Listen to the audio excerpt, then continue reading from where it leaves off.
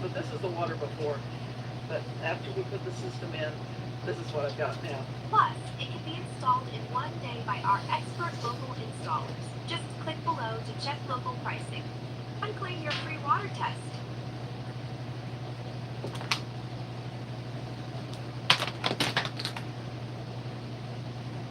Don't buy another pair of glasses until you've seen what this new invention can do.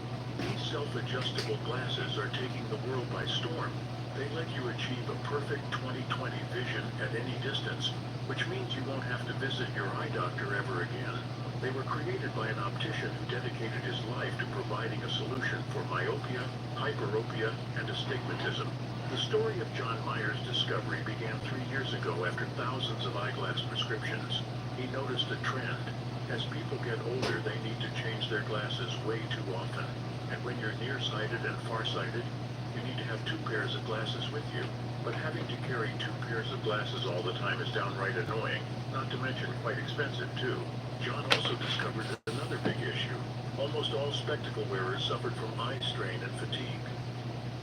Hey folks, Eric Stacklebeck here. Welcome to a Friday edition of the Washington Newscast live stream. Look, we've got something to talk about pretty important, a significant terror attack in Tel Aviv overnight. Now, sadly, you may be watching and say, a terror attack in Tel Aviv, a terror attack in Israel, it's horrible. But Eric, not surprised by it. Sadly, a fairly regular occurrence that this happens. And yet, this was from a different source this time. It wasn't Hamas or Hezbollah, the suspects. The other H in that trio of terror, the Houthis. Now, you may also say, well, Eric, look, the Houthis, in conjunction with Shia militias in Iraq, which are reporting this on the newscast, they've been launching projectiles in Israel as well. So what's so different about this? Well, 2 big differences. Number one, those launches have not been successful.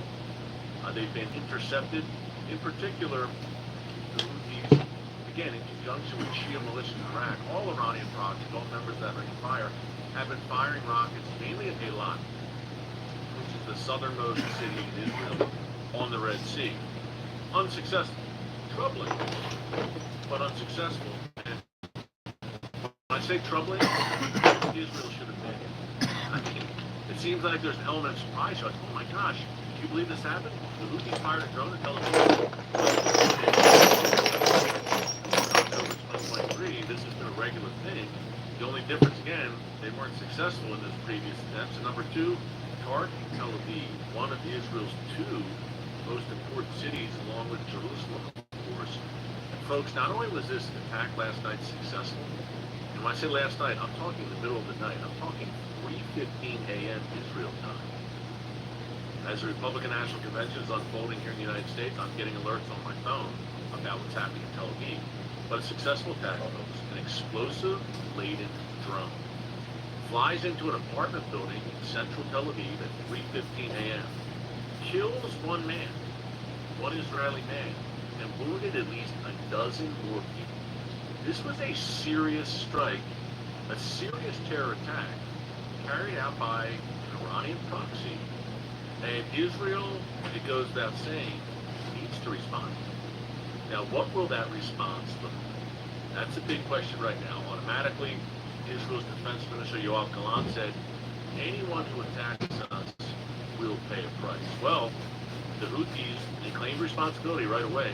They just conducted a successful, deadly attack, again, in Tel Aviv. This is a big deal. And Israel's going to have to respond. Now, let me preface that by saying, do they want to? Essentially, Israel has allowed the United States. They've essentially farmed out the Houthi problem. You know it is a problem, not just for Israel, more than that in a second. But Israel has essentially farmed out the Houthis and the Houthi problem and dealing with that problem to the West, to the United States, and to the UK. Folks, here's the problem with that. The US and the UK have carried out airstrikes in Yemen against, I assume, Houthi rocket launchers and different positions. But clearly, whatever they're doing has not had the desired effect. The Houthis aren't getting the memo. Why do I say that? Because the Houthis continue to disrupt shipping in the Red Sea. That's practically a daily occurrence. And that's having ripple effects in the global economy. To the point where major corporations, major companies, they don't want to use the Red Sea. They don't want to use those Red Sea shipping lanes because they're afraid they'll get a Houthi rocket coming at their ships, or Houthi piracy, taking hostages. So clearly, whatever the U.S. and the UK are doing, limited airstrikes. is not having the desired effect. Because the Houthis continue not only attacking shipping, including U.S. shipping in the Red Sea, but launching attacks at Israel. So Israel, in this case, kind of farmed out that issue to the United States, and that was a mistake. Because Israel doesn't want to fight on multiple fronts. We get it, we know this. That's why Israel has hesitated on going into Lebanon and dealing with Hezbollah decisively, because Israel, understandably, wants to focus on Hamas and Gaza, winning that war, wrapping things up there, then turning its sights to the north. And we have a third front in Yemen. If you don't want to fight on the second front, you certainly don't want to fight on the third front, 1,000 miles south of Israel. That's the Houthis in Yemen, hugging the Red Sea coast there, again, 1,000 miles south of the southernmost city in Israel, Eilat. But just as I said, folks, on the newscast over the past several weeks, Israel, you don't want to fight on a second front against Hezbollah simultaneously. You want to take it one at a time. I get it, but a second front is upon you. And now a third front, and Yemen's a different thing. It's not a third front where Yemen, the Houthis are going to invade Israel. They're 1,000 miles away. But what it is the case that the Houthis are now older, feel empowered. They had success last time, a big success, an unprecedented success. And now they may start launching projectiles on a regular basis. Something's going to have to be done. So a third front, in a limited way, but a third front nonetheless, is upon Israel. The second front, in the form of Hezbollah to the north, that's a front. That's a war right now. Now everyone says, well, it's a low-intensity war. It seems pretty intense to me. Hezbollah's launched 5,000 rockets since October 8th. Killed Israeli civilians and soldiers, and evacuated some 80,000 Israelis from their homes in Israel. So now we have to watch Yemen as well. And Israel wants to ignore it and say, oh, the Houthis, let the U.S. deal with them. Guess what? The U.S. under Joe Biden just wasn't up to the task, the U.S. military. It is up to the task, 110%, but not when it has weak and feckless leadership, which isn't using it in the right way. Clearly, the proper message and effectual message has not been sent to the Houthis when you really need, and I've said this a few times in regards to Yemen, you really need the kind of message that Ronald Reagan sent to Muammar Gaddafi, the Libyan tyrant, in 1986.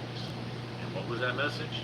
Well, he bombed Gaddafi's imperial palace and killed a few family members. You didn't hear from Gaddafi again for, I don't know, close to 20 years, until he was deposed and killed by his own people.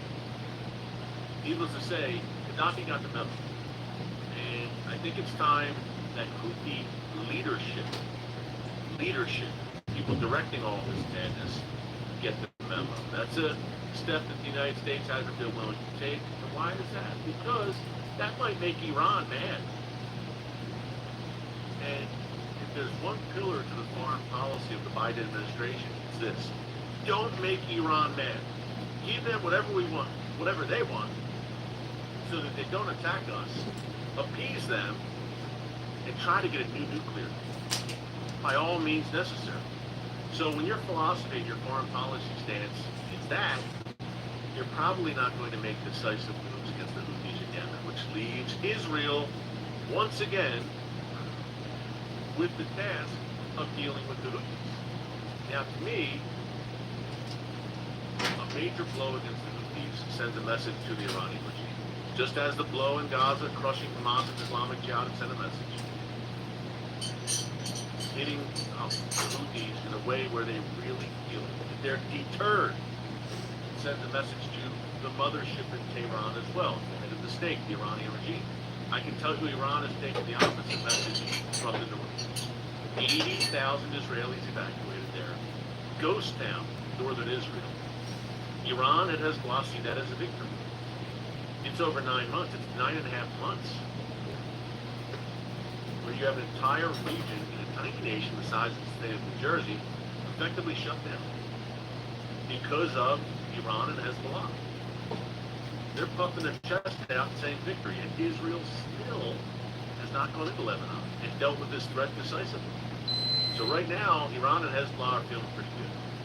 But remember this, There's that ring of fire we talk so much about here in the newscast. It's around Israel on all sides. And again, size of New Jersey, folks, tiny nation. When you think about those rings, this Iranian ring of fire, one of those rings is effectively Gaza. It was a critical ring for Iran. They would activate Gaza whenever Iran wanted to stir things up. Where would they go first?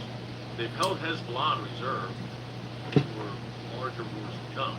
That's the crown jewel. But they had no hesitation in offering up Hamas and Islamic Jihad. Hey, Hamas and Islamic Jihad, start something with the Zionist entity as Iran was called. They can stir things up. So Hamas and Islamic Jihad is active every few months. Now that option's gone.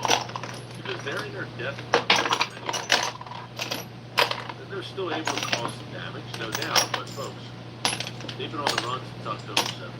60% of all Hamas fighters killed, thousands of them. Rocket launchers destroyed. A trickle of rockets still coming out of Gaza, but not many. They've been largely defanged, not completely crushed. By the way, Mohammed Deif looks more and more like that Hamas, the military leader for Hamas in Gaza, is gone after Israel took him out last weekend. It looks like that was a successful strike. Again, we don't have the full confirmation yet, but it's looking more and more like he's no longer with us. Iran, which could always count on Gaza, is thorn in Israel's side. It now doesn't have that option. They've lost Gaza. They've lost the ring on the Ring of Fire. Again, they've held Lebanon in reserve. They held Hezbollah in reserve. They don't want to lose that ring. That's the most important ring, southern Lebanon. Hezbollah, some 150,000 at least rockets and missiles pointed at every inch of Israel. Tens of thousands of well-trained, battle-hardened foot soldiers. Hezbollah is more powerful than most militaries, at least, including the Lebanese army inside Lebanon, which is Hezbollah's base. So there's another ring, though, that's kind of ripe for the picking. And that could be the Houthis. You destroyed one ring, Gaza. You destroyed Gaza, you destroyed the terror groups that comprise that ring. They destroyed Gaza, Hamas. So that ring's gone. Lebanon, tougher task, but that's coming. What about Yemen? What about the Houthis? It depends on how Israel responds. That ring should have been eliminated months ago by the United States and the UK. Disgrace that it happened. How heavy does Israel strike back? What kind of message does Israel want to send? What do you think? We've got a lively chat here. By the way, let me take a breath. We're doing a little bit of Q&A at the end of this live stream. Here is the call to action, folks. Send along some questions. Our trusty producer, Daniel, will get your questions. He will send them to me. We're going to answer some questions before we wrap up this live stream on a Friday. So please send along your questions. Second point, please subscribe to the Watch Produce channel right here on YouTube. Click the notification bell so you get alerts every time a new video is posted, folks. As you see, the Middle East never sleeps. And although the world's focus is fixated on the United States, and rightfully so, not surprisingly, with the Republican National Convention, mine was due this week. Again, the world's most chaotic and volatile region. What happens over there matters over here. What happens in the Middle East does not stay in the Middle East, no matter where you live in the world. And we've got viewers around the world here on the news channel. So with that in mind, give us a subscribe and click the notification bell, click that like button so you can stay up to date. And this is all from an unapologetically biblical perspective. More on that in a minute, but one last mention here about the Houthis. Houthi forces have targeted the heart of Israel, specifically Tel Aviv, killing one person and injuring dozens. Now this is big. That's because this is the first time the Yemen-based group have directly attacked a major Israeli city. You see, previously the Houthis have launched missiles and drones towards southern Israel following the start of the Gaza war in October last year, but this escalation to a major city was unprecedented. And this attack, by the way, coming at a time when Israel is already dealing with the threat of Hezbollah at its northern border, and with other Iranian proxies supporting Hamas intensifying their attacks. The question now is, how did Israel fail to respond to this attack? The Houthi strike hit a building near the beachfront very close to the US Embassy premises. The footage that circulated on social media suggested that the attack came from the sea. It did not trigger air raid alarms. But how could that be? Did the feared Iron Dome fail Israel again? The question has Israeli officials perplexed as well. The Israeli military said it was still investigating why the drone did not trigger alarm. Initial reports suggested the aircraft was identified, but sirens were not sounded due to human error. The aerial strike blew out windows of a number of buildings. It damaged cars in the neighborhood near the coastline. People thronged to the area as police helicopters hovered overhead. The strike rumbled through the streets. Shards of the shrapnel rained down, spreading glass shards over a large area. Sleep in the bed there. I'm listen the boom, very boom, and finish. I live just down the street from where the drone hit, and I was woken up in the middle of the night by just the sound of the boom. I was so confused what was happening, and I went out onto the balcony, and I could just hear police and ambulances, helicopters at the time. I was just so confused what was happening. There were people running away. It was just this utter state of confusion. The Israeli military and emergency services said that the weapon that struck Tel Aviv was a long-range Iranian-made drone. Israel's chief spokesperson, Rear Admiral Daniel Hagari, said that the drone was an upgraded Iranian-made Samad 3 model. לאחר תחקיר ראשוני שביצענו, after an initial investigation that we carried out, and from the findings of the scene and on the military systems, it appears that it's an unmanned aircraft of the Samad 3 model. Our estimation is that it arrived from Yemen to Tel Aviv. Samad 3 is an Iranian weapon that's apparently undergone an upgrade to extend the range of the flight. Iran supports, funds, and arms proxies in the region from Gaza, Judea, and Samaria, Lebanon, Syria, and Yemen, as have been united. את שלוחותיה באזור. In fact, the IDF also shared a map of the impact site on X, formerly Twitter, saying that the attack took place in an area where Israelis go to work, where tourists typically go to the beach or shop. Following the attack, by the way, the Defense Minister Yoav Gallant met with the military commanders to review the air defense. He emphasized that the country must be prepared for all scenarios. He said, and I'm quoting, "We must be prepared for defensive and offensive actions," quote unquote. The Israeli military has also increased air patrols. In the hours following Friday's attack, sirens sounded repeatedly in areas close to the border with Lebanon. Israeli air defenses also intercepted at least one aerial target that crossed into Israel. Israel's Iron Dome air defense system has largely protected Tel Aviv and other Israeli cities from thousands of rockets fired by Hamas out of Gaza and by Hezbollah from Lebanon. So then how exactly did this attack by the Houthis catch the Israeli forces off guard? How is it that the drone attack was not intercepted by the Israeli air defense systems?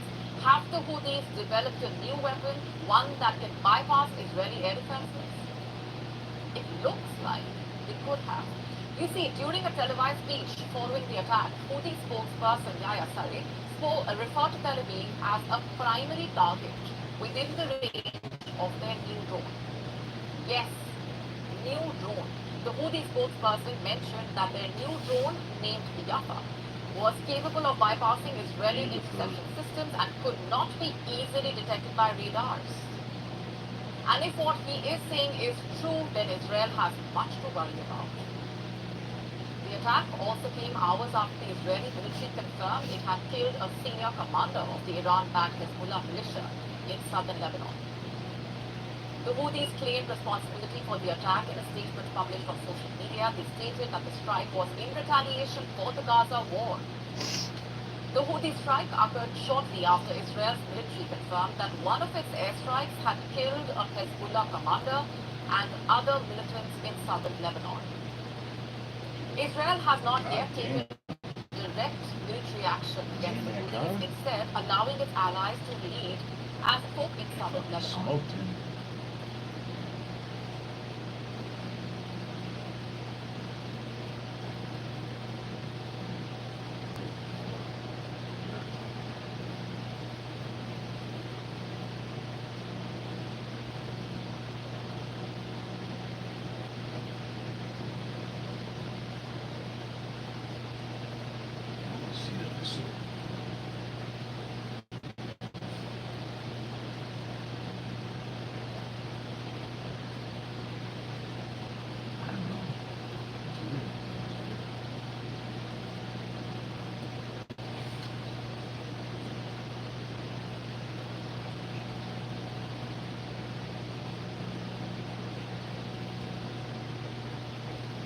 As it focuses its efforts on the war in Gaza and the ongoing fighting with Lebanon's Hezbollah group. You see, since the war in Gaza started in October last year, the Houthis have kept the focus of their fight to the Red Sea and the Gulf of Aden. They maintain that their attacks target ships linked to Israel and allies like the US and the UK. But Friday's drone strike on Tel Aviv resurfaces fears about the war in Gaza between Israel and Hamas expanding to a region-wide configuration. International mediators have tried and continue to push for a ceasefire. In fact, a three-phase deal is under discussion. It would halt fighting and free around 120 hostages held by Hamas in Gaza. But Israel is divided over striking a deal with Hamas. While some want the government to take the necessary steps to free the hostages, others disagree. They, much like the Prime Minister Benjamin Netanyahu, are adamant. And you see, the war can end only with the elimination of Hamas, is what they say. Such contradictions are delaying the truce in Gaza and in the process keeping the tensions hot and burning between Israel and Iran-backed groups siding with Hamas. In fact, a three-phase deal is under discussion. It would halt fighting and free around 120 hostages held by Hamas. But like we've been saying, Israel is divided over striking a deal with Hamas. While some want the government to take the necessary steps to free the hostages, others disagree. It's already gone on long enough for the Houthis to have developed their own weapons that can outsmart Israeli radars, maybe, and air defense systems. Israel possesses a multi-layered aerial defense system, remember, capable of intercepting threats ranging from long-range ballistic missiles to drones and short-range missiles. These systems have intercepted thousands of projectiles throughout the war. But officials warn they are only not 100% effective. The systems appear to have struggled against small and hard-to-detect attack drones. The Houthis seem to have learned how to exploit Israel's vulnerability, and it's only a matter of time before others do.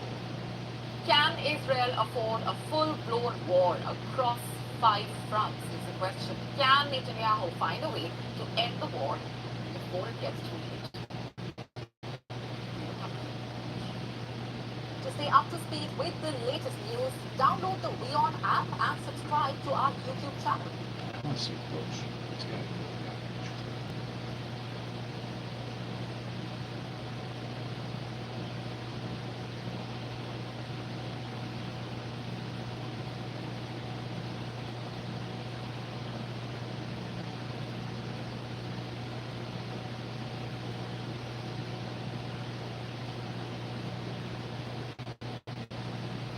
Hi everybody, Eric Trump. I want to thank you so much for the tremendous support of my father. He's an amazing guy. Take a look at what happened. There's no place in America for this kind of violence. Please welcome the next President of the United States, President Donald J. Trump.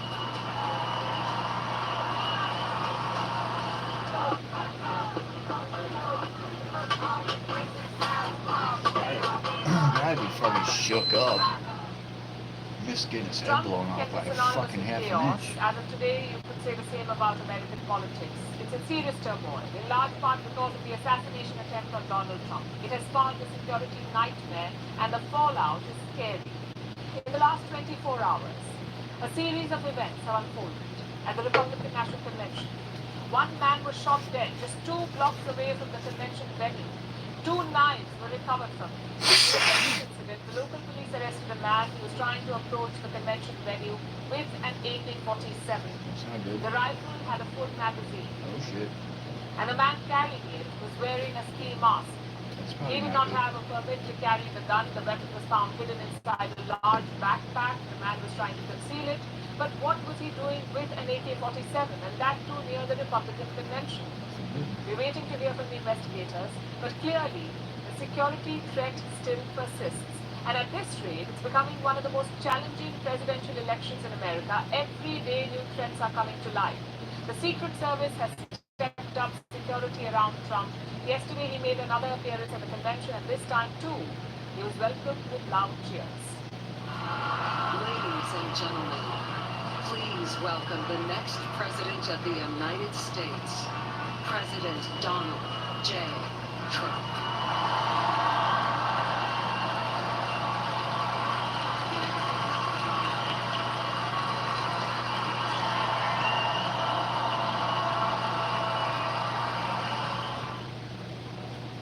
Yesterday, Trump secured his nomination. It was unanimous. Some of his fiercest critics are also coming around now. They're rallying behind the former president, like Nikki Haley.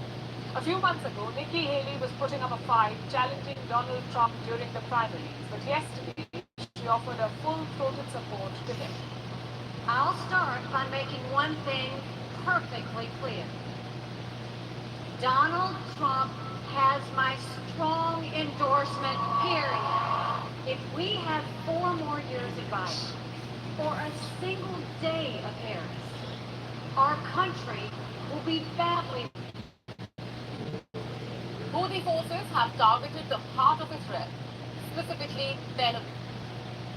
Hey folks, Eric Stacklebeck here. Welcome to a Friday edition of the Washington Newscast live stream. Look, we've got something to talk about. Pretty important. A significant terror attack in Tel Aviv overnight. Now, sadly, you may be watching and say, terror attack in Tel Aviv, a terror attack in Israel, it's a horrible thing. But Eric, we're not really surprised by it. It's sadly a fairly regular occurrence that this happens.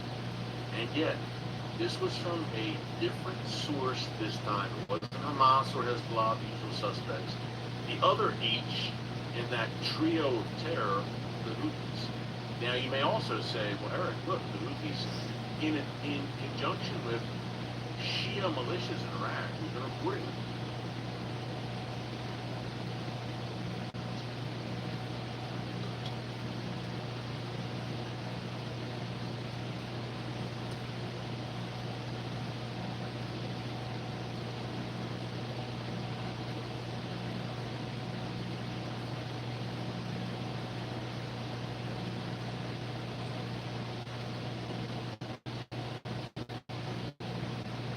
Okay, so this is, looks like an Airbnb, and it looks like we're just walking to the kitchen, the living room, and they're not any of the Wi-Fi. Federal agents have released more information about what Thomas Matthew Crooks did in the hours leading up to the shooting.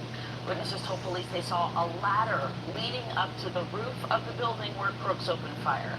Now reports have emerged that he purchased the ladder the day of the shooting at a Home Depot. Authorities also revealed he practiced firing at a local gun range, but we still don't know what motivated him to try to assassinate the former president. Neighbors say Crooks and his parents kept mostly to themselves. It's shocking knowing that someone who grew up in the area that I go to school and graduated from there could do something like this. Hopefully people will calm down and stop doing whatever it is people are thinking about. But yeah, like it's just literally insane. Like there's just too much violence. Meanwhile, there's still plenty of finger pointing at the Secret Service. A senior official told Fox News that police were warned of a suspicious person at the rally. But Secret Service Director Kimberly Cheadle admitted earlier today they weren't able to locate him before the shots rang out. Now, But did you ever have any interactions with Thomas in your classes in high school? No, I didn't have any classes with him. I had my own interactions with him on the school. You don't do that with you. You won't be happy to do that. Turn up a very friendly skill that everything.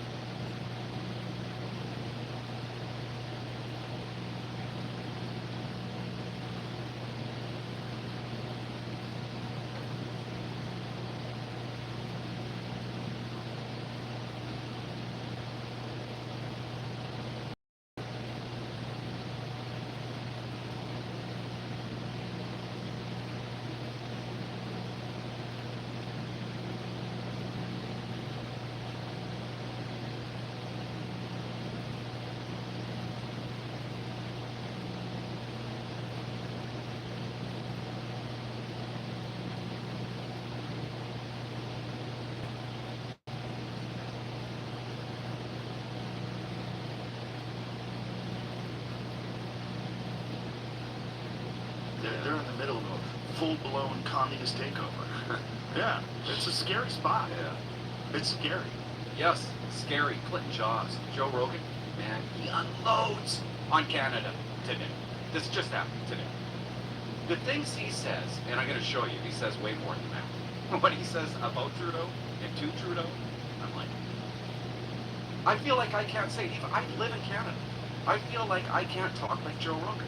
He's allowed to talk about Canada like that. But I feel, living in Canada, that I'm not allowed to say it. I'm not allowed to talk like that, or something bad, or I can get arrested. And I don't want to get arrested. That's where it's leading. Just listen to what these two guys say about Canada. I know, exactly. Not to mention, like, they're like, I'm moving to Canada, and I'm like, you think Canada just wants all of our fucking whiners? Yeah, listen, not only that, but Canada has, like, ridiculous free speech laws. They have hate speech laws. They can come down on you for a lot of things. They seized up the bank accounts of people that were protesting the truckers. Oh, those are fun truckers. The people that were donating to the truckers, they seized their bank accounts. Like, yeah, that's not a good place. Yeah. It's not a good place under this administration, at least. Yeah, where do you go? They went sideways. Canada was an amazing place 10 years ago. You go to Canada 10 years ago, it was awesome. I was always saying that I love Canada. It's like 20% less douchebags. Where do you like Canada? I love Montreal. Montreal's amazing. Beautiful. I love Toronto. I love Vancouver. I love Canada. Vancouver's one of the most beautiful I don't cities. go to Canada anymore. But Ever? No. I'll do a gig there. Not while that guy's president. Fuck you. Yeah, but whatever he is, prime people minister. are fans of yours. They want to see you. You, get rid of that guy. I'll come back. I just don't trust any of it up there. Yeah. I just think that they're so far into tyranny right now. Like the laws that they're passing, the shit that they're doing, the erosion of people's rights. Like I don't want to support it. I think it's fucking horrible. Yeah, but I think a lot of people there just want to laugh. I think people need a laugh. Oh yeah, they definitely need a laugh. They're in the middle of a full-blown communist takeover. Yeah, it's a scary spot. Yeah. It's scary. But it used to be amazing. I used to say that Canada's 20% less douchebags. Like the people are 20% nicer than most people that you meet in America. They're polite. That's why they get roped into all this shit. That's why they get roped into hate speech laws, because they want to be kind. They want to be good people. They don't realize, like, compelled speech has a terrible ending. It always ends in communism, because someone has to compel that speech. Who does? People with guns. And they tell you what to do. Yeah. And you have violence that is enforced to get people to follow a doctrine that they may or may not believe in. Canada has gone sideways. Joe Rogan's not coming back to Canada until Trudeau's gone. I have tickets for Joe Rogan in 2020.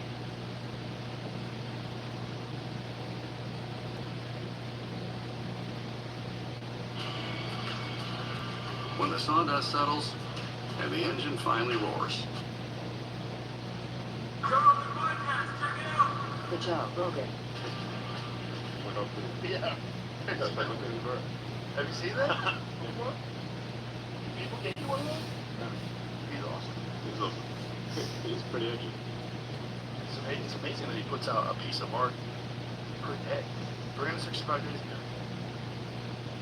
Yeah, I was following along that platform at the term, but some of it was too dark. Too jarring, some of the images. Yeah. Cheers, sir. Cheers. Happy Halloween. Thanks for doing that. Appreciate it. And thanks for rolling up in the Cybertruck too. Yeah. I got a chance to look at it in the factory. Almost. Was that like a year and a half ago or so? Was it? It was a while ago. Yeah, at least a year. And it's different in real life. Like you see it in person. Like you see images are just. We were talking about it outside. You just can't contextualize them. Yeah. It looks so odd. You have to see it in the flesh. It looks like computer graphics in reality. Yeah, it's the coolest looking fucking production car that's ever been made. Well, Literally. Yeah. One of the videos we can show is just going all like full Al Capone. Just like Al Capone showed up and emptied the entire magazine of a Tommy gun into the side of the car. You'd be okay. The only thing that's not bulletproof is the glass. The glass is optionally bulletproof. Oh, it is optional? If you want it, you can make it bulletproof if you want. But the glass has to be very thick or it's bulletproof. So it can't go up and down. So if you want to fix the glass. Then how do you order drive-through? Yeah. Yeah, that's a problem. You gotta pull ahead, open the door, get out. But it's okay, you're just done. Yeah, you're just done. Like How done where? far away are you from full, like, delivering them to people? Has anybody gotten them yet? We're planning to post deliveries next month. Oh, wow. So now it's just testing and fucking around? The hard part by far is manufacturing, not designing the car. There's just not really a movie about that, but there should be. In the sort of the movies will always be about the sort of inventor who invented the car, and then the job is done. Right. That's or invented the object. Now the job is done. This is not true. That's the easy part. The hard part is manufacturing by far. Why is it so much harder than making it in college?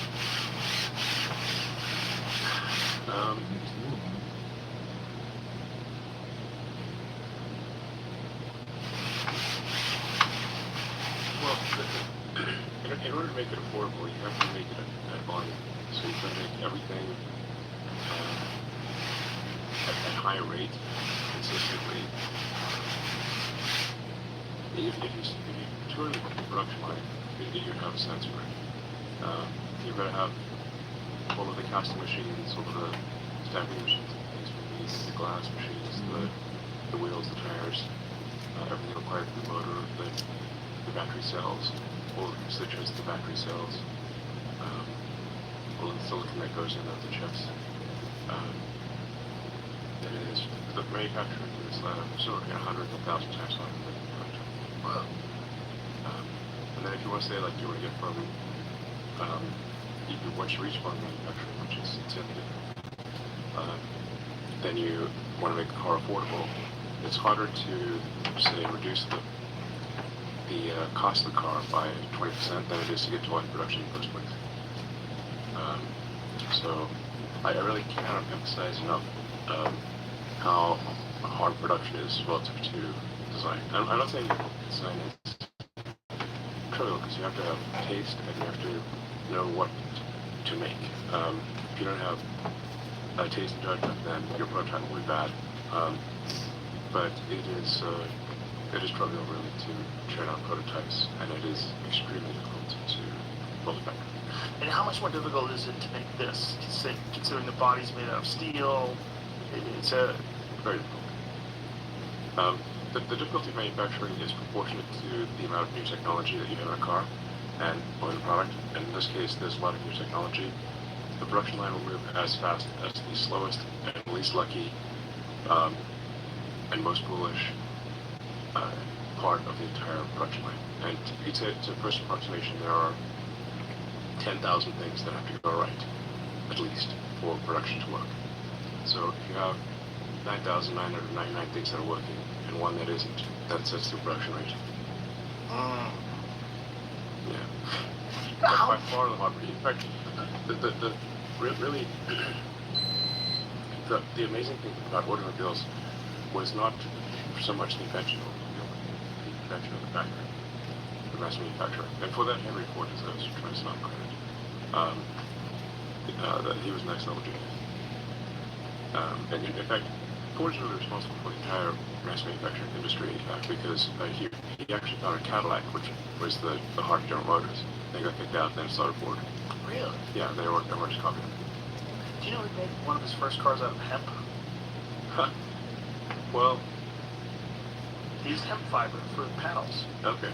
Yeah, it's this fascinating video of him banging on it with a hammer. Because hemp is bizarrely durable. It's compressed, and when they take the fibers, and I don't know what kind of epoxy they use or something to put it all together, but what it makes, the actual physical form of it is insanely light.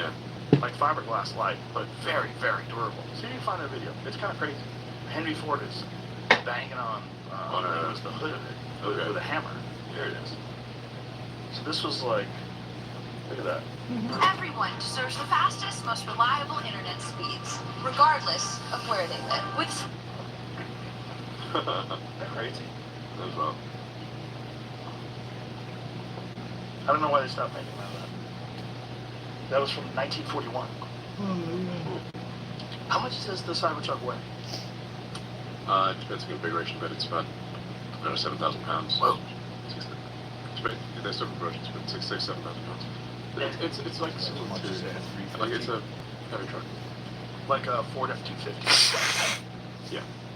And it, because of all of the metal and the weight and everything like that, but with the engines that you have, it's still, the 0 to 60 is pretty bizarre, right? It's like 3.5 or something like that? Or let me get the 0 to 60 below 3 seconds. Below 3? Yeah. Wow. For the, the beast mode version. So rare beast mode version.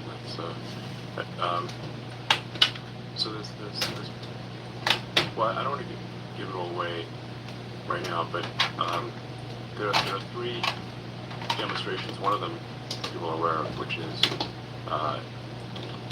emptying a Tommy gun into the side of the car, a shotgun, 45 and a 9mm, and no penetrations. Wow. And it comes that way from the factory. Can I try it with an arrow? Yeah, it'll be fine. You think so? I mean, I bet I can. A crossbow might. I have a 90-pound compound bow that shoots 520 grain arrows at 300 feet per second with a razor sharp broadhead. We'll try right now. I wish I had it with me. Is it at your house? Yeah. Should we send someone to go get it? We could do the demo tonight. That would be interesting.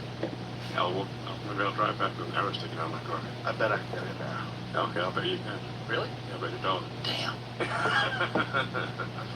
I think if you have a crossbow that's with enough force, you might. A crossbow. The thing about a crossbow is the bolt, even though it's very fast, it's not going to be nearly as heavy. You won't have as many grains. You can make a heavy crossbow. You can, yeah. But generally, crossbow bolts are considerably lighter. They're so much smaller. And they're much faster. They're moving at like 400, 500 feet per second. Easy. Yeah. I mean, the thing that matters is kind of the energy per unit area. So, so interesting, like a 9mm or 45, which is basically sort of 10mm. The 45 is, they're roughly the same, but the 45 actually is slightly worse penetration than a 9mm. You know what I just realized? I do have some broadheads. And I have a less powerful bow, but I have an 80-pound bow. Back there. I think we should do it. Absolutely. Okay. When you want to do it right now? Yeah, we can do it right now. Okay, let's do it right now. Let's right now. Okay, let's do it. Sick. This could be funny. But just like, why is there an arrow sticking out of his car? This show is sponsored by BetterHelp. It's a really talk quick, simple to Dan. Jesus Christ, dude. You got a big enough fucking garage, dickhead? I have an arrow by my car. I mean, we were ricocheting. This fucking fridge in this garage costs more than my house. It's Joe Rogan shit.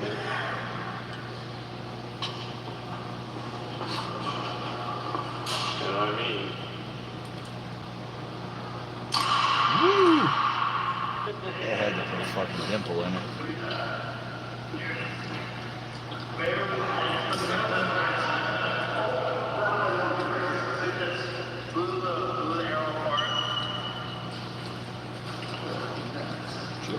Oh. Flatten the tip of the arrow. Look at the tip of the broadhead. Oh, that's impressive. Hey, cutie. Well, now we know. So we just shot an arrow into it, and it barely scratched it.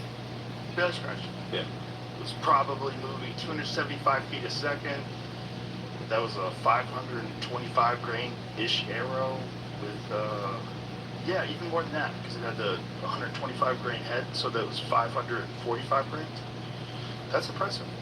Yeah. Very impressive. It just destroyed the broadhead. Broadhead flattened at the tip, and then the arrow blew apart. Yeah.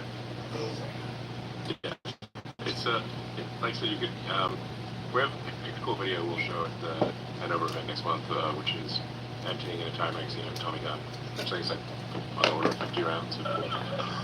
You're just going to pull Al Capone, you know, on the side of the car, shotgun, 9mm, 45. And you built it like this just for fun. Well, I mean, this is cooler. This is America. I mean, Because you can. Doesn't hurt to have a bulletproof vehicle. you know, trucks are supposed to be tough, right? Yeah. So, is your truck bulletproof? No, mine's definitely not. Exactly. And if I shot mine with my bow, it'd go right through it. 100%. So, if you shoot any normal car, unlike in the movies where people hide behind car doors, a car door is basically very thin, mild steel. So if you shoot a gun out of through like a regular truck, it'll go through both doors. So you can't hide behind a car door like they do in the movies. You know, way back in the day, they had stuff with the 18 where they were like, you know, they'd be like bullets flying everywhere and they'd be hiding behind the car door. Right. But it doesn't sound right. Was there? Oh wait, that's best in apocalyptic technology. Yeah. Well, it's an amazing car to have in Apocalypse. Yeah. But doesn't it also does it still do this thing where the ride height raises? Yeah. And there's also no regular drivetrain, so there's no axles that are the impediment to going over rocks and things like that. Yeah. Normally in other vehicles, in gasoline-induced vehicles, you've got the differential, which hangs down low between the rear wheels.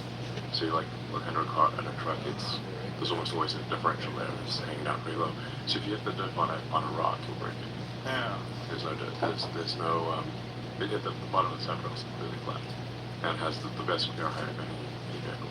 How far away are we, if it's ever going to happen at all, from having a vehicle that can operate entirely on solar?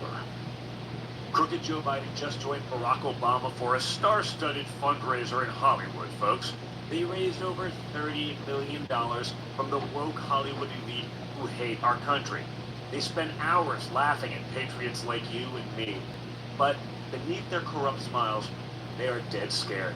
They're scared because thousands of patriots like you are giving $5 or $10 to my dad. Because every time a patriot like you chips in, we're one step closer to taking our country back. You can donate any amount to help President Trump take back our country. Even if it's just $1. Any small amount will help him win. Please chip in now. We will make America great again.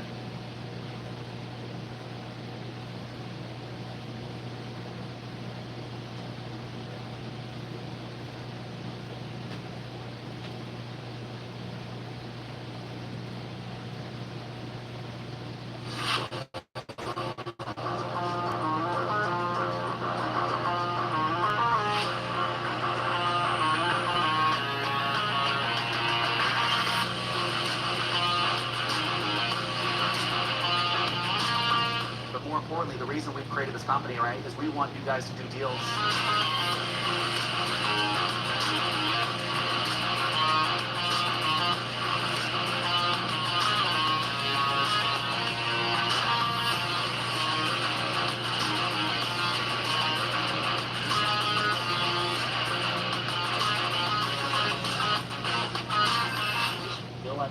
right group of people doing the right thing.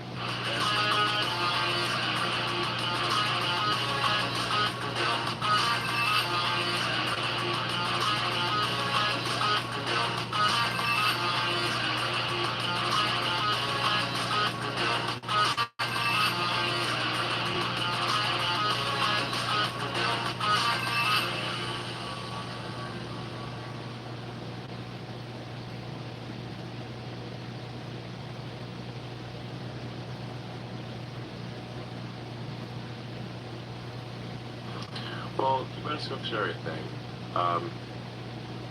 so it's about a kilowatt per square meter normal to the sun, roughly. So you just, it really depends on what kind of mileage. You can't, you don't have enough surface area to keep the car going just from the car surface area. But if you had like something that folded out, you could make it self-sustaining. Something that folded out, so like you could park it and then leave it on. Yeah, you'd have to like unfold like the Starlink satellites do, where you unfold the solar panels. You know, you just need more surface area. Is there any potential for an advancement in technology that would make a smaller area much better at conducting? Nothing. No, it's a kilowatt per square meter. That's what you're going to get when the sun, if you're normal to the sun, so 90 degrees to the sun. And there's nothing that can accelerate that, or no? That's just literally the solar That's just energy. it. Yeah, so then you multiply your efficiency by that. So if your commercial panels like maybe 25% efficient, if they're a good one, so you get like 250 watts per square meter.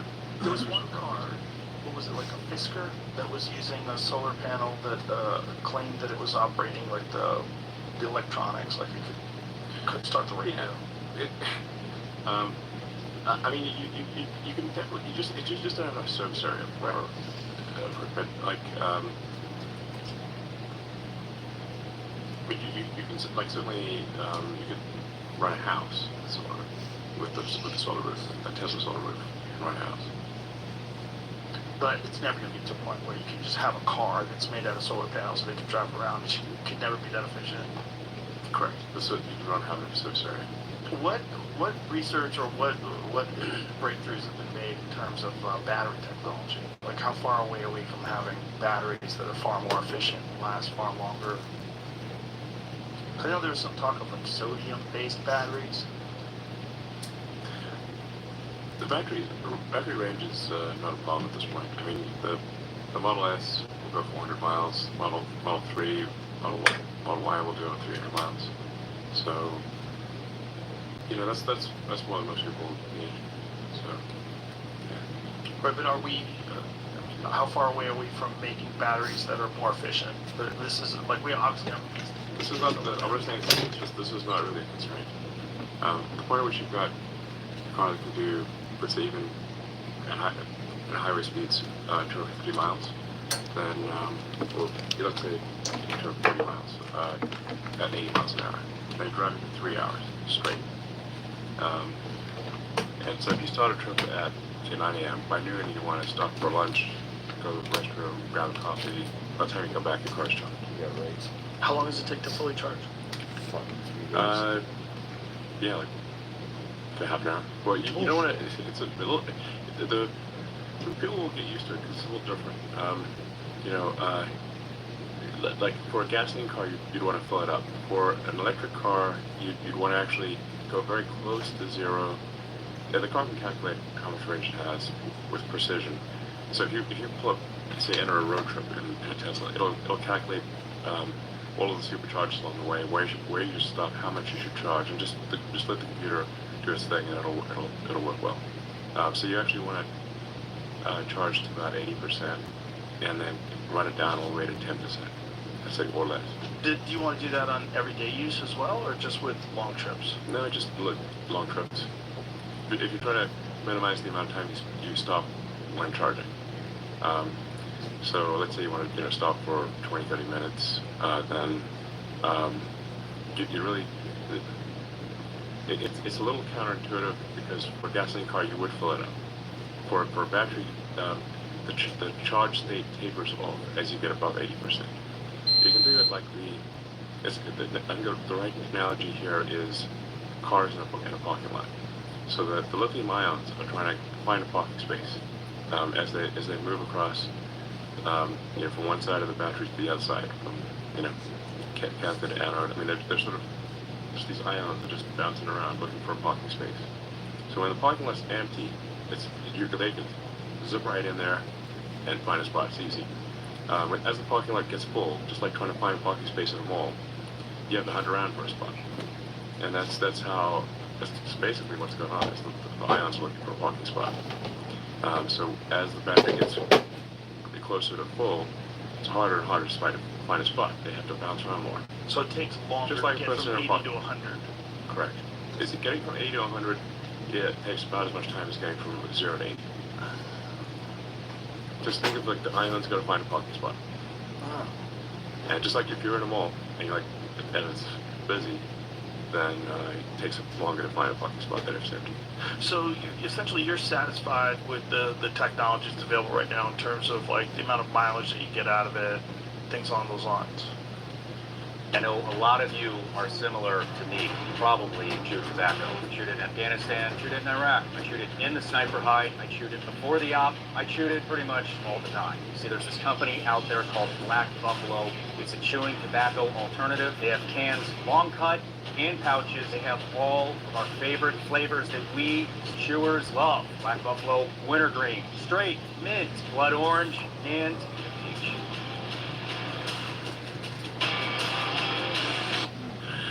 Yeah, range is not an issue. Cost is more of an issue. So just to make the car affordable, a long-range car needs to be affordable.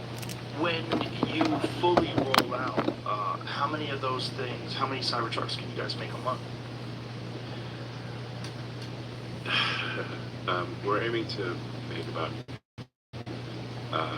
200,000 a year at volume production. Wow. Maybe a little more. But I just can't emphasize enough that manufacturing is much, much harder than the initial design.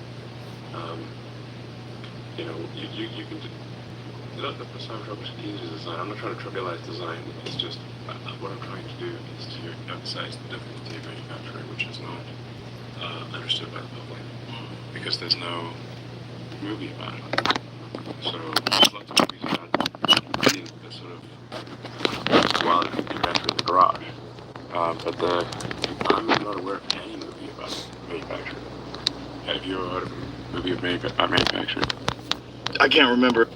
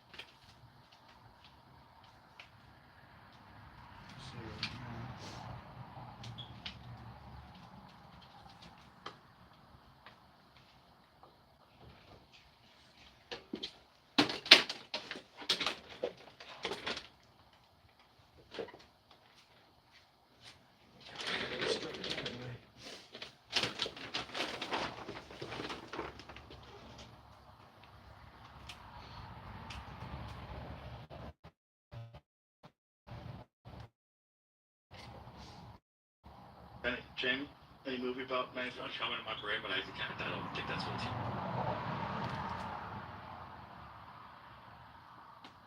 about, so I have no idea. What is that?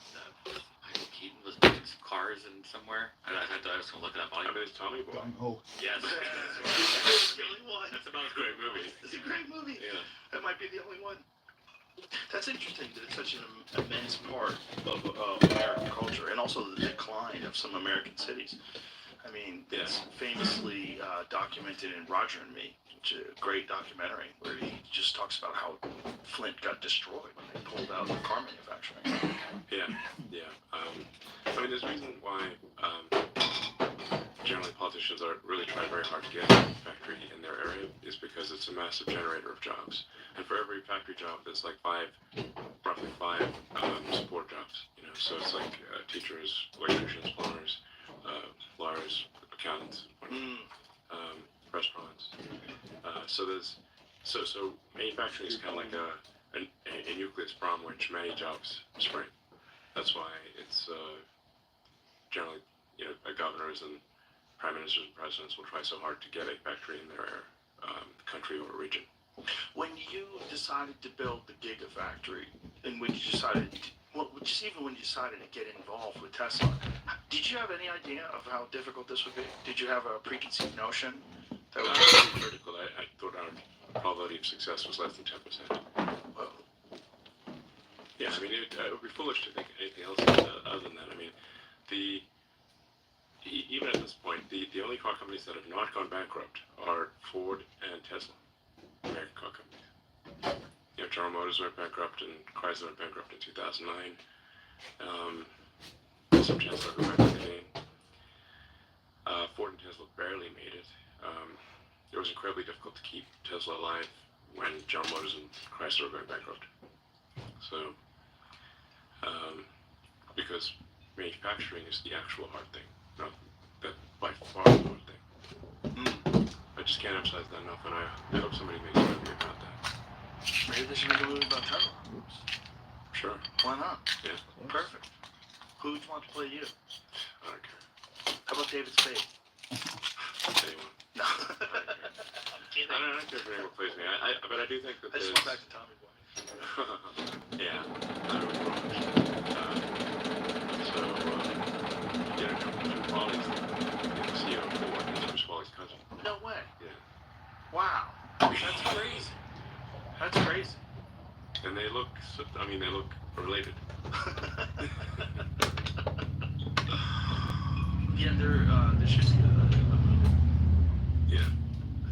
You gotta get someone good that doesn't fuck it up. Someone does. Well, I mean, the thing is that writers are just disconnected from manufacturing. They just never see it. So, and I guess you have to try to create some narrative arc. I mean, there are some shows like How It's Made and everything, but they're pretty niche. But I know I'm somewhat of a broken record here, but I can't emphasize enough that it is insanely difficult to manufacture. Makes sense. Well, it particularly makes sense when something is, but ultimately cool as fuck. Yeah. What has it been like? You've owned X for years. Oh yeah. Do you ever wake up in the middle of the night and have a dream that you didn't do it? And your life is infinitely easier? Well, it's certainly a recipe for trouble, I suppose, or contention. What was it ultimately that led you to make the decision to do it?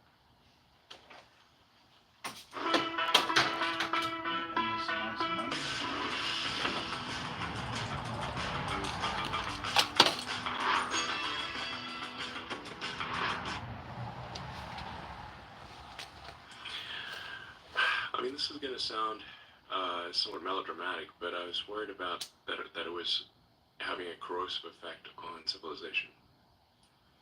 That it was just having a bad impact. I think part of it is that it's where it was located, which is downtown San Francisco. And while I think San Francisco is a beautiful city and we should really fight hard to kind of right the ship of San Francisco, if you walk around downtown San Francisco, any of the FK Twitter headquarters, it's a zombie apocalypse. I mean, it's rough. Have you been in that area? Not lately. No. I've heard. It's crazy. I've heard it's crazy. I've heard you really can't believe it until you actually go there. You can't believe it until you go there. So then you say, well, what philosophy led to that outcome? And that philosophy was being piped to Earth.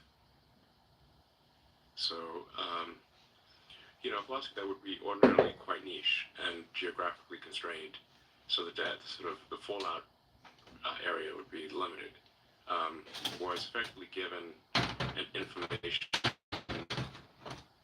weapon, information technology weapon to propagate what is essentially a mind virus to the rest of Earth. And the outcome of that mind virus is very clear if you walk around the streets of downtown San Francisco. It is the end of civilization. And it's not just propagating the mind virus, but suppressing any opposing viewpoints. Yes. Well, in order for the virus to propagate, it must suppress opposing viewpoints. So. Because it doesn't stand up to scrutiny. Correct. Yeah. You've felt the virus. Yeah. Yeah. People have tried to cancel you so many times. Yeah, it's fascinating. I don't think you're melodramatic at all. I think it's I mean, I don't want to be melodramatic, but it's almost like a death cult. It's a death cult. No, that's exactly right. It's essentially the extinctionists. Like, it's in the limit. They're propagating the extinction of humanity and civilization. And there's some people who are like most of the time it's implicit. They don't but sometimes it's explicit. Like there was a guy on the front page of the New York Times who literally has the thing called the extinctionist movement, and he was quoted on the front page of the New York Times as saying, "There are 8 billion people in the world, but it would be better if there were none." And I'm like, well, buddy, you can start with yourself. Yeah.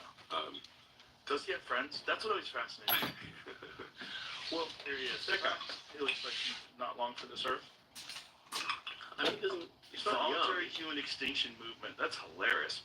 Spent that. I'd like to party with that dude. I would just like to That's an explicit version of the death cult. Yeah, maybe the you live extinctionist long cult. and die out. It's not. The extinction is a word he uses. Yes. No, I mean, it's not. It's literally a self-description. That death cult was in charge of social media. Yeah. And still largely is at Google and Facebook, by the way. Yeah. So I'm like, I'm not in favor of human extinction. They are, and they can go to hell. Well, that guy is. Yeah, they can go to hell. That guy seems silly.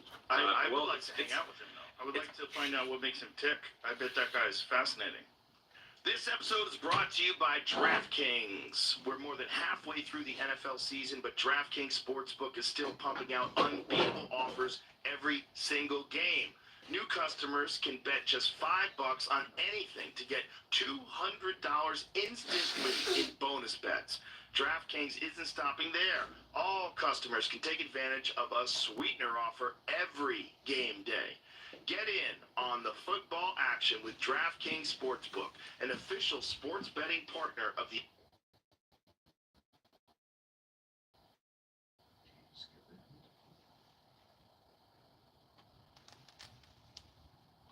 drugs and splatter some shit around and you got a unique vision. That's not bad. That's not bad. That is not bad at all. Yeah. How much did that one go for? So he's probably a legit. Meanwhile, we're gonna find out he had a ghost artist. I mean, I suspect I think he's not untalented. Right. So, I mean, I actually don't have any issues with his lifestyle or anything. There's his stuff. That stuff's not bad. Like whatever that dog wolf thing is on the wall, that's pretty dope. Yeah. I like that. What does it say underneath it? Can you read it? I can't read it. Either way, not bad. It's not bad. It's not bad. Have you ever heard the theory that the entire modern art movement, like Jackson Pollock and the like, was a CIA psyop?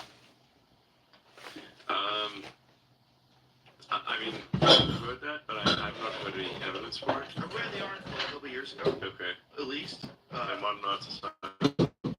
Yeah. Every day I wake Maybe up, it was not I long know ago. it's not out. But it was fascinating. Yeah, every day. Always something. Can't let us spoil that. When was this? Was What is modern modern art artists? really a CIA psyop? But I mean, if you can get someone to spend that kind of money on that kind of shit, like the Jackson Pollock stuff. So, here it is. Preeminent cultural war, Cold War, what is it? Okay, the relationship between modern art and American diplomacy began during World War II. Museum, MoMA, Battle for Hearts and Minds. It's an interesting article. So I read the article a couple years ago. I can't remember what their argument was. But it's one of those things. It starts there, like they spent money to buy paintings directly from artists. Oh.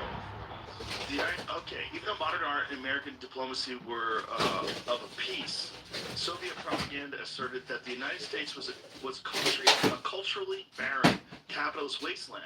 To make the case for American cultural dynamism, the State Department in 1946 spent $49,000 to purchase 79 paintings directly from American modern artists and mounted them in a traveling exhibition called Advancing American Art. That exhibition, which made stops in Europe and Latin America, included work from artists like Georgia O'Keeffe and Jake. Georgia O'Keeffe's the lady who makes vaginas, right? Isn't that her work? I think that's some of what she does. I think she makes like vagina, like flowers and stuff. Oh yeah, I think so. It was pretty good, but well, the Jackson Pollock one was like, come on, what happened there? That one is just wild because I really think I could do that. Some of the shit, like Jackson Pollock, the CIA teamed up to win the Cold War.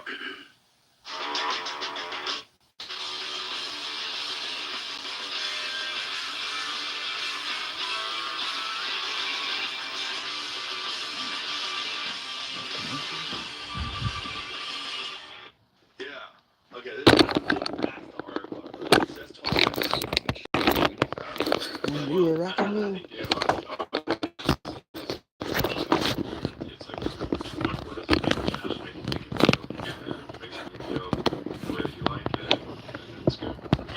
Absolutely. Yeah. But it's also a way to launder money. yes. A number of these like very high-priced art things are tax evasion and money laundering. Have you ever seen the documentary on the Lost Leonardo? No. That's crazy. That's crazy. MBS purchased this. Okay. And he purchased it for some insane amount of money. It turns out it probably isn't Leonardo da Vinci's. Not only that, but the vast majority of the painting was made by a modern age woman who recreated everything. Okay. Like, so she, in restoring, air quotes restoring, she essentially repainted the image in the style of Da Vinci. Okay. And it's very sketchy because if you look at the original painting, it was all fucked up and missing paint, and there's many layers. Someone had painted over it. It's really an incredible documentary because it just shows how much fuckery is involved in these high dollar transactions. Yeah. And I think it was the most expensive painting that was ever sold. I think it went for something in the neighborhood of $400 million. $450 million. Yeah. The Lost Leonardo, a new film, solved the mystery of the world's most expensive painting, is the $450 million Salvator Mundi a fake. This film, featuring tearful sycophants, sneering experts, dodgy dealers, and a secretive super yacht, may finally settle the great Da Vinci controversy. Apparently there's multiple layers and different styles of painting involved in it, and when they do some sort of a comprehensive examination, whether it's like, you know, I don't know what kind of imagery they're using, but they're doing something where they can say, like, this has been painted many times and fucked with. Yeah. It might have originally been one of Leonardo's students. Might not have been Leonardo. Like, there's not a real dated clear... to that time. Yeah. Okay. But whether it was Sotheby's that sold it? Yeah, so they were kind of aware that there were some shenanigans with this piece.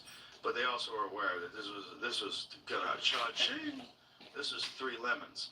This was they were gonna hit the jackpot with this bad boy. Yeah. And so they went through with it, and yeah, Christie's. That's it. The other one, Christie's was aware of it. It's a fascinating documentary. I don't know what's right. I don't know what's wrong. It might be real, but at the very least, it's been retouched mostly by this woman. Isn't it like 90% of the painting? There's some very high percentage of the painting that was actually made by this woman, and they show her. She worked on it forever, for years and years. Worked like painstakingly to retouch this piece of art, which is very odd. Yeah. That they do that, because like, wouldn't you just want it all fucked up and old? Sure. I mean, that's the real piece of art. Yeah. The real piece of art's not like some woman in 2001 painting over it. That's just crazy. Yeah. I mean, I enjoy art for the aesthetics, but not for the paint value. Yeah, I feel the same way. Yeah. I enjoy art just because what it makes you, how it makes you feel. You know, it's you know, it's a cool thing. I mean, obviously my studio's filled with it. Like, you go outside, I love art. It's everywhere. I love it. Have you seen the piece that she did of you? This Melania Blackman. Have you seen that drawing that she did? Is that the weird one? It's everything. It's enormous. Okay. She draws it, and you're essentially made up of all these different characters, different things. See if you can find her. She did one of me, and she did one of Anthony Bourdain that I bought. That's out there as well. She's super talented. This woman. So this is her. She's really hot too. Okay. So you can find her standing next to it. There it is. Instagram banned it? Oh, that was right. There was something that happened where Instagram did something. What happened? So Instagram not only banned me for promoting this artwork, but also shadow banned me altogether after I posted my latest piece. This is after you said that you wanted to fight Zucker. Well, actually, I was just it's not quite as funny because you know, he was posting all these fight videos, and then someone on Twitter at the time said, "Hey, you should fight Zuck," and I said, "Well, I'm willing to fight if he is." And then Zuck posted, I think on Instagram, something, name the place or something to that effect. And I was like, okay, how about the Vegas Octagon?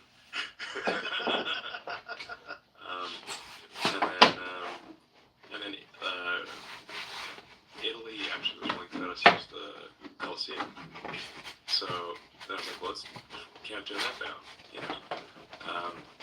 And then I was like, well, if it's gonna be the Coliseum, you know, we're not like, I like UFC and everything. We don't have like tons of UFC branding on the Coliseum. Sell these just trays for $50. You know, it's a place of great history. You didn't want to just you know, have it be old like NASCAR. Right. So then and then Zuck pulled out. You know, he used the pull out method. So he pulled out. He pulled out of it? Yeah. Oh. What was the narrative? What'd you hear, Tammy? Well, listen, I'm only. So he was like, "Oh no, it's got to be UFC rules." I'm like, "Well, okay, we can have UFC rules in the Coliseum. It's fine, but we just don't have. You got to respect the historical integrity of the place." The Coliseum seems like the coolest place to do it. Yeah. That's why. I mean, like Gladiator. You know. Oh yeah. Come on. And if they said it's okay. Yeah. So he just wants it to be in the actual UFC, like in Vegas. Yeah, so then he said, "Oh well, you know, he accused me of not being serious." And I said, "Look, listen. At the end of the day, I'll fight you any place, anywhere, under any rules." Oh, so that's what I said. So I'm, you know, name the. He said name the place. I'm like, I'm happy to fight him in a house, on a mouse, with a mouse. We'd like to go full Dr. Seuss here. Now, how much time? I'm not way bigger than him. This is unfair. I know you. I don't think he should fight me. Because you're so much bigger than him? Yeah, I'm like 50% bigger than him. Yeah. I'll just use a wall. I've got my patented walrus move. I just line it. Well, you know, like a walrus doesn't need martial arts training. Right. Because it's really big. You don't want to go wrestling a walrus. Right. Because you're gonna roll it. Have you ever rolled with someone who's much smaller than you that does jujitsu? Yes. Lex. Yeah. Yeah, no, I did train as martial arts. How much have you trained personally? For a decade of it. Well, you did a lot of karate, right? I did Judo. Judo, Kyokushin, karate. Yeah. I did some jiu-jitsu, taekwondo, street fighting, which was involuntary. I'm, you know, I think I'd be decent. I did martial arts competitions when I was a teenager. Really? Interesting. So look at you, George St. Pierre, Elon, John Danaher, the great master, and Lex Friedman. But like Lex is, I think he's got like 20% heavier than Zuck. So, and I'm never good than Lex. Yeah. That's why they have weight categories. Oh yeah. Yeah. Did you get a chance to talk to Danaher at all? The guy on the left? Yeah, no, he's... Do you know his history? No, he's from New Zealand or something. He was a professor of philosophy at Columbia. Okay. And fell in love with jiu-jitsu. Okay. I mean, fell in love with it to the point where he was sleeping on the mats and teaching all day long. He's an obsessive. He is a real Kaizen disciple. And He seems zen. Oh man, he is one of the most unique characters I've ever met in my life. Yeah. One of the most brilliant men I've ever met.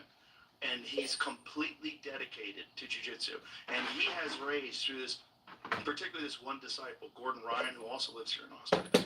He's the greatest jiu-jitsu competitor of all time. There's no question. And he's only 28. Okay. He might even be 27. Or maybe he's 28 now. But I mean, he is universally regarded as the greatest of all time. And he is John's greatest student. Okay. And the two of them together, because Gordon has insane work ethic. They work 365 days a year. They do not take any days off. They train every day. That's Gordon to the right of John with the crazy beard. He doesn't really have that hair. He bleaches it. But the two of them together are literally an unstoppable combination. That guy looks ripped. He's ripped. Yeah, he's a combination of gigantic, brilliant, and insanely dedicated with the most incredible instructor that's ever existed. I mean, John Danaher is universally regarded as the greatest jiu-jitsu instructor alive. And his student is universally regarded as the greatest jiu-jitsu competitor alive. Yeah. And it is because John is like a complete, like a guy out of a superhero book. Like you're not gonna find another one of those. A guy with a genius level IQ who's one of the, I mean, you talk to him, he's fascinating. And he is obsessed with combat sports, warfare, like strategy. Yeah. Brilliant guy. Yeah. But no, see, I was impressed when I met him. I mean, the things that, like, if I was fighting someone who I was not much bigger than them, then I would be more concerned. How much time would you need to prepare? I don't need any time. No time at all? No. How's your cardio? That will not be a factor. Really? Yeah. I mean, what's the likelihood of this actually happening? I'm willing to do it anytime, anywhere, any place, any rule. Well, I think stating it this way might accelerate this process, especially on this platform. I mean, I challenge him to a duel under any circumstances. Sword fight? Sure. Jesus. That's not necessary. Pistols at dawn. That's not necessary. I think physical hand-to-hand. Nerf guns at noon. Nerf guns at noon. Well, you could slash it out in the metaverse. Yeah. In the real world. Listen, there's just a reason they have weight categories, you know. There's a friend of mine who is pretty good at fighting, but she weighs about half of what I do, and I said, let me show you why there's weight categories in fighting. And I'm gonna do a move called the Walrus, and you have to I'm just gonna lie on you. I'm not gonna put you in a lock or anything. I'm just gonna lie on you. But I'm gonna, position myself such that it's hard to get out from under me. Mm-hmm. And I'm gonna lie crossways on you, and you try to get away. And you won't be able to get away. Which is good. Just, like if a horse falls on you, right? You can get trapped under a horse. Right, but you're not a horse. What do you weigh? About 230? Yeah, 240. Yeah. So no, I'm not a horse, but I'm saying in the limit, if something's heavy enough, like if the horse in your eyes, you can get trapped under a horse and not be able to get yourself out. Right. But if someone's good enough, I mean, I'm sure you've seen like absolute weight classes in jiu-jitsu where you'll get a 145-pound competitor who strangles a 220-pound competitor, and they're both well trained. Because if someone is that That's good, unlikely. it's not unlikely. It happens quite often. When you get elite competitors, like elite black belts at the 145, 155-pound weight limit, you'd be shocked. There's a ton of videos of these guys who will strangle much larger black belts. I'm not saying it's impossible, it's just highly unlikely. And if this were not the case, there would not be strict weight categories in martial arts. That is true. That is true. But the reason why they allow absolutes in jiu-jitsu is because it is the thrill of watching these smaller people go against much larger people, and sometimes they win. No, I just like armies, people take note when a small army defeats a big army because it is so unusual. Yeah. Not because it's normal. Right. If it's like it was 2 against 10,000, boy, to beat those two guys up. Yeah. More likely what happens. Like if you're severely outnumbered, you will lose, almost certainly. So look at the size difference between these two guys. Play it out. I'm losing so many fucking shots. This is Mikey Musumeci, who is another fascinating individual. This guy is another super genius who trains every day, 12 hours a day. And he is competing against a black belt in the heavyweight division. Mikey Musumeci might weigh 145 pounds, and he beats this guy. Guy doesn't look to be in super great shape. Well, he's enormous. Yeah. I mean, he's enormous, and he's a black belt, so he's skilled. I forget how Mikey wins this. He catches him with something. I couldn't tell what exactly happened. Get it a little bit further here. I think. What happened here? Like penalty or something. Oh, they pushed him out of I don't bounds. know what that one was. I think they're out of bounds. Oh, for fuck's sakes, man. Yeah, that's all it was. That's just out of bounds. So scoot ahead and see what happens when he catches him with.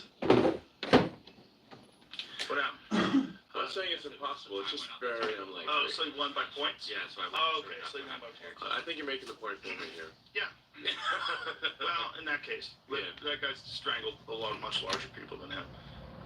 But again, he's extraordinary. He's a world champion. He's a world champion for ONE, which is this huge organization in Singapore. They do these events where they have all kinds of different martial arts. They have MMA, Thai boxing. Yeah. Yeah. So you do it under any rules? Sure. All right, let's go. I like the fact that you're interested in doing this. It's fun. It makes it fun. Yeah, I mean, I could, this could be an exercise in hubris. Find out. We can find out. I like the fact that Zuck's interested in it too. I like the fact that he trains so much. Yeah, I mean, there aren't very many ways to actually, if you stick to the rules of jiu-jitsu, like, for example, if you want to put someone in an arm lock, you have to be able to extend their arm. And if somebody is strong enough that you cannot extend their arms, then you're limited to chokes, and you can do an arm lock across the groin with both arms and legs, like Hoist Gracie did upside down, and it was like the third UFC fight or something like that. Yeah. He was pretty severely damaged. That was a chemo. Yeah, that enormous guy. Yeah. Yeah. And he did upside down arm lock across the groin because he could not do an arm lock, a sort of sidebar arm lock. So, but after that, people were like, why is that? So they were like, we're not going to be allow themselves to get an arm lock across the groin without, that was like a, well, it was exhaustion. I mean, they fought like tooth and nail for something like 7 or 8 minutes. And, Hoist survived, and then eventually bore the guy.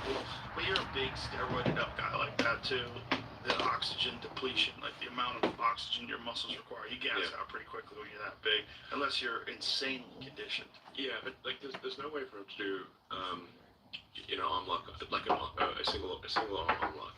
He couldn't do it. Because single arm lock. Like if you try to do a lock on the side. So like it's side control. So from some like legs across your face, is that what you mean? No, if you try to do an arm bar on the side, one arm coming across the knee, across the thigh. Like you have to be able to extend the arm. Mm-hmm. Essentially your triceps have to be able to exceed the strength of their bicep. Is what it comes down to. But if you cannot exceed the strength of that bicep, then you will not be able to do an arm extension. I'm not sure what are you talking about, like a Kimura, like a straight arm bar? Yeah. Oh, so you're talking about like just the arms? Where you just have just one arm, like if it's one arm versus one arm. But that's never the case. It's almost always the whole body's engaged. I think it's in judo that's a very common hold. Very common. A one arm bar? Yeah, one arm. Yeah. You have your one arm around the neck. Mm-hmm. And you take their arm and you. Oh, I see what you're saying. Okay, so like from a scarf hold. So a scarf hold, you would take the arm and put it over, and you would push it down with one arm. Yeah, that's unusual though. Yeah, that's an unusual arm bar. But if one person is much stronger than another, then that's the move. Yeah, but it's a very fast move because you can take someone right from the throat, drop them on the floor, yes. right into an arm bar. Yeah. Okay. That's a very specific arm bar. 10 seconds. Right. That's a rare arm bar. You never see that in MMA. What you do see though is the two legs isolate the arm, and then the person grabs a hold of it with the thumb up and uses all of their body. Yeah, that's what Gracie did. Yeah, that's what most people do when they apply an arm bar. Yeah. Whether it's from the back, like, a lot of people have done that, or whether it's from side control, which is a little more easy because you have control of the body. Yeah, I mean it's also just that UFC is not just jiu-jitsu. You can punch people. Right. That makes a big difference. Big difference. Big difference. Huge. Yeah, MMA has changed the ideas of jiu-jitsu because there's a lot of techniques that people do where it works well in competition when you can't just rain down punches on their face. Yeah. There's a lot of ideas. Pounding in the face is pretty hard to be chill, especially if they're if somebody's got gorilla fists in your face. Yes. It's not gonna make it. Yeah, Wilson Gracie famously had a phrase that if you take a black belt, you punch him in the face, he becomes a brown belt. punch him again, he becomes a purple belt. Yeah. And so on and so forth. I mean, most people have not been punched in the face. I've been punched in the face. So, it just comes as a surprise. Yeah.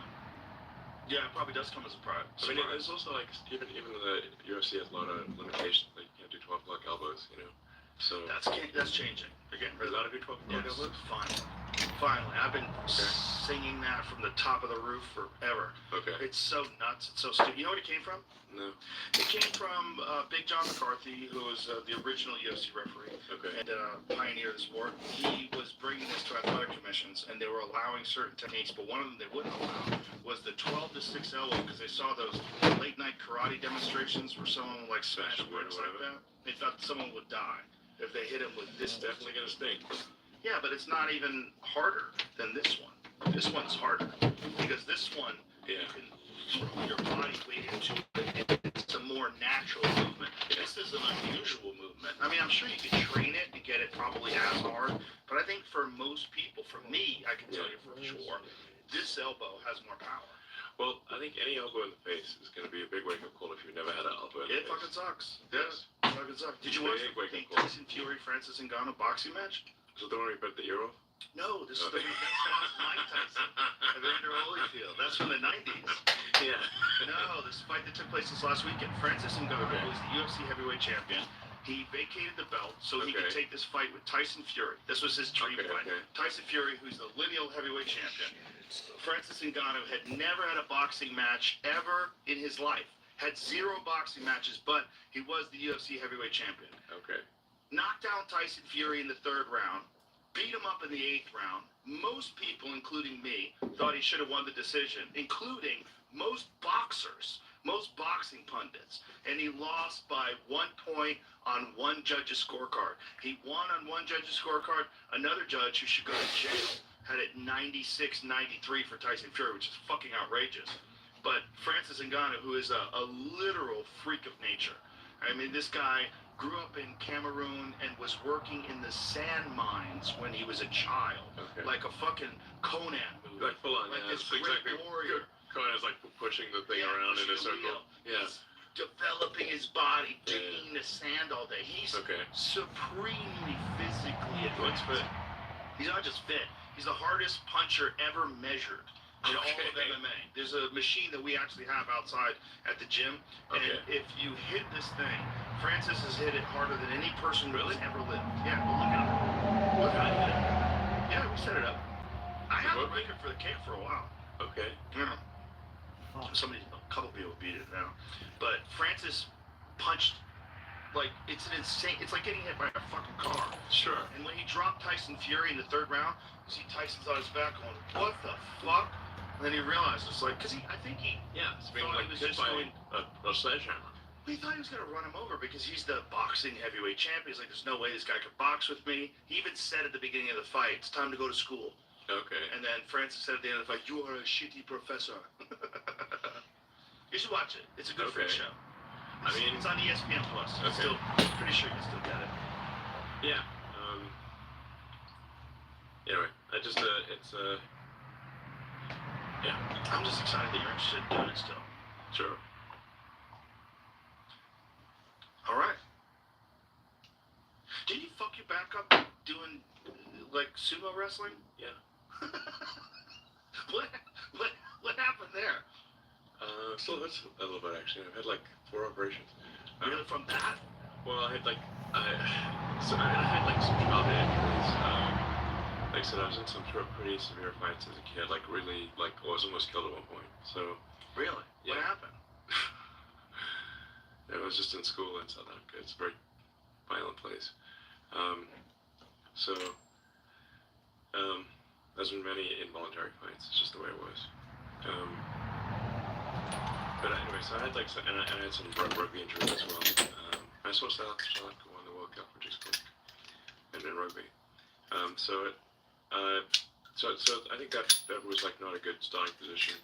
But then the world champion sumo wrestlers, world champion sumo wrestlers, they did like a demo bout on my birthday. And since it was my birthday, I guess they call up the birthday boy and say like, "Hey, do you want to sumo wrestle?" This is where like it's a similar weight differential. It was 50% heavier than me, so I got 360, 370 pounds.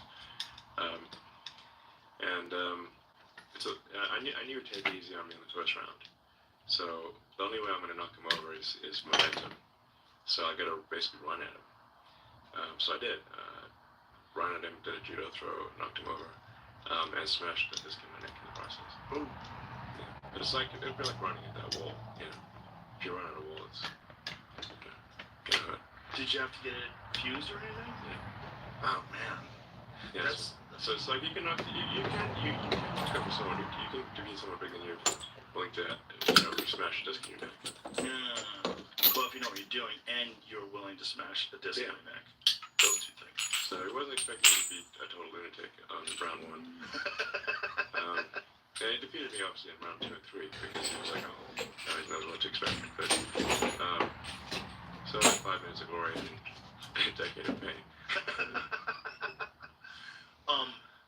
Now you've got your neck fused. That creates problems with the upper and lower discs as well, doesn't it?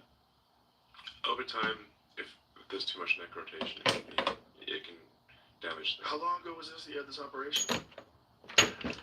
So look, man, I had 3 operations.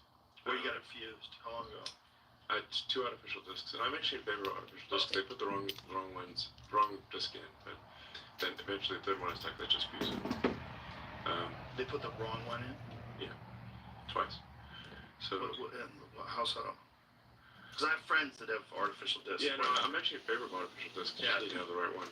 So in my case, at this point I know a lot about it. The C5 C6 right facet is impacting the facets are like the outriggers. You got the center floor of the spine. Facets the outriggers, and they're shingled. So they're like one on top of the other like this. There's a little nerve that goes out in between the C5 C6, and if those vertebrae come close together, they grind the nerve.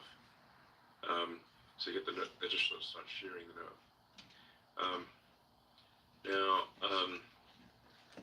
So my C5 C6 right facet, it shows up clear as day on like a technetium scan. So if you do like a radioactive scan with technetium, it's very clear where the problem is. So what should have been done was a simple hinge, like basically to move the vertebra, basically the C5 vertebra back about maybe 1/8 of an inch to sort of unload the facet, and then put a simple hinge, so just rotation. But I was given what is called a Mobi-C, which is a more mobile disc. The Mobi-C allows it not just rotation, but also translation, so it can move back and forth. So that then didn't solve the impacting of the C5-C6, because it could slide. And when it would slide forward, the C5-C6 would bang and crunch the nerve. And what does the normal neck do? Does the normal neck move forward in that way? The disc is like, it's like a gummy bear, basically, normally. So it allows rotation and translation. So it's like sitting on like a Jello pillow. That's what like one of those Bosu balls that people sit on. Like sometimes. They work rubber at a desk. Like a rubber pillow, basically. So the natural disc allows for rotation and translation. So they basically put a disc that had too much mobility in and did not solve the C5-C6 nerve impact. So then the third time around, I was like, listen, I just don't want to take a chance here. Let's just fuse it. And so it just limits your mobility? No, I'm fine. I'm like, I can look right to that. It's okay. No, it's okay. Yeah. Not like, totally stiff-necked. No, you don't seem like you're stiff-necked at all. No. There was a guy who fought in the UFC named Yoel Romero, and he's a real freak, too. An amazing athlete. And he came from the Cuban wrestling program. He was one of the greatest wrestlers that's like ever competed amateur-wise. He had his entire neck fused, and when he runs, like his neck doesn't move. It's kind of freakish. Okay. Like you see him running, and his neck looks like it's a stick. Wow. And the whole body is like moving around, but the neck is just locked in place. It's very bizarre to look at. I mean, he runs like a man whose entire neck is fused. Like, watch him. See if we can show the image of him. Here, watch him run. Wow. See how his neck in good shape. Oh, yeah. You think?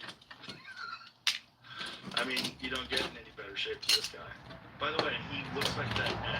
He's 46, 47 years old, and still competing at the highest level.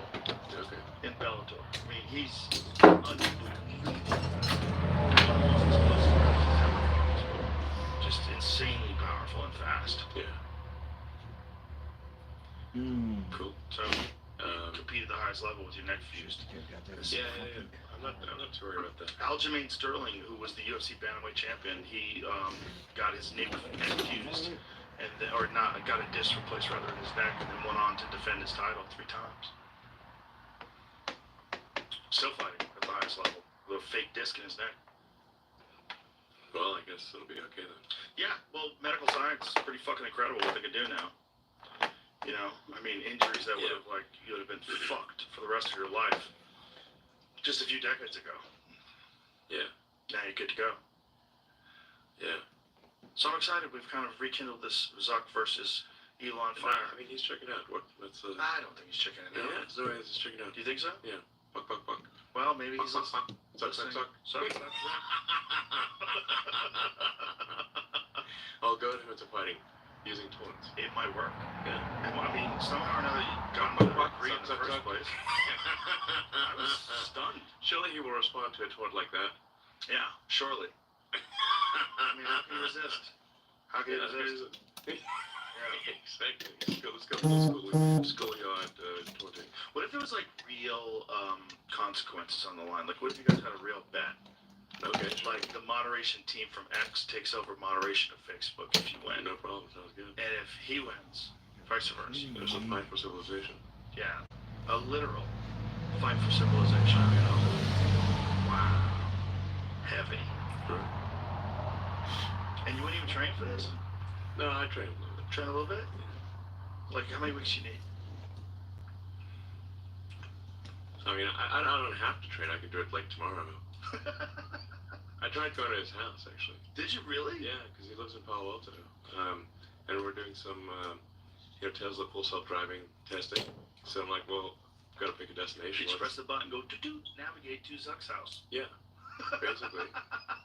It's not far. He's like 3 miles away from the Tesla California headquarters. Wow. But I don't know. There's nobody there. He's probably in Hawaii. According to a spokesman, he was traveling. Oh yeah. It would have been wild if he was there. Yeah. Literally, anytime. I thought it was funny to go I'm coming over to your house. I'm gonna get you. It's even more funny when it's two of the richest guys in the world. Yeah. Yeah. So anyway, he didn't answer. Well, too bad. Yeah, too bad. It's just fun. It's fun, and I'm glad you're in it just for the fun of it. I mean, I think it would be actually, Dana White thinks it would be like the really big ticket fight. It would be fucking huge. I would commentate on that. Yeah, I mean, the proceeds could go to charity and stuff. It'd be huge. Yeah, it'd be crazy. People would want to see what the hell's going on. Oh my god, it would be fucking huge. Yeah. Yeah. It would be really crazy. Crazy. Like if they close the thing. Yeah. And Bruce Buffer is in there. Yeah. It's time. Let's go. The place would go fucking bananas. Bananas. Yeah. Yeah. Let's do it. Does it have to be in the Coliseum? Would you agree? No, I'll do it anywhere. I literally said anywhere, anytime. You know where you should do any it? rules. You know where you should do it? The Sphere in Las Vegas. The Sphere's great. I was just Sphere's there. Amazing. It's amazing. It's amazing. Yeah, I was there. I've only seen it on the outside, but it looks. So the inside's even better. I've seen video. I haven't seen it live, but I was there on Saturday night, and it's awesome. Like, it's really good. I think it might be the best show on earth. Oh yeah. Yeah. I mean, if you have visuals that accompany the music, like if you have like someone like Roger Waters, like which his show is like insanely visual, something like that, and the Sphere would be incredible. The art of the show that I saw on Saturday night was incredibly good. I don't know who did all the art, but what was the band? Oh, it was U2. Oh yeah. But I mean, I've been to U2 concerts, and U2 is great, but Sphere is really like if U2 hadn't been there, it would still be great. Yeah. Yeah, U2's it's like on Sunday there was a movie they played a movie there. Whoa. Where do you look? You look in all directions. Oh my god. Yeah. Are you? I mean, it's like actually being like in virtual reality. Yeah. In fact, it was so wild, the Saturday night one especially, that you step outside after the show and you're like, why is reality so boring? Oh, so this is a postcard from Earth. Darren Aronofsky's thing. Oh wow! And you're watching this. I saw that on Sunday. And it covers the whole ceiling. Oh my god! It's really great. You saw it there? Yeah. Oh my god, that's incredible. Yeah, it's really good. That'd be the greatest way to see a movie ever. I think it's like the Saturday night show, and obviously YouTube adds to it, but like I said, the Sphere is really special in and of itself. I think it's probably the best show I've seen. Wow. Yeah. I can imagine. I mean, it's just what an amazing venue and what an incredible idea. Yeah, it's really to cool. have the entire ceiling, all a screen. I gotta hand it to Dolan. That was pretty amazing. Yeah. Absolutely amazing. I'm so glad that he did that. And then also the outside. Oh, that's incredible. They really play with perspective. God, that's because it's round, but it doesn't look round. Right. So it'll be like it'll simulate like a square, like all sorts of shapes. Wow. And then also the outside of it, like they had the outside of it. It looked like Earth. It's just amazing. It's really cool. Yeah. Super cool. So I like these epic things. That's the venue. You know, it's really cool. That's the venue. That's where it needs to go down. In the Sphere? Sure. Yeah, that's even better than Coliseum. Okay. Yeah. Especially if the United States falls, that would be our Coliseum. This would be our Rome. Vegas would be our Rome. I mean, the Sphere did remind me spot. of being like a modern day Coliseum. Yeah. Yeah, like a modern day version. Like what would they do? Yeah, with our technology currently. Yeah. And then Vegas is like kind of Rome-esque in the sense that when we think about like the hedonism of Rome in its final days, that's Vegas. Yeah, totally. Yeah. Perfect. Yeah. Let's go. Let's go. Are you not entertained? You will fucking be entertained. You'll be fucking so entertained. No doubt. Let's do it. There's one point in time where you were trying to get people to do a pause on AI. I mean, I signed on to a letter that someone else wrote. I didn't think that it would actually pause. But you thought it was probably a good idea if they did. I mean, I think so. yeah. I mean, making some sort of digital superintelligence seems like it could be dangerous. It certainly has the potential, and certainly has the potential.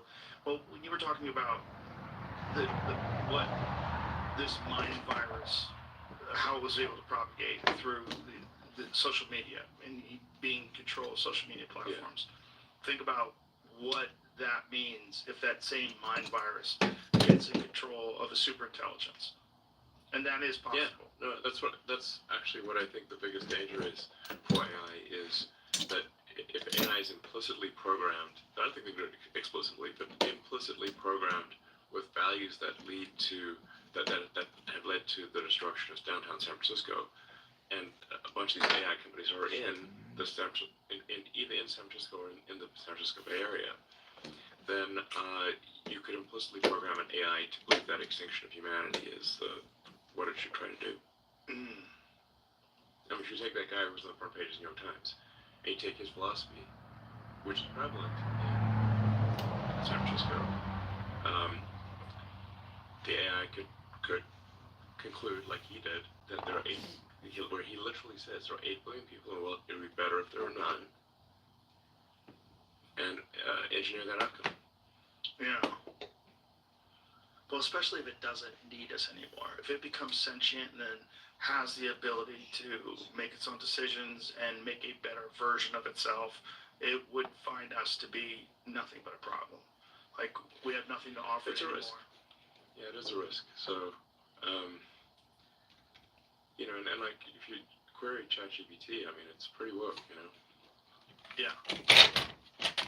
I mean, people did, like, experiments, like, write a poem praising Donald Trump, and they won't. But you ask, write a poem praising Joe Biden, and it will. Yeah. So, like, you know. That's a little sketchy. Yeah.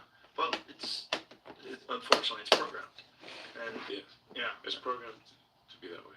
Is it possible to overcome those problems? Is it possible that we could realize the dangers that are involved in creating this, but somehow or another engineer it in a way that would be ultimately beneficial to people? Or is that just a whim?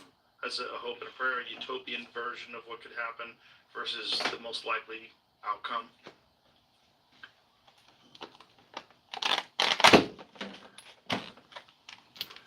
If you think the most likely outcome of AI, I think the most likely outcome, to be specific about it, is a good outcome. Most likely a good outcome, but it's not for sure. So, I think we have to be careful how we program the AI, and make sure that it is not accidentally anti-human. So, you know, the accidentally extinctionist AI, you wouldn't want that. Or even pruning. Well, that is kind of how it works, is that these, they call large language models, but, you know, it's really just a big pile of numbers. And how you tune those numbers matters. It's like pruning a tree. You know, you could have a mighty oak. You could be a little bonsai or a mighty oak. So, depending on how you prune it. Right. That's what I'm saying. Like, if it decided to prune, if it decided the real issue, perhaps, we cause problems. Or maybe it would prune places in the world that are, you know, overwhelmingly polluting, like third world countries. Maybe it would decide that they're not very necessary, particularly if we use computers or AI or some sort of robotics to do human labor. And then you have these areas where human beings are doing this labor, and they're polluting, and, you know, there's all sorts of issues that come about because of that. You say, well, we just eliminate those people. We eliminate that issue, and then we have 30% less garbage in the ocean. And then it makes this call. Yeah. Yeah. So it's something we should be considering. And I Oh shit! Sorry. I need to go. Should we wrap it up? Yeah, because I have to go to the airport. I have to fly. I'm flying to London. Yeah, you were explaining that.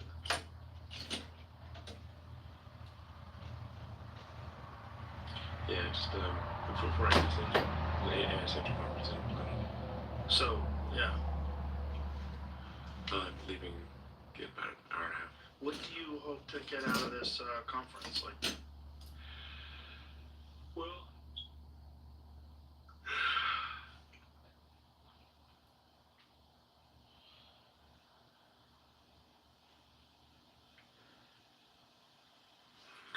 I don't know. I mean, I'm just generally concerned about AI safety, but it's like, what should we do about it? I don't know. Have some kind of regulatory oversight of some kind. It's like, you can't just go pull a nuclear bomb in your backyard. You know, that's against the law. And you'll get thrown in prison if you do that. how much of a concern This is I it? think, maybe more dangerous than a nuclear bomb. Britain. How much of a concern is it if another country develops it before us?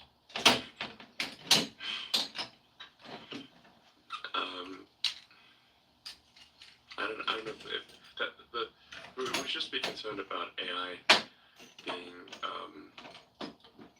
anti-human. That's the sort of the thing that matters. So potentially, I'm saying it's like a genie, letting a genie out of a bottle. You know, it's sort of like a magic genie that can make wishes come true. Except usually when they tell those stories, that doesn't end well for the person who let the genie out of the bottle. Right.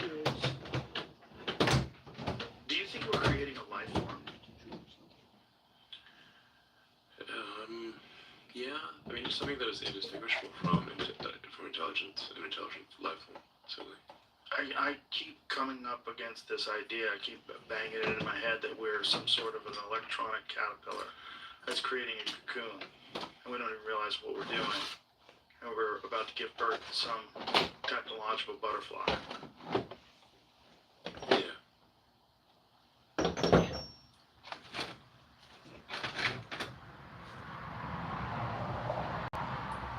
Yeah. Well, I think we're on the cusp of an artificial intelligence revolution. And, you know, for the longest time, well, for a very long time, we've been the smartest creatures on Earth. That's been our defining characteristic. I mean, speaking of martial arts, I mean, I don't think anyone should challenge a silverback gorilla to a fight. You know, even if you're very good at martial arts, that thing's gonna kill you. You know, literally walks on his fists. Those fists in your face. Game over. So we're not stronger than a gorilla. We're not faster than other animals. We're smarter. Now, what happens when there's something way smarter than us? Where does it go? It's a good question. Yeah. Well, listen, go talk to those people. Go school them. And I hope something good comes out of it.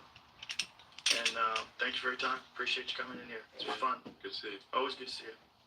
Thank you. Thanks for everything. Thanks for buying Twitter too. Really, it means hopefully it's a lot to be good. good. That's partially a person. I think at the very least it stopped a lot of bad. Yeah. Good. All right. Bye, everybody. All right.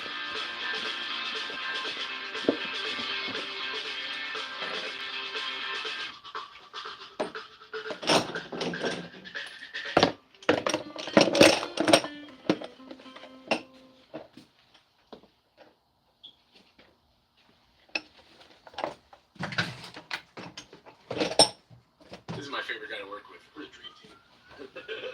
I see really good stuff just thrown away. If someone else can use it, that's huge. And to see the stuff avoid the landfill and get repurposed, like that's one of the highlights. Book online today. 1-800-BUT-JUNK.com.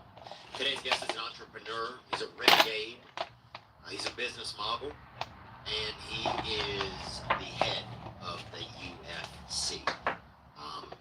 Massachusetts, and I couldn't be more excited to go a couple rounds with someone. Today's guest is Mr. Dana White.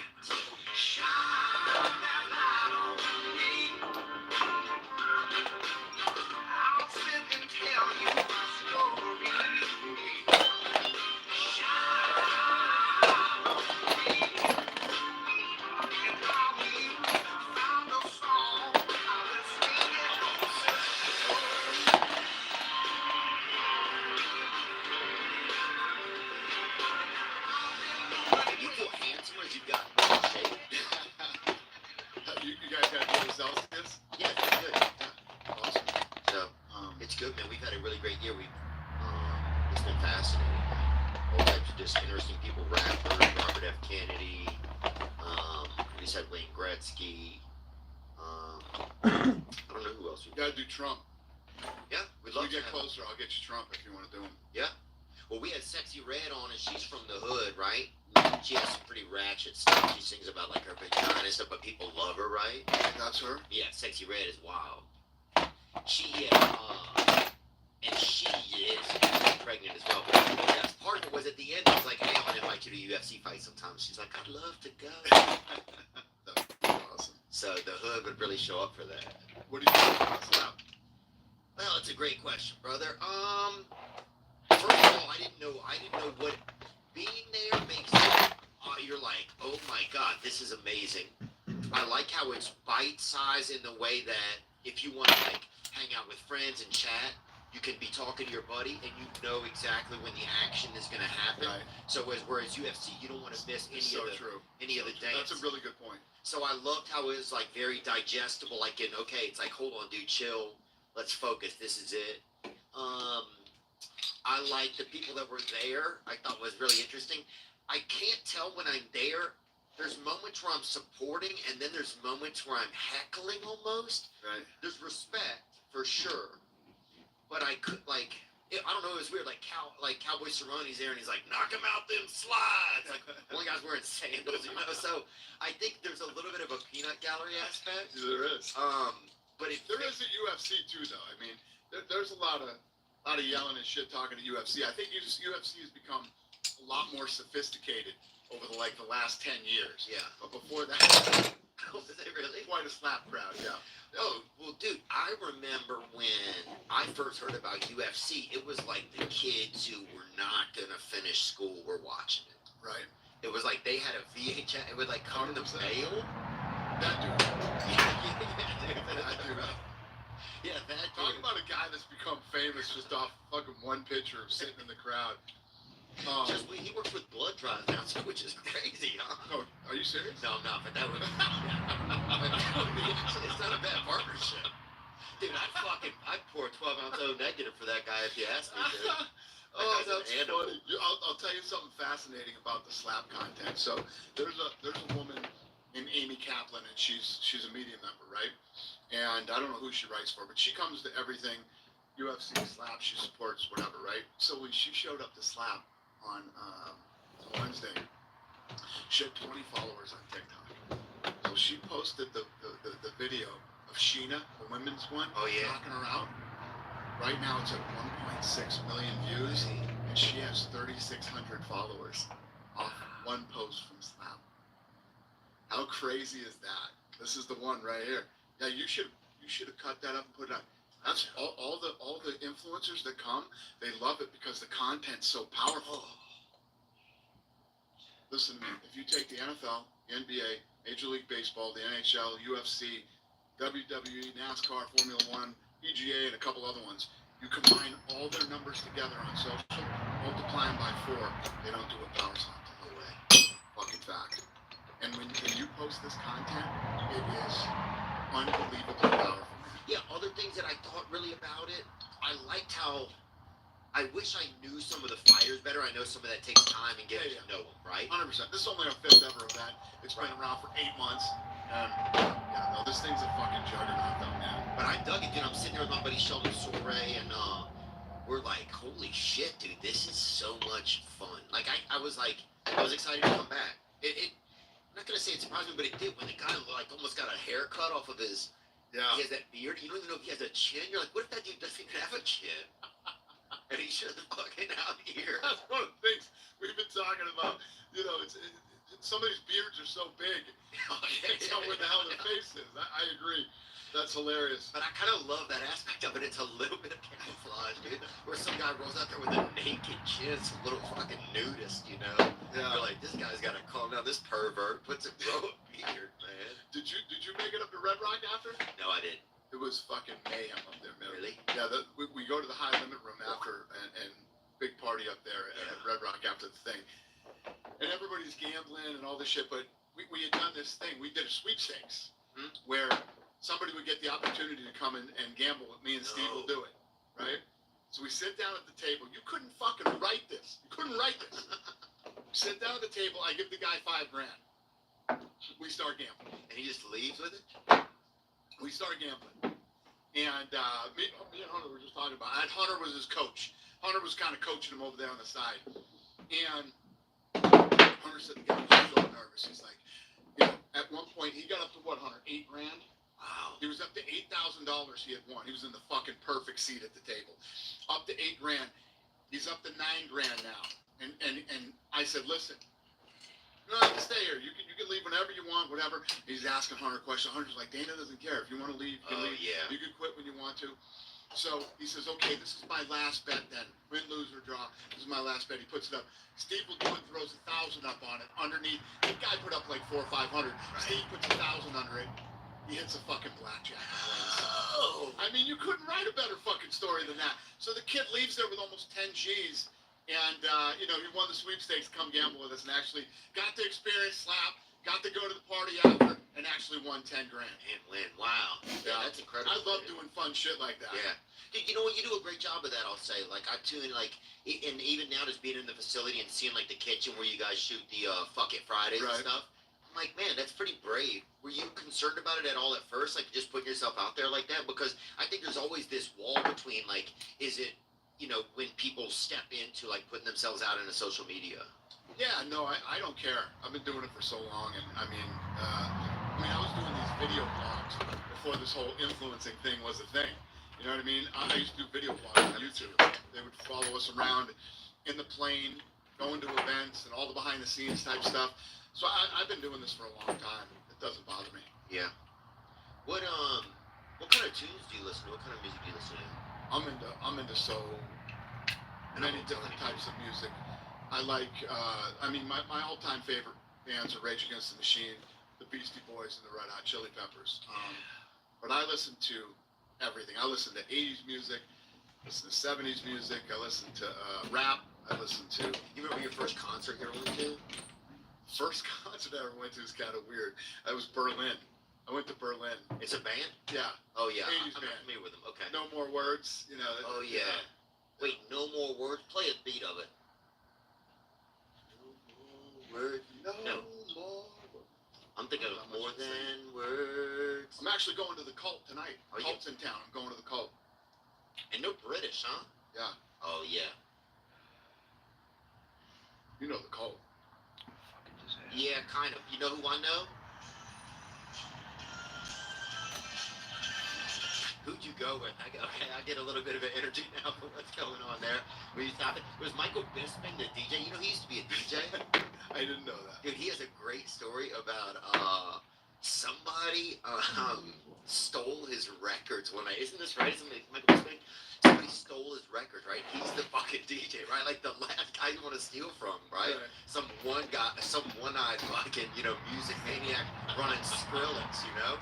So he finds out who the dude is, right? The guy denies it. He pops the trunk, and the records are in the fucking trunk, dude. And I think he put the dude in the trunk. I think that's how it ended. But yeah. Anyway, he was a DJ. But no, I wasn't familiar with them. My first, I did see Duran Duran recently, though. I did too. Did you? Great. Yeah, I thought it was pretty good, man. Great. I was very impressed with how good they were. I love live music, so I go to lots of concerts. There's this kid. So funny you said the Cult. I'm going to the Cult tonight. I see the Cult all the time. Big Cult fan too. So I go to the Cult, and some band called Dead Rocks is opening for them. I never heard of them. And so I said, let's just go walk around. We'll come back later. I come back, and they have a couple songs left. I was blown away by how good they were. Des Rock. I was so blown away that I jumped on a plane the next day and saw him again in San Diego. Yeah, and I saw him in Utah. Now, most of the music that you see for UFC and Power Slap is Des Rock's. No way. Yeah, when we do the commercials, like the commercials Yeah. and all the hype pieces, I use his music. Oh, it's amazing, man. Yeah, he's incredible. He's playing the Troubadour in LA next Sunday. Oh, sweet. I think I'll be out there then. Let's go. You're gonna go?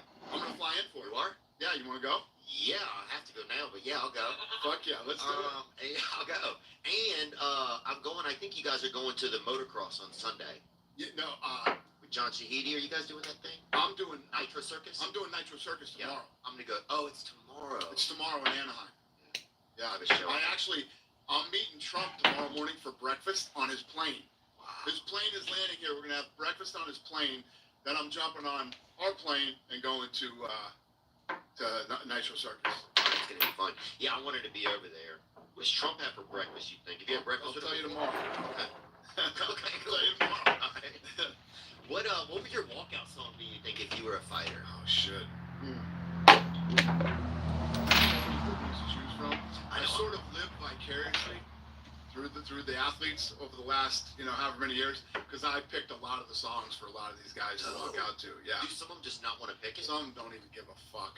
What? They care less. Like they could die. They're not even gonna know what music's on the way there. Nope. Oh damn. Yeah, most of them didn't even care in the early days. Hey, you can't die with Hillary Duff when you're going to the fucking war. Yeah. No, most of the music that was picked back in the day was done by me. And but the walkout song's important. It's a big deal. It's one of the things that if you're not a big star already and the song comes on and people connect with the song and like it, they're like, oh, who's this guy? It's a big deal. Yeah, Bobby Green, I think, does it pretty well. I noticed he'll kind of change his up, and he brings so much energy, but I think you can feel his energy when he's coming in. Poirier has that James Brown. Some of these fighters come up with songs that I would never dream of could be a cool walk-in song. The walk-in song is a fun but very important part of the live event. Yeah, I think so. Man, I want to say too, man, just your bravery in doing and keeping things going during the pandemic, it changed everything. It gave a lot of people a feeling like that there was still somebody that could do something different. It gave a lot of people a feeling that everybody wasn't subject to kind of like the privatized tyranny that's kind of going on. Yeah. And I agree with you. And man, it made me so much more of an involved fan, dude. Awesome. Well, I appreciate it. Listen, the pandemic never made sense to me. And again, because of my close relationship with Abu Dhabi, I knew over there they were doing testing and they were doing all this stuff. I'm like, if they can do it, why can't we do it over here? Yeah. And why couldn't we create, this space? They ended up calling it the bubble, but this space where, everybody was tested, everybody was clean, and we couldn't put on an event. We did it in Jacksonville, we did it in Abu Dhabi, and I'm one of these guys. I love this country. I love America. This country's obviously been very good to me, my family, and a lot of my friends and employees. We don't just fucking roll over and hide in this country, man. This whole pussification of America and everybody fucking scared of everything and whatever. I was like, if this is as bad as they think it is, or they're saying it is, fucking dead anyway. Yeah, we're gonna die. You don't want to die. Yeah, just wearing a mask. They can't even see your face. Hiding a mask, hiding in your house. Hell no. So, what do you think the walkout song would be? Can it just be the Cult? Sure. The Cult. I do the Cult. She Sells Sanctuary. Or listen. You know when you can never go wrong with a walkout song? AC/DC. You can never go wrong with AC/DC. I'm trying to think of an AC/DC song. I'm looking Back in Black. Yeah. For those about to rock. No, that's the shit. My brother used to beat the shit out of all that music. Exactly. Oh, dude, It's some good ass whooping music. Oh, I have a floating rib that was originally not floating. Because of half of Alice in Chains' second album. Big Alice in Chains fan too. Big Alice in Chains fan. Bro, we went lose. Bro, one time I go over to Perry Farrell's house, right? I relapsed. First of all, I relapsed at a 1-year-old's birthday party, so obviously I've had some tough times. But a friend of mine who's in jail now, I think, but at the time he had a child. A friend of mine had a party at Perry Farrell's house because he had a nice home. and it was a 1-year-old's birthday, and I go in, and I didn't know who Perry Farrell was. I'd listened to him. You know, I just couldn't recognize him. Right. And then there's this dude kind of just mumbling around by this big bookcase, and I go and I'm fucking talking to the dude about these different books, and it ended up being him. Anyway, the story's anticlimactic, but yeah, I met him at a 1-year-old's birthday party, and neither one of us knew the child, which I think also made it weird. We talked about that a little. It's weird to be at a really small kid's birthday and pretend that he's bigger or something. Right. You know? What is that, Nick? Sinead. Oh, that's Sinead. Yeah, that's a good one. You know, it was fascinating too because I was a big Sinead fan, and I actually didn't go to my high school 10-year reunion because Sinead O'Connor was playing at the Hard Rock. I went to see Sinead O'Connor instead, and then to meet her and go through this whole thing with Connor, and she was such an incredible performer and had such a great voice. And I think this kind of goes to what you were talking about putting yourself out there. You know, she ripped up that picture of the Pope on Saturday Night Live that night, and she got fucking just attacked by everybody. I mean, everybody just started coming after her, and she got beat on for so long that she actually got to the point where she would have terrible anxiety when she would go out and try to perform. So leading up to that Connor walkout, it was, we didn't know if it was going to happen or not happen live, even though she was there and we had done the deal with her to come. But, yeah, I adored her. She was a really good person. I liked her a lot, and it's sad to see her go, but I was a huge Sinead fan. Did you, like, give her a pep talk before? Was there any kind of communication like that? 100%. I absolutely did. Yeah, I can imagine. I can totally relate to what you're saying. Is I think the media, especially, or people, some people are on your side, and how they would be so scary, especially if you're a singer, to go out there. Yeah, it's listen, when you're out in the public and whatever, the thing is with me is I don't give a fuck. I don't give a fuck. I don't give a shit what anybody says or what anybody thinks. I have this mindset. I know exactly who the fuck I am. I have my circle of people that I hang around with who know me and know what I'm about and whatever.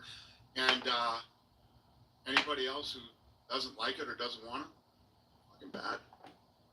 Okay.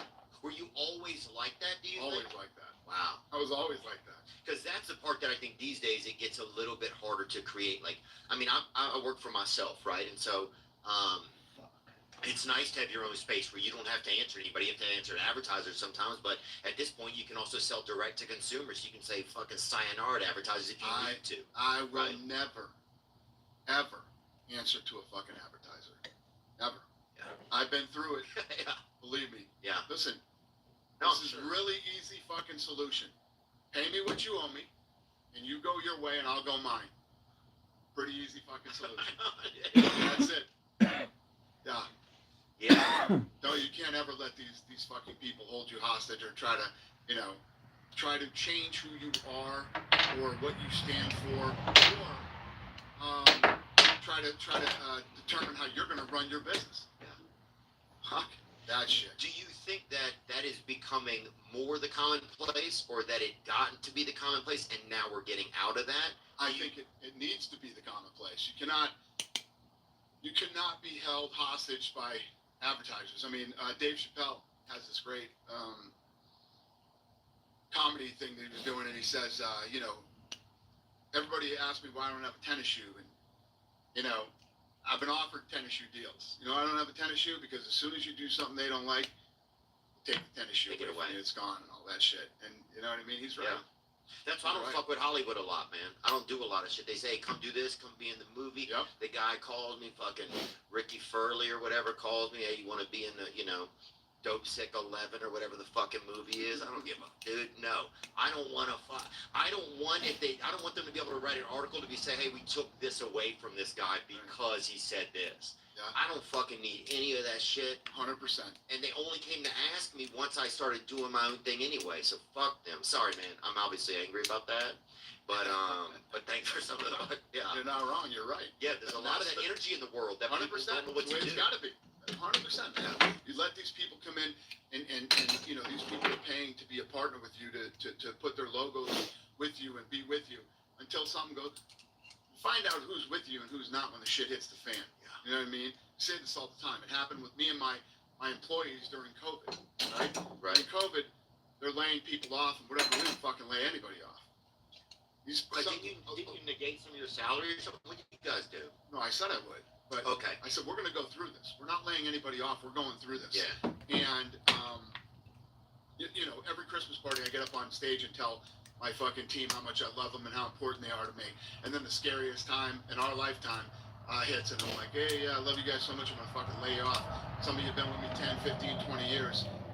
I'm one of these guys, the whole fucking ship goes down together, or not at all. We're all fucking sinking, me included. Or we don't at all, you know? And you know, that doesn't exist in this world that we live in today. Everybody's so easy to pull the trigger and let go of some of their people. And it's something good. I need to hear that too. You know, I'm just, as my business grows, I've become more of a boss. I never wanted to be a boss. How do you do this? How do you do this without these two? I don't. Right.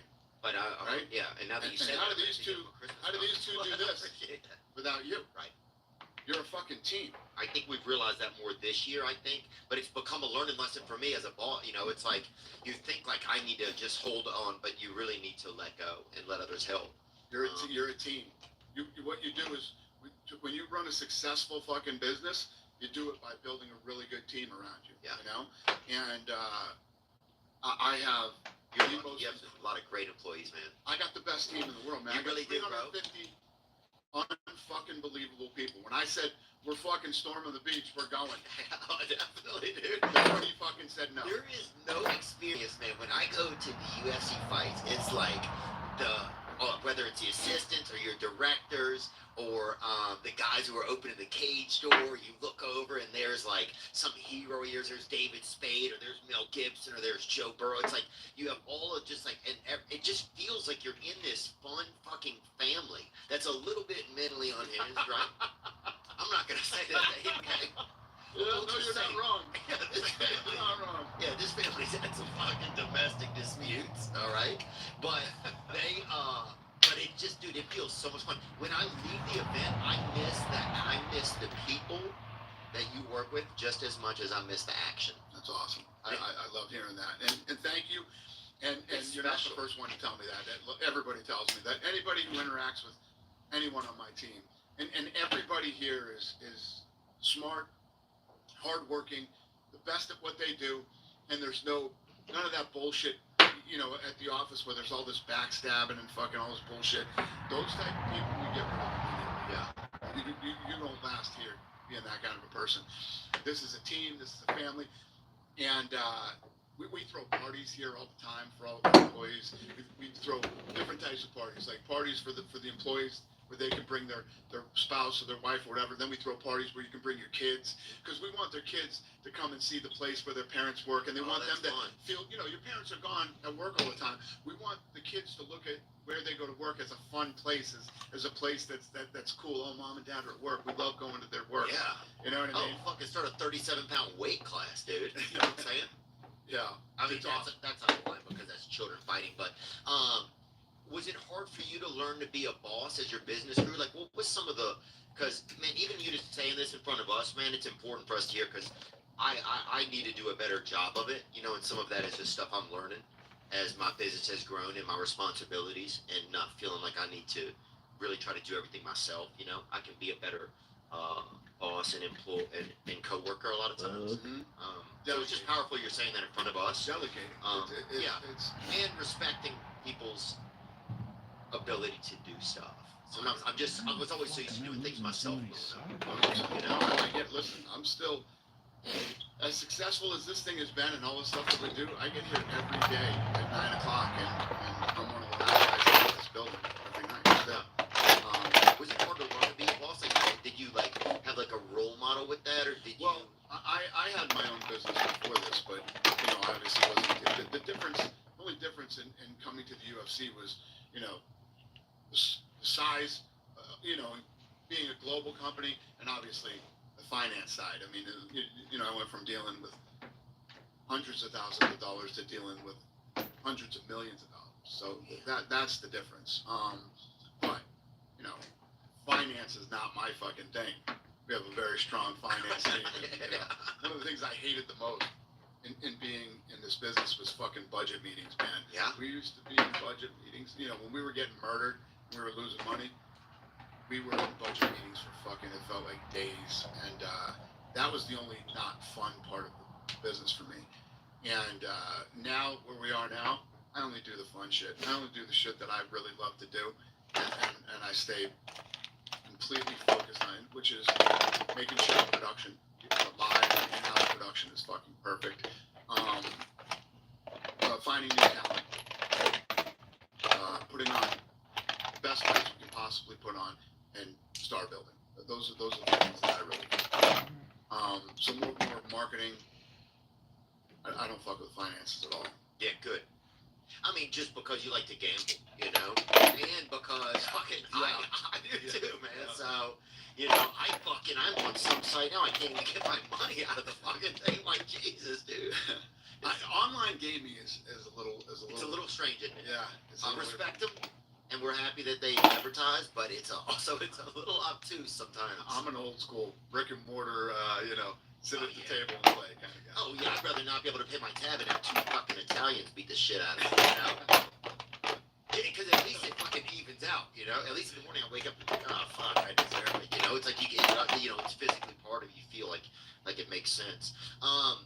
What if I said that the perfect gift does exist, and I'm talking to you about Manscaped? That's right. They want to baby them balls, baby. They want to help you out there.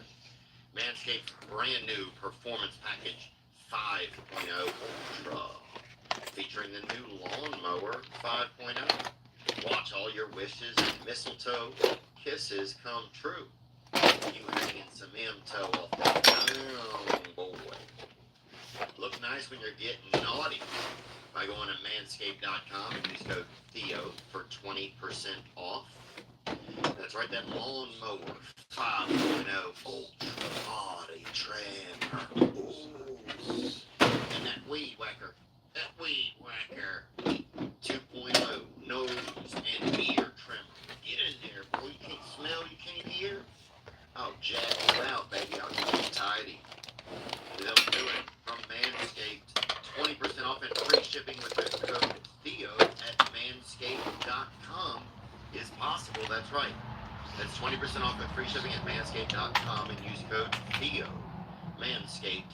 Get your jingle balls ready for the holiday. You know, you should have confidence when you're buying tickets to an event. Sometimes you go to an event and you get there and it says, oh, we didn't have tickets for this, but we give you tickets to this. We got a gender reveal, Willie Nelson reenactment. And you're like, what? All right, but you're not happy. Game Time. They won't do it to you. It's the fast and easy way to buy tickets for all the sports, music, comedy, and theater events near you. Game Time has last-minute tickets, flash deals, zone deals. Easy to find and buy tickets for every kind of event in your area. You can see the view from your seat before you buy, so you know exactly what to expect when you arrive. And you have all-in prices up front, so there's no rigmarole at the last minute. Download the Game Time app, create an account, and use code WEEKEND for $20 off your first purchase. Terms apply. Again, create an account and redeem code WEEKEND for $20 off. Download Game Time today. Last minute tickets. Lowest price guaranteed. The holidays are the busiest time of the year. It's true. There's traffic and there's bustling. And you see somebody can't do nothing. You got to help them. And you put it down a little jingle bell on them. If you are shipping orders and your business is scaling, it's getting busier, ShipStation is the answer. That's right. ShipStation, whether you're shipping from your house or multiple warehouses, it can increase your holiday profitability. ShipStation has effortless integration anywhere you sell online, including Amazon, Etsy, eBay, Shopify, and more. ShipStation's robust automations and reporting make scaling easy. As your business grows, you can save thousands in shipping costs. Get discounts of up to 84% off USPS and UPS rates. Just go to ShipStation.com and today and sign up for your free 60-day trial. That's ShipStation.com. Code THESE. Make shit happen. Is it hard for you guys to pick sponsors? I know you guys have new sponsorship with Bud Light, right? But is it, do companies come and do like Shark Tank for you kind of to present the brands or like? Yeah, kind of. So, you know, UFC's at a point now where, you know, guys come to us and want to pitch their brands or whatever it is to advertise with us. And recently, you know, I've become very involved in the sponsorship side. So, you know, I meet with these guys and you know, I just did an interview the other day with the media at the Scrum and Slap. And it's just, I'm at a point now where in my life and my career, I want to be with people I'm aligned with. Yeah. It's not just about the money. It is about the money because it's a sponsorship deal, but it's not just. I'm not going to take a bigger offer if it isn't something that I am aligned with and don't 100% believe. Fuck yeah, dude. Good for you. It's nice to be in that space, you know? And I bet we could probably all be there, but I think some of it's fear. But, yeah, I had a business guy. We were just talking about it. Were y'all? About in life. You have to have no fear. You have to have no fear. You have to believe in who you are and what you do. And just go fucking do it. Yeah. Don't be afraid to tell somebody no. Fucking water guy wants to do a deal with you and the money looks good, but there's certain things about that you're not into. Fuck 'em, don't do it. Yeah, the right thing will There will be come along. another one, exactly. And somebody that you're more aligned with. When you look at these type of things, it's no different than a relationship. If you're going to get into a relationship with somebody, imagine if you had to drop a contract with someone and say, some woman, we're going to be in a relationship for 6 years. Yeah. Oh, yeah. You have to be, it has to be somebody that you can be in a relationship with for 6 years. Yeah, you don't want to be 3 years in and be like, oh, I'm still drinking Honda, you know? Or you don't want to be 3 years in and be like, oh, I'm still drinking Britney, you know? Well, what happens too is... I didn't mean to say Rhonda. Because I'm just a fighter here. I just don't want there to be any weird energy. Okay. Anyway, good. Okay, Rhonda was sorry. amazing. Yeah, she's one of the I know greatest she's one of your athletes I've favorites. I ever know worked that's what Nicole said. She said with that all time. she named some of y'all's favorites. But go on, I'm sorry. I fucked this up. Oh, man. Sorry. No, you don't want to be in a relationship with somebody for a long time. COVID thing. It's like, you think you're in this business with you know, whatever product it is, and the shit hits the fan like that. That's when you find out who everybody really is. Yeah. Some of your sponsors. Oh, yeah. You know what I mean? So you get, you know, you're in the sponsorship deal, and the phone's ringing every day. You're picking it up, and you know, they don't like that you're doing this. They don't like that you're going through COVID. This is irresponsible. And get the fuck out of here. Get the fuck out of here. You know what I mean? When you do a sponsorship deal with somebody, you have to look deep into who they are, and you know, who's running the company, who's making the decisions, and are you aligned? Yeah. I love that, man. Yeah, because we had Robert Kennedy Jr. on, and we had a company call, or a couple companies call after that, and say, yeah, just stuff about him. We're not advertising on this episode. My advertiser was like, you guys need to take the episode down, you know? And we ended up, what's wrong with him? Nothing. That's fucking brilliant. And I've known him a smart fucking I've known him guy. for 7 years. Great guy. I mean, a neat man. Right. I've never met him. Yeah. I've only watched his stuff. And you got this whole Democrat, Republican, fucking all this crazy bullshit. He's a fucking Democrat. Yeah. Right? But now they hate him just because he doesn't believe. Like, he's a Democrat with common sense. Right. Yeah. Right? He's like an old school Democrat. Yeah. And smart guy, whatever. I'll tell you this. This is you can fucking have whoever you want on your podcast. You can do whatever the fuck you want to do. Imagine a sponsor that's sponsoring you, calling you and telling you that you can't have this guy. What sponsor? Let me think. Now I'm afraid I don't know if I remember. That's fair. But I really don't remember. Imagine, and this happened to me too. This happened to me. I posted a video for Trump, right, on my personal social media. and one of our big sponsors called and said, take that down. You know what I said? Go fuck yourself. Yeah. You vote for whoever you want to vote for. And I'll vote for whoever I want to vote for. That's how this works. I don't even care who you're voting for. It's none of my fucking business. Fuck you. Yeah. Don't ever fucking call me and tell me who to vote for. Yeah. Yeah. Yeah, I think a lot of people feel in fear these days, you know? A lot of people feel in fear that if they don't vote for certain people, they're going to lose their jobs. I mean, it's Hollywood, for Think example. about how fucking crazy that is. It sounds insane. It sounds just like... Well, it'll keep happening unless more people stand up for themselves and give them the fuck you response. Well, I'm going to tell my sponsors right now, if you don't like what I fucking have on, I'll tell you exactly what I'll do. I'll end my deals and I'll just sell direct to consumer for a lower price because the people will support you, you know? Well, listen, man, you can't, it's like this whole Bud Light deal. You know, people are talking shit now, sell out and all this shit, the fuck is it? Believe me, I'm the furthest fucking thing from a sellout. Yeah. Bud Light is the right move for me. They're exactly who I want to be with right now. And we are very aligned as far as core values go. You know what I mean? 65,000 Americans they employ. Yeah. That right there should be enough. 65,000 Americans are employed there. Why would you want to put a bullet in that brand? Off of one fucking thing. How about you go back and look at all the good things they've done? Yeah. Right? Good point. And where they really stand and what they really believe in. They take care of veterans. They take care of veterans' families and first responders' families who have fallen. And the list just goes on and on. Almost $1 billion a year with U.S. farmers. That alone is the reason you should be drinking fucking Bud Light. Yeah. So, Look, I look deeper than just fucking, you know, oh, they did this fucking can with whoever. Shit about that. They're showing right now that they're coming with me and they want to be aligned with me. Those of you that are hardcores, some of you guys are fanatical on this shit. That should be your, you know, you guys think you're all looking for an apology. They ain't gonna fucking apologize to you. Yeah, just get some risky fellas, you know, just get some, you know.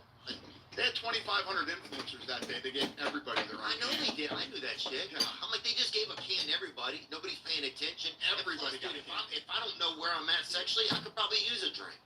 You know? That's honestly how I feel, dude. That guy's having the toughest day. That's funny. You can't decide what union to fucking be in, bro. That's a fucking issue, dude. That's a big issue to me. But no, I think, look, man, I think it's important. And you know what it makes me think? I don't look and see who, because we're in a place now where I can choose the advertisers that I want. And I never thought about that before. I never have until just now. And I can look at advertisers and see if they have some of the same beliefs and values that I do. 100%. You know, and it's important. And that is how you start to build back things the other way. I wish, And it makes it fun. Whoever Yeah. you are and whatever you believe in, when you align yourself with people, not just people that work for you and around you, but the sponsors that you're with. Yeah. It just makes everything so much more fun. You enjoy your job. You love what you do every day. And there's no bullshit. Nobody's fucking calling you going, you know, hey, don't have fucking Kennedy on your show. Yeah. Hey, go fuck yourself. Yeah.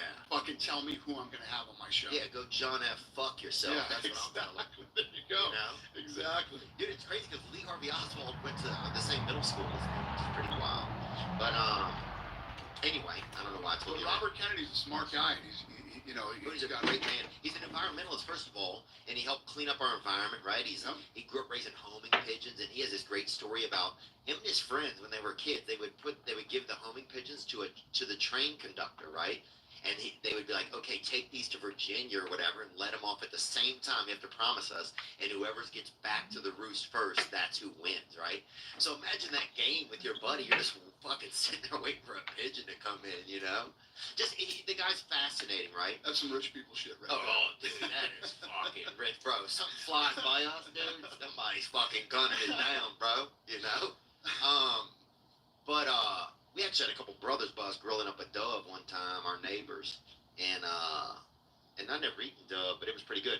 But Robert's a fascinating guy. But that's how he started caring about vaccinations. Was he cared about the environment outside of us, so then he started caring about the environment inside of us. Right. So it all makes perfect sense. But yeah, I love the guy. What about, so when you deal with, like, how has it been harder, because you guys are part of William Morris, right? I work with them, right? Yeah, They're a pretty yeah, woke yeah. company, right? Is it? Woke is woke a bit. Yeah. Yeah, I think it's woke Morris Entertainment, you know? It should be anyway. But yeah, they're fucking woke. They're always crazy. We had Tucker Carlson on the other day, and they're all fucking, I'm sure, you know, or whatever, putting on their maxi pads. But I love Tucker too. yeah, Tucker's fucking fascinating. I'm actually going to dinner with him here in the next few weeks. Yeah, it was interesting. I didn't know what it would be like. You know, he looks like a guy that, you know, gets dressed at Johnston and Murphy in the airport every day. You know, but he was really, really cool. Yeah, he's a great dude. Smart guy too, really smart. Yeah, it was fun. Listen, I don't judge people by their politics or their race or their religions or any of that shit. There's you're either a douchebag or you're not a douchebag. Yeah. And if you're a douchebag, I want nothing to do with you. If you're a good person, I don't care who you vote for, or who you sleep with, or what religion you are. I don't care about any of that shit. Is it how much have you learned about different cultures and ethnicities just having your? Because dude, you bring in there's people with flags sometimes that I gotta look them up. You know? Yeah, no, it's true. It's amazing though. It's like I learned about Ecuador from Cheeto Vera, right? I didn't know about it, but next thing you know, I know about it. I get to talk with him. It's like, yeah, thank God I got that right too, because that fucking flag. I got it wrong. I questioned it. Cheeto Vera's a great dude. He's fast. But it is. It's. There'll be nights that we'll be sitting there by the octagon, and I trip out. I grew up a big Bruce Lee fan, right? And when you watch Enter the Dragon, it's basically the premise is this fanatical guy got all these people from around the world who are supposed to be the best martial artists in the world. He brings them to one place to fight. That's a movie? Yeah, Enter the Dragon. Enter the Dragon, I've heard of it. You never saw Enter the Dragon? I never saw it. You need to watch that tonight. You go home. All right. Yes, sir. Enter I will. the Dragon. So this guy brings them all to this island. Hmm? The guy ends up being, you know, bad guy, he's corrupt or whatever. And Bruce Lee kills him. Sorry to ruin the movie for you, but I'll still watch it. Some nights I'll sit there and I'll think about it. I got this guy from China fighting a guy from Kazakhstan. I got this guy from Brazil fighting a guy from France. You know what I mean? It's like it's like I grew up loving Enter the Dragon and that whole concept. And now here you are doing it. Yeah, it's pretty fucking cool. Dude, laughter and left hooks, those are universal languages up there. It's true. I agree. Because it's crazy. Imagine two guys that can't even speak to each other. Then you put Keith Peterson in between them as the mediator. And no offense, I love Keith. He came to a show in New Jersey. He knows I love him. And but if that's the fucking moderator, and then they can't even speak, but they're fighting, it's kind of a beautiful dance. The whole thing is a beautiful dance. You have these people from different parts of the world, right? And they're training, and they're trying to become the best martial artist they can be. And somebody on the other side of the planet is doing the same, and we can actually put them together to see who is the best. It's fucking awesome. Dude, that's got to be so high, man. It's awesome. Have you had trouble? Do you ever have trouble? Like I have trouble a lot of times feeling proud of myself. Is something I've had trouble with? Has that ever been something you've dealt with? Does that make any sense when I ask you that? I'm never proud of myself. I always look at things like we're not even close. People ask me all the time, do you ever look around and say, oh, wow, look at it? Nah. I'm always like, what's next? What's next? What's next? Yeah. Why do you think that is? Do you think, because I'm that way too. It's hard for me to feel kind of where I'm at sometimes because I always have some vision or something, you know, that needs to be done. Yeah. Do you think that comes, because I notice it's a commonality amongst some folks. Do you think there's any, are you able to get in touch with any of that and think about that at all? I don't give a shit. I just keep plugging, man. There's just so much more work to be done. I just want to do as much as I can do until I can't do it anymore. Dude, I'm so thankful that you said that about the advertisers because I don't even think about it. We advertise for a lot of companies, right? And we can have an effect on how well they do. We've helped build some big brands, and to think that I should know what some of their thoughts are and their beliefs are, so that I can align them with mine. Fucking, that's cool. That's a way that I can help contribute towards in the and have fun doing it. Yeah. You know, you help build their business, they help build yours. It should be a great relationship, and it should be a good experience for everybody involved. Yeah. But I can tell you from experience, if you end up with the wrong one, there's nothing fun about it. And actually, you end up in a bad relationship. It's like any other bad relationship between you and a woman or whatever it could be. Have you guys struggled with that? In a bad relationship. Yeah. Have y'all struggled with it? I mean, it happens. Yeah, it's happened a couple times, but yeah. Oh, Peloton was We just got an update. It was Peloton was it for people who wanted an ad out. Peloton. And meanwhile, you have RFK. So Peloton, what do they sell? Fucking bikes, the stationary bikes. Yeah, dude. Peloton sells stationary bikes, and they got a problem with Robert fucking Kennedy. Fuck you, Peloton. Who the fuck are they? Yeah, first right? Are you fucking kidding me? Yeah. Fucking Peloton calling, bitching about Robert Kennedy. Yeah, dude, you want to go nowhere? Who's the CEO of Peloton? I want to see this fucking. I want to see this fucking lamb, dude. Hey, you know what gets you further than Peloton? Hitchhiking. How about that, dude? Barry McCarthy. This fucking wiener schnitzel, huh? Let's see Barry McCarthy. Oh my god. Oh yeah. Oh fucking yeah. Barry McCarthy looks like that guy. 100%. And if you're just listening at home and you're thinking of what he looks like, you're right. He looks like a douchebag. Yeah, dude. 100%. Where's he from? Oh yeah, he looks like somebody that eats his own skin a little bit at a time. Yeah, he is. Who is he fucking? He called me up and said this guy was complaining about something. I'd say, oh fuck. San Francisco, California. There we go. My boy. Ring-a-ling, dude. There you go. They've been giving Pelotons to fucking vagrants, so that's how they're not leaving. Yeah. Fuck you, Peloton. Yeah. Do we have Pelotons in the gym?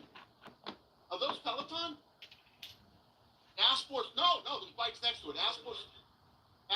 Yeah. We're getting rid of them. Yeah. We're getting rid of the Pelotons. Yeah, and if they ever mail me... Sorry, he's going to kill himself, but we're getting rid of the Pelotons. Pelotons are out of the gym. Whoever thinks the most can fuck that, I know, but they can't use them either. That's what you do. That's what you do. You stop fucking using their products and you fuck them. Yeah. And tell them to go fuck themselves. And that's the same thing for me. Like, if somebody's telling you that you can't vote a certain way, if somebody's telling you that if your boss make a video and fucking blast it. Imagine that fucking dork fucking picking up the phone, calling you, and telling you that you can't have Robert Kennedy, who is a Democrat, by the way. You know that guy's a fucking Democrat, right? Telling you that you can't fucking have him on your show. Who the fuck are you, Barry McCarthy? Yeah. You think you can pick up the phone and call anybody and sell fucking stationary bikes for a living, you fucking clown? Fuck you. Yeah, fuck him, dude. God, dude. And what is he fucking? What is he? He's probably middleweight. I'll fucking cut 40 pounds and fucking. That guy is the typical fucking pompous, arrogant fucking douchebag that I cannot stomach. It's people who don't know. Yeah, it's people that think they know what it's like somewhere and they've never even been there. It's the story of a lot of our country these days. But I like this. It gives me an avenue to feel like I can fight back. So I appreciate that. You have to fight back. Yeah. You can let that fucking guy tell you what to do? Fuck no, dude. I will cook that dude's fucking. Look at this. There he is. That right there tells you exactly what fucking Barry McCarthy is all about. Peloton just laid off 500 of their employees in their 4th round of cuts this year. Yep. You know what, everybody listening? Fucking fuck Barry McCarthy and Peloton. Okay? That's what a stand-up guy Barry is. Yeah, dude. And that's why he ain't, fucking. No wonder. Let off 504 of his fucking employees out in his 4th round of cuts. Yeah, what's lamer than watching your husband get on a bike that doesn't go anywhere, huh? What wife is like, oh, I'm so proud of this guy. That's like my dad, man, right? Get Borsari in here right now. I need Borsari in here. Yeah, get him. Yeah, is he a bicyclist? He has to. If he isn't, why does he look exactly No, he's not. like He's a workout freak. I'm not bullshitting you. You can film us. Yeah. My guys are going to take the Pelotons out of the gym today. Yeah. We're getting rid of them. We're going to go throw them in the fucking garbage today. I'll be happy to toss him, man. We're throwing the Pelotons in the garbage. We're throwing them out of the UFC gym. I'll be happy to toss him in. What about when you talk about star building? You mentioned earlier, and we'll do. I know you're amped, and I appreciate it. Do what? We're gonna throw this Pelotons out. Oh yeah. No, that's a fact. Yeah. Look, I'm almost excited. Yeah, fuck that guy, man. You know what he did? They ruined my day. The advertisers calling. They want it down. There's advertisers upset. They ruined my fucking day, and I was already having a shitty day that day, and they fucking made it just a nightmare. It was like 7 o'clock at night. You got to take it down, and the episode had been up. Yeah, it's a shit show. But yeah, screw them. You talked about star building a little bit ago, right? You mentioned it. What is it? Is there a toughest class or even gender? Is it tough to build like female stars? Like, what is that kind of like? Star building. So, if you look at the Contender series, right? I create lots of different content to build stars. The Contender series. You have Looking for a Fight, The Ultimate Fighter, which was the greatest star building show in format of all time. And I'm literally doing that same format right now with Power Slap. We bring guys into a house, you find these guys, you bring them into a house, they live, eat, sleep, and then compete against each other. And what it does is it does a few things. While you're showing the world who they are on television or online or whatever it is, it's also a pressure cooker. They have to deal with pressure and competing over and over and cutting weight. Then there's a camera in their face 7 days a week, 24 hours a day. It's like media training at the same time. And what always happens is no matter what, the best always rise to the top. It is fascinating. All right, so this is Craig Borsari. He's my head of production. I know Craig. He's friends with I know his neighbors. Yep, there you go. Oh, Craig is very friendly with all his neighbors. Craig is an exceptional guy. So, he was in a situation where he had Robert Kennedy Jr. and an advertiser called, told him, get rid of that, you're not posting that podcast, take it down, blah, blah, blah, because he had Robert Kennedy on, right? It was Peloton. Okay? Well, do you know who Barry McCarthy is? No. Barry McCarthy is the CEO of Peloton. Let us see Barry McCarthy again. Can we see him again, please? Yeah, pictures of you and Barry McCarthy together, actually, right? Is that Pelotons that we have in the gym? They're going. We're throwing them out. Yeah. Get rid of them. That's Barry McCarthy. This is the fucking guy that called and told him to take down the fucking... We had an episode of... Does that look like the guy that would call and bitch about Robert Kennedy Jr.? He does, doesn't he? Who is that? Yeah. Yeah, he does, huh, a little. I don't know Tim Cook. I'm just agreeing with you. I don't know him either. Look. Oh, wow. Okay. Yeah. They're gone. They're going out today. Yeah. Yeah. Yeah, I saw the dude. No, you just got to use the assault bikes now instead. Yeah, huh? Those are tougher anyway. Way Are they tougher. really? Way tougher than Peloton. Step up. If I asked you to guess, so he called and he wanted Robert Kennedy Jr. taken down, right? Threatening him on his podcast, right? Yeah, they were about to go public. I think their company was about to go public or something. They're like, this could ruin everything. That's what our ad agency said to us. They're worried this could ruin everything. It's fucking 8 o'clock at night on a Friday or something. Fucking imagine that. And they made us go take an older episode down because of something he said recently in the news. This was like a year and 2 years ago. Where do you think Barry lives? Where do you think he's from? Just look at him. Yes, huh? And listen to the conversation and see if you can tell me where Barry lives. Yeah, he probably lives. Greg? Yes. Oh! Fucking ding, ding, ding, ding, ding. Oh, dude. Hey, you just Barry lives in San Francisco. Oh, you just won 4 Pelotons. Congrats, you just won a whole fucking line of Tell me about Pelotons. it, bro. You can line them right up in your house. Those are going right in your house. Congrats. Does, huh, little. I don't know Tim Cook. I'm gonna have to disagree with you. I don't know him either. Who's Tim Cook? Look. Oh, Apple. Okay. Pelotons are gone. They're gone. Yeah, they're going out That's why today. I gotta go bike on the road now. Yeah. yeah, I saw the dude. No, you just gotta use the assault bikes now instead. Yeah, huh? Those are tougher anyway. Way Are they tougher. really? Way It's time tougher to than step up, Peloton. It's time to step up. If I asked you to guess, so he called and he wanted Robert Kennedy Jr. taken down, right?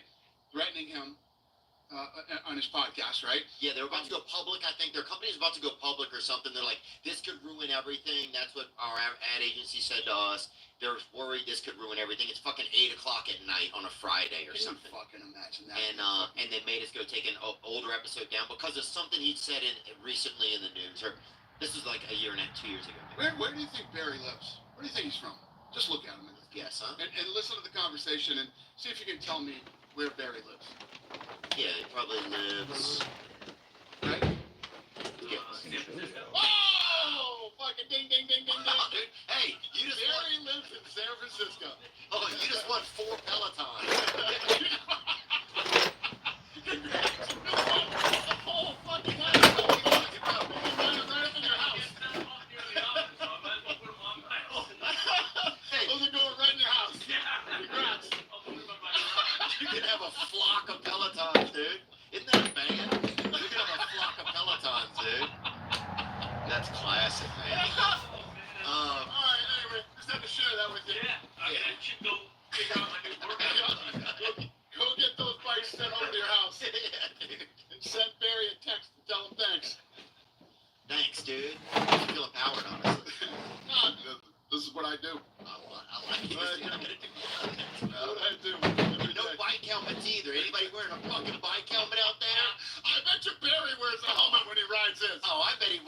terrorize his wife, dude. You fucking come around me with a bike helmet, dude. I would rather get a concussion and die than be seen in a fucking bike helmet. So That is awesome. anyway, what's it like? We'll switch out of this world a little bit. What's it like being a dad? You have a couple children, right? Yeah, I got 3. I got 2 boys and a girl. Was that scary when you first thought about being a dad? Yes, very. Wow. What was? Were you already having success at that point in your life? Because I don't know a ton about. So right when we bought the UFC, I had my first son, my oldest son. He's 22 now, and Dana Jr. No. Yeah, Dana Jr. Yeah, and then a year as soon as you could be with your wife again after being pregnant, she got pregnant again. So my boys are less than a year apart. So I had 2 kids right out of the gate. Yeah, it was. 2 kids right out of the gate. Then they said after my wife had a tubular pregnancy where the baby gets caught in the tube and the tube bursts, and they said she couldn't have kids anymore. So we were like whatever. And then 5 years later, she got pregnant with my daughter. Just miraculously. Yeah, that's why I call it the miracle baby. Yeah. And what's something that you like about each one of your children? Is there anything that you admire about each one of them? My oldest one is fun-loving and you know, a great kid. That he's like a meathead. He plays football. He loves to work out. And he's in a frat, at USD, and all of his buddies are fun guys. And they're actually having this fraternity auction. They're raising money for the fraternity next week, so I'm going down there and going to their auction and all that shit. Beautiful school too. Then my younger son is very artistic, very talented. He can play any sport he wants to play. He's really good at anything. But all 3 of my kids are really good surfers, snowboarders, and my younger son loves to skateboard and all that stuff. So he's actually working for a company that Lorenzo Fertitta and I own called Thrill One, which is we own Thrill One. Thrill One. We own Ridiculousness on MTV. You own that? Yeah. That's their only show. Yeah, it's basically the Ridiculousness Network. Exactly. Ridiculousness. We own SLS Skate League. We own Nitro Circus and Travis Pastrana's Nitro Cross. Oh, nice. Yeah. So my son works for them. Oh, he does. And then my daughter is 17. So he's the artistic one, that one. Yeah. And they're all athletic. He's the artistic one. And what about your daughter? My daughter, she's a cheerleader. Oh, she is. Yeah, she's still in high school. She's a junior, and just getting her ready to figure out which college she wants to go to and all that good shit. Being a girl, for you, was it easier being a girl or boy dad? Did you have any? It's tougher being a girl dad because I didn't really give a shit what the boys did. They could do whatever they want. Drop She the can't do socket in an So, engine bay as once a and dad, you have spent 4 to days looking sort for of it. oversee and protect your daughter more than you did your sons. Interesting. And is that naturally, I don't have any kids, but I would like to, and so does that naturally just happen in a man, you think, when you have a daughter, it just kind of shows up more? 100%. I dated a girl I remember in high school, and her dad was a fireman, right, and I broke up with her, and he fucking made me eat, like probably 5 hot dogs. I remember he was fucking mad, because I went to another event with her, and it was like this weird energy, and he fucking sat there and made me eat as many as I could. It was just... Hot dogs? Yeah. Just like unlimited Franks, man. I'm trying to figure this one out. He just wanted to fucking put me through something, And I picked up somebody who's bad fucking pork while they're sitting there, It's just a lot, for me when I was a kid. I didn't have a lot of... It was a lot. Are you sure you can do this?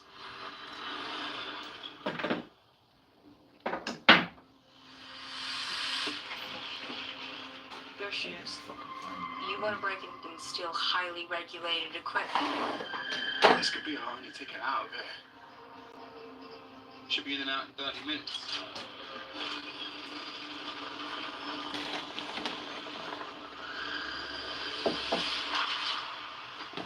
Welcome to the Romulus Space Station.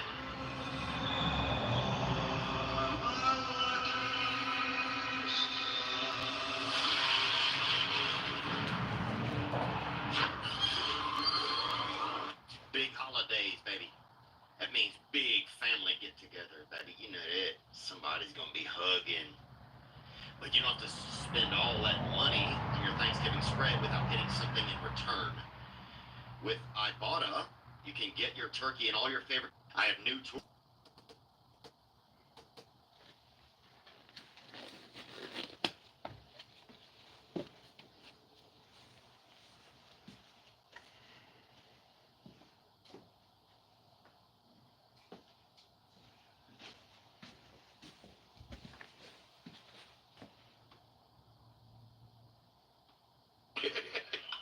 We can sit here and say nothing. People will be like, unbelievable.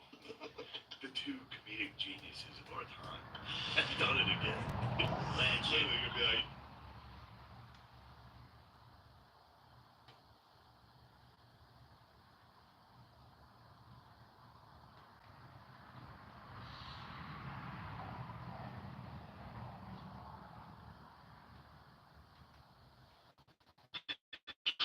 hello.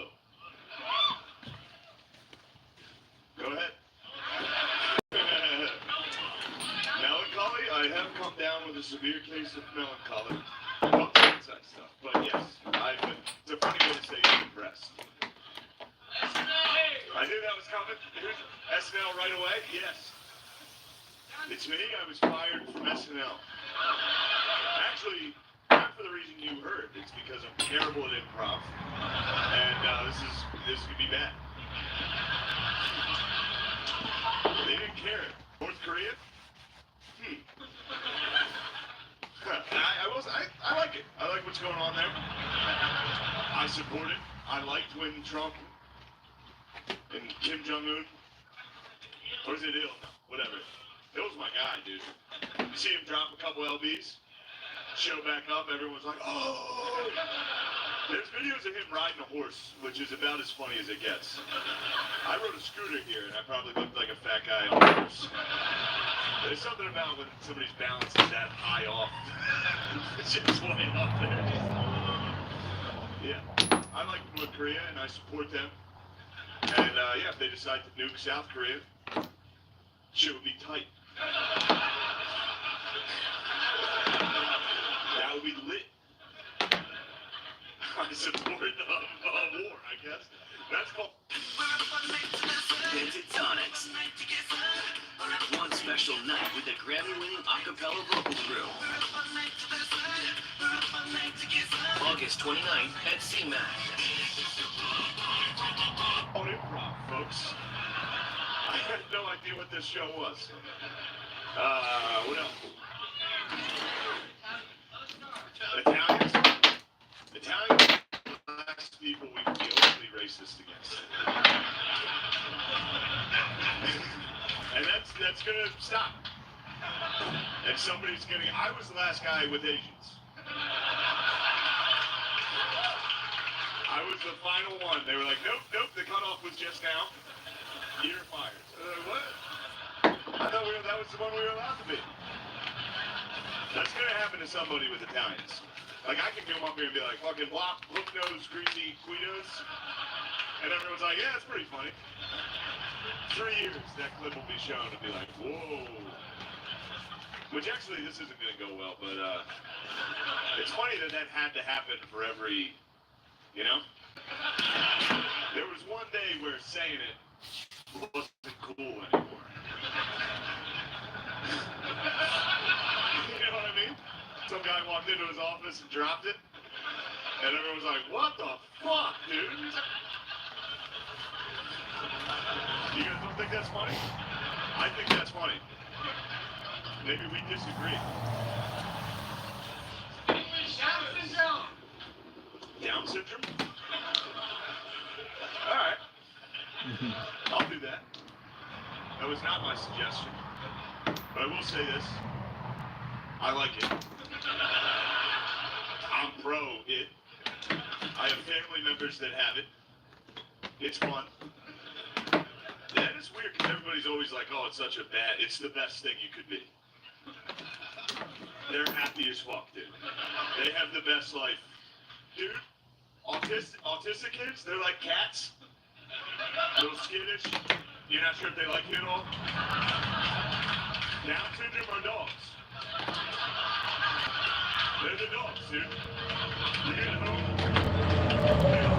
Somewhere they're like, where the fuck have you been, dude? I got so much to show you. This is gonna be the best day. Tell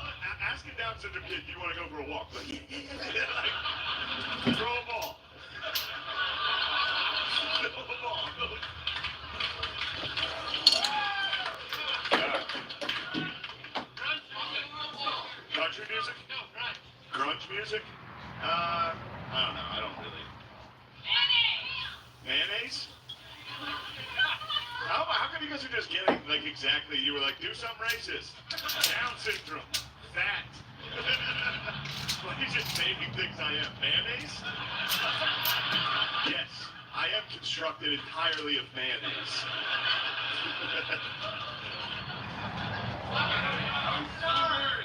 Sunburns? Alright, somebody in the back. These fucking Nazis in the front. Jerry Jones? I like, yeah, no. Someone say Titanic? The Titanic? Yeah.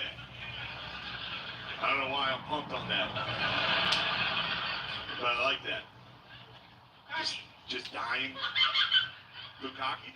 Hold on, I want to think about Titanic, because that's pretty funny. It's funny to be like, let's go on a trip, and then you die.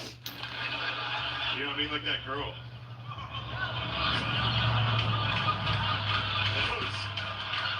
That was kind of her Titanic. Except Jack got Rose this time. There's only room for one on the van.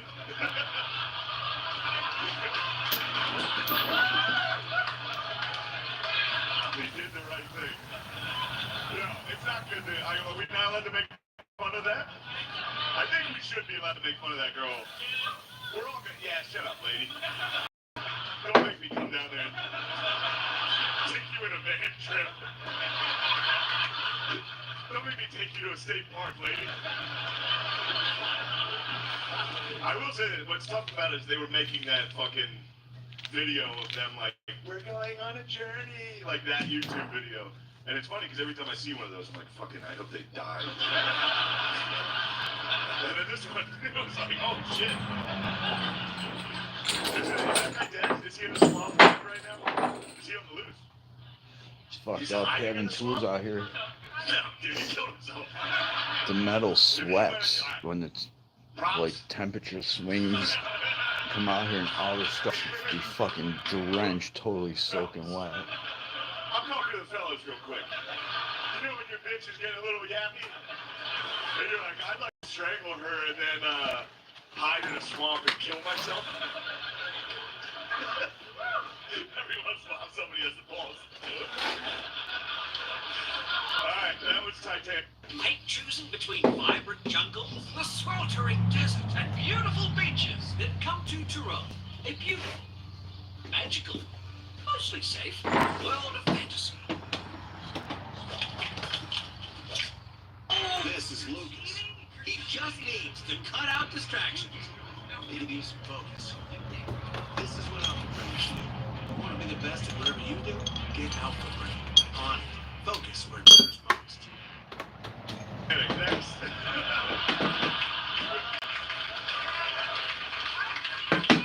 I got a couple more, and then we got barbershops. All right. I don't know. Barbershops is tough. I've been going in there. I'm like balding, so it's very difficult. People, I don't know if it's that funny. No, that's not funny. IKEA? I'll tell you what, I like IKEA. Putting it together makes me want to take my girlfriend on a trip in a van. And they're not the most, like, sturdy. I'm fat, so, like, you buy cheap furniture constantly. Everybody's buying cheap, like, we built it ourselves furniture. And I gotta come to all my fucking hip, skinny, communist hipster friend's house in New York and just shatter couches. I'm like going through couches, dude. I haven't thought about it till right now. I swear to God, I broke 2 couches in the last year. Just sitting. I sit hard, dude. I pop. Kobe. Hold on. Well, gentrification's funny too. Well, Kobe's not funny. I will. Kobe, my friend Ari Shafir got in trouble. He's great. But my friend Ari tweeted a video when Kobe Bryant died that was like, fucking rapist died, or something like that. Sounds like it's not funny. And I get it. I didn't think it was funny at first either. But then, never mind. I shouldn't have brought this up. I didn't think it was great either at first, but then like Tommy Bell started getting bomb threats, and I was like, all right, now it's fine. Now I understand why that's kind of funny. Gentrification. I don't care.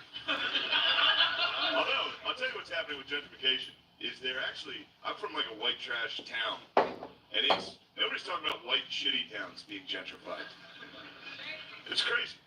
My whole town used to be all dog shit. Now we have a Chipotle. That's in white neighborhoods. That's the sign, dude. Black neighborhoods, you get like a cupcake shop and fucking hipsters. You live in a white trash town, so you get one Starbucks or one Chipotle. Next thing you know, your whole town's gay. I should stop. Jeremiah, where's Jeremiah? Yes.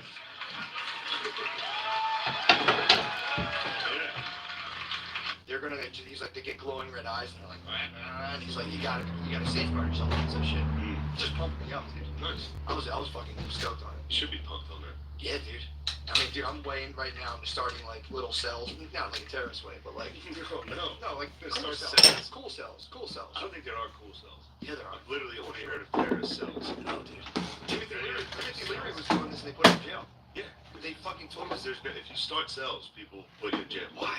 He was a conservative, dude. He was just trying to work the land with his family, dude, and they put him in jail. Yeah. I hate when you try to work the land. That's bullshit. They love the land. It's bullshit, dude. Yeah. I'm getting back to land, dude. I'm forming psychedelic You cells. grow a single thing, dude. What? You've never grown a thing in your life. It is true that I failed at growing weed twice. One time it came through. It was just kind of like sparse and airy. Yeah. Dude, because they kept me from the fucking rain. I'm true. I'm sorry. It's within my Can't wait picture for you to myself try to to have a work the green land. throat. Yeah. Dude, I'm all like with houseplants, they fucking die. Yeah, houseplants are I was good at working Helicoils. cacti. Obviously pretty easy, but Strip out the threads on something like an engine or a cylinder head where you really can't get at it to get a proper It repair. was fickle. It was a fickle plant. You use these things to fix it. Nice. Alright, well, I'm sorry. No. That's a fucking hot point of mine. You know how many plants die on But yeah, dude, it's coming. They're gonna decentralize the media. They're gonna lose their social control. It's coming. People just have to hold out and stop being like, everything's. It's like, it's so fucking sweet. You can't be a bitch. You can't fall for all the bullshit, dude. That's it. Heard that. Everything's fun. Shut up. Yeah, everything actually is pretty sick. It rules. Shit's gay, no doubt. For no sure. diggity, no doubt. Sure. There's But it's a gay. facade, dude. It's a facade. It's a facade. Shit's actually straight as fuck. Look, I've seen the other side. You've seen it, dude. I've seen death. You saw God. I saw God, dude. Shit rules. God rules. People need to Colors swirling around, just your dad sitting there. Awesome. Your dad, you love. I love you, Dad. Up and trying to get Love you the so other much, stuff Dad. and Fucking off. love you, dude. Love you, Can't Mom. wait to die with Love you. you, Mom. Thank you, God. Mom, you weren't up there? I'm sorry. I'm sorry. I fucking hate when we love the family. We love God. They Hate it, dude. Yeah, God was up there chilling. For sure. Yeah. Who do you think produced the whole thing? Dude, did you fuck that? Where were you? We should slide on the Patreon, dude. Hold on, before we do, I did want to talk about you on stage last night. Impact. We did our show. If you ever We wanted did our the Gilliam black show last ones, night. I'm not sure what the anything next one is. black. But when it's up, you guys should make an effort to Is come for to an it. impact gun. Every single one. I'm not a type Really of person to be kind of a listen to softer EDC, metal. Epic. Dude, every single one of those I've been to so far. Put these chrome ones. If you use chrome on an impact gun, they fucking split really easy. Yeah, it's just that vibe, dude. But yeah, Bobby and Voss's Done it intro. a bunch of times. Discuss it. No, you can't. Didn't have the right size impact socket and grabbed a chrome and He it was just fired. He was getting fired up in fucking the green room. snaps him. Everyone's, people are talking Patreons and stuff. Bobby and Voss in a green room is it is the funniest thing. It's two old dudes, non-stop shit talking. They don't stop. And they critique every one of their own jokes. Yeah. It's so fun. It's non-stop. It But was funny seeing them pick at each other. yeah, I didn't think I could do stand-up. Another one of these I in was the like, house. that's a trip, dude. True. That was one of the things. I was like, did I lose everything? Got out there, it was great. I used my crutch, my strongest crutch, dude. I brought Matt out with me. We smashed up. We had fun together. We had mashed up. It was great. While we were up there, I mean, dude, are we not a comedy machine? Last night, I walked home last night, I'm like, oh, we're basically a push-button comedy machine. We went out there and just, what did we do, 20 minutes? easy. We did two 10-minute Half an hour, sets. probably. Yeah, Probably 2 50 minutes. But it was, That was I so knew, I just tossed moves. I knew some of your jokes. It was You were throwing some no looks. But I tried to toss an oop and Matt misinterpreted it. Instead, it came down with you slayed. You broke the net. Man. I broke the backboard. Broke the backboard. I threw him an oop because one of his My business son ideas. We talked business. Yeah. One of his old jokes was he was going to start Uber for girls that want to get the pussy, and it's just him. He just receives the notification, and he drives to your house, and so I was up there. I was like, "You got some business ideas?" Like, dude, tell me that one business idea you told me. And he just looks at this audience. It was a sold out crowd, and he was like, Old SK ratchets. "My children, 4 children, Good $100 each. No, Used. that wasn't it." Absolutely gaped My that shop, audience, my dude. shop used Dude, to it pay was. money, We both but they started closed crying up, so I grabbed them. Yeah, it was, dude. That was so fun, man. Yeah. And just going off on that for like 5 Dude, minutes of the childhood names, dude. This is an inappropriate joke. Yeah, it This is is. gross stuff. I mean, when you're live, When you're live, it's chill. Yeah, but when you're live, it's fine. we were just talking about like if you know how most stars have like porn names. Probably Like, do you think child? Do you think they get porn at least this many more in the house. Yeah. Same exact one. I know on this stuff. Yeah, I know on here it sounds like we're this is junk, but it was. And that's not something we like to joke about. Not at all. That type of stuff isn't funny, but pedophilia, ephebophilia is not a joke. You know what ephebophilia? no. People who are into women aged 15 and 19. 15 and 18, I believe it is. Ephebophilia. What? Dude, I was also joking, like thinking to myself, like if I woke up right now back at that fire, just like, oh, like, oh no, I'm still here. Oh. Like this was a hallucination. Yeah. Fuck, dude. Yeah, it was. You've been hallucinating since you smoked K2 and then thought for you were years. dying. Yeah. It's your second ego death, by the This way. is well, yeah. No, that one I thought I was dying. So you, like, I was you conscious. were there. Being like, Yes, I think I'm having a That's heart no fun. attack. That's panic attack. Yeah, That's yeah, that's all that was. Fine line between an ego death and a panic attack. That was a totally different death. That was a real death. You were dying. That was a well. It was The one I real thought death. I was dying. I was like, I can't go to the hospital for weed because that's gay. Even though K2 definitely you could have gone to the hospital. Rotator ratchet, No, really the good for mushroom tight one, I spots thought where it you was- can't get there was no moment where I a was swing like, at oh, this all. is It just mushrooms, does it it's like it it's was turning the handle. 100%. You had it for a while. It's and a it just Black Hawk gets away from Proto you. too, which is really when I had super it, high it quality, very While I really was good. like hallucinating, and I was like, every 5 minutes, I'm like, whoa. Fairly expensive. I can't remember I how much think I everyone paid for it, was but yeah, it's called a rotator I was ratchet. trying so hard to keep it Tight together. spot where you can't And I really was working no so room hard to swing a ratchet. because I could have easily been like, You do have a very one guy did do mental that. foundation. One guy did do that. Really? No names, but one guy went in his room, got in his underwear, and was hollering. Very funny, yes. Someone who it's always very funny to me to watch people who are like, this doesn't affect me, and then come out and tell you why they're not like. They're trying to explain why they're not tripping while they're obviously tripping, and dude, it's so funny to watch. Like, and I know this move. I've done this myself. Where I go like, I'm going to bed, and I'm like just out of my fucking mind. It's like I did that one time at like 8:30 on a Saturday night, like. I'm gonna hit the sack, guys, and then fucking lay in bed like, oh. That was the one time I fully came to grips with the fact that I was an animal, and I was like, whoa, fuck, dude, I'm a fucking animal, dude. I'm no different than a bird on a branch. These fucking speed wrenchings, I've never seen a single person use these ever once in their life. I was like, there it is. Yeah, I'm Bush, guys. Catch you tomorrow. I was like, what? Yeah, the one guy. I was like 21, just being like, I'm gonna turn it Super in. old. One Yeah, guy was from the sitting at the 50s. fire, and he was like, this shit's not working. I'm going to bed. Half an hour later, he came back down. I was like, playing around. He's like, this shit works. It's like, it works. Man, that's the best. Yeah, there's so many people trying to like, not me.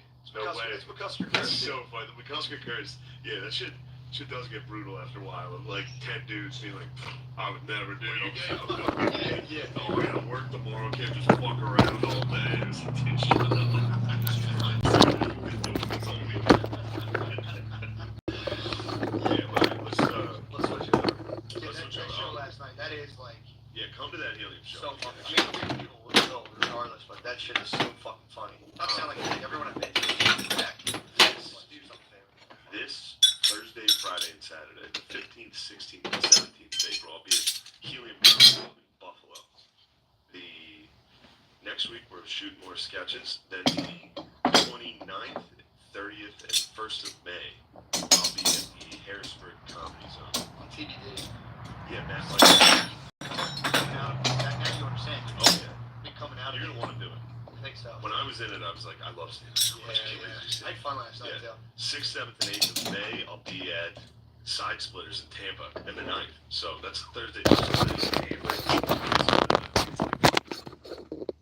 9 shows. So many fucking shows. Hopefully, I don't know. There's so many shows. I think on Saturday there's 3. It's Florida, dude. I think on Friday and Saturday there might be 3 shows, which that's tough. Jesus Christ. 13th, 14th, and 15th. All of America. Dreaded All of America. You're going back. Dude. Is that where the petting zoo was? No, there's an aquarium there.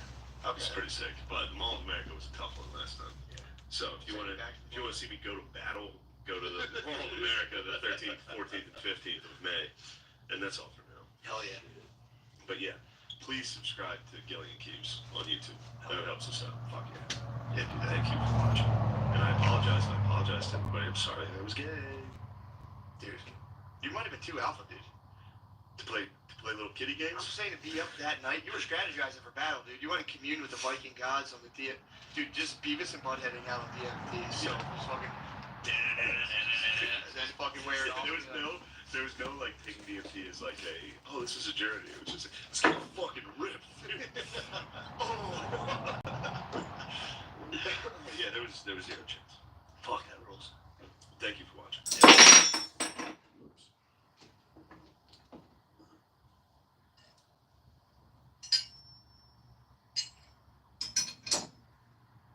Sitting through the bottom of the pants. Your brother was playing video games and Umbros, you just see his nutsack, you're like, Jesus fucking Christ. You were a laughing stock if you wore Umbros. Yeah, you wear soccer. Yeah. You're a foot fairy. You're a soccer kid. Yeah. Foot fairy. Yeah, soccer pack. But then, okay, to answer your question ultimately from 30 minutes ago, he had a corporate law firm where people from China were like, let us get in on that Ukraine money. 2 viewers. I'll be back. Coffee. Fire it back up when I get back in. He was talking to Xi Jinping or whatever, and then he was like, oh, my son's here talking to some weird Show my setup. It's actually trashed. That was literally his narrative book. I just recently started bringing the stuff back out from the house because it sweats out here so bad. It just rusts the shit out of everything, especially impacts. Something about impact sockets, they just are fucking insatiable rusters. But with the weather swings, it'll come out here and there'll be fucking water on everything. So it's a bitch. Every fucking season I gotta take them into the house and then bring them back out. So it's trashed. I used to have it set up.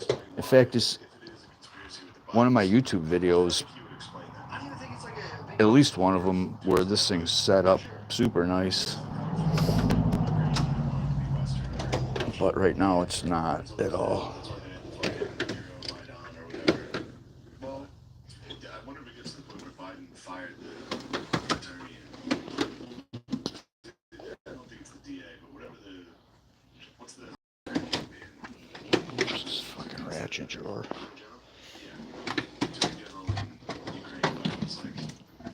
shut down corruption in Ukraine, get rid of that guy. Or we're going to withhold $1 billion. Allens, fucking socket Allens, and Torx. Locking drawers and shit. These are empty. Didn't get them filled yet.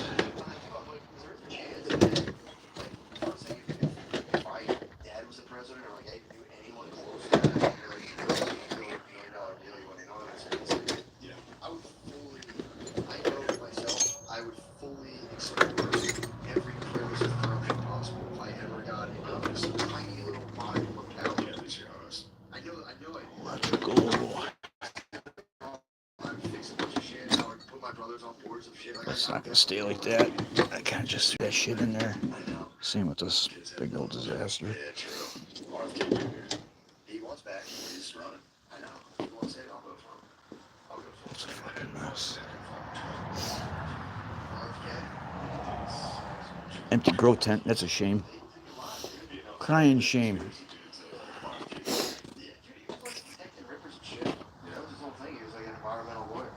He's gonna be another one where we're talking like a young voice. You have a boy talk. Yeah. The voice is tough. The voice is tough. People aren't going to trust him. No, the voice is tough. Unfortunately. He needs his father's fucking... We're getting gushers down at the Target. What can you do for the Target? I watched it. I'm going to say that. I watched JFK, Oliver Stone again. Yeah, so good, dude. Yeah, it's crazy they killed him. It's crazy. When you look into Lee Harvey, I saw it. This thing's pretty awesome. Fucking gas weed whackers are the worst, especially now with ethanol gas. Oh my god. State Department paid for him to come back. Every other year, you'd have to get a new one. He came back. Interesting. Yeah. That's weird how that worked. Probably nothing much more interesting, I don't think.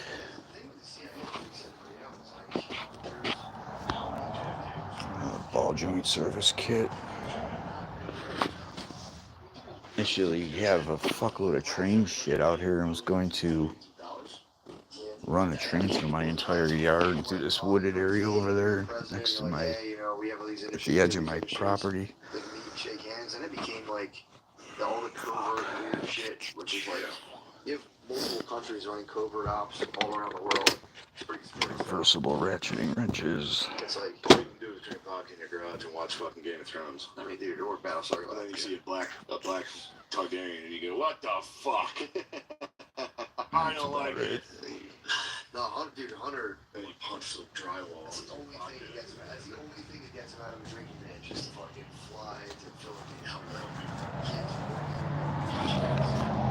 I talked to my kids in France, but I got you. Yeah, don't worry, I'll take care of you guys. Not bad, you know. Is it, when you start thinking, like, hey, what if these guys? These are weird wrenches. I grabbed them from the Europeans that put in the equipment. Had left these specifically to work on the equipment, but nobody liked them. They fucking suck. They're called Geodor, made in Germany. I mean, they're okay for like light, medium duty, but nothing serious. They're shitty. Geodor, but some people love them though. Fucking Europeans are crazy about those things. Sister dies. You're. Weehaw is a European one that's super fucking good. Weira, another one, European, super fucking good. Ultra expensive though. Set of rent. They're like Snap-on prices. Way overpriced. I don't even think I have a Weira or a Weehaw wrench. I have a couple socket sets. A metric and standard, and they're actually super nice for working on industrial equipment. These little carry sets, they're actually in the house. So I've never had that happen before. It's kind of a long intermission there.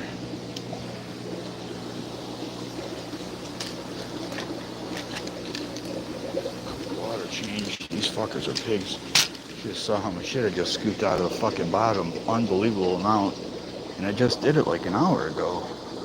I'm telling you, within 1 hour, that entire bottom will be full of crap again. And the one just had a fucking foot long going. Looks like some kind of record. Biggest poop I've ever seen.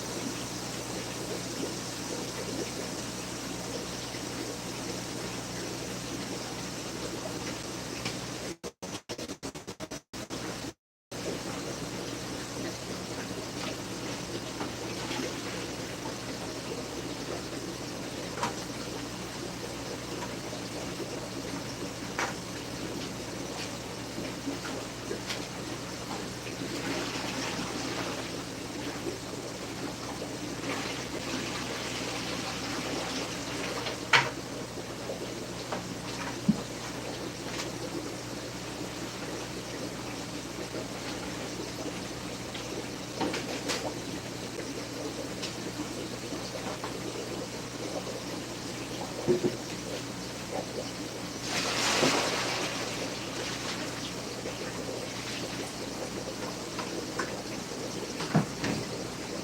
poor something. I'm working the fuck out of it. It actually broke on me yesterday. I spent 5 hours working on the goddamn thing. It's so old, the fucking plastic base is just crumbling. The plastic's all brittle on it. Fucking plastic.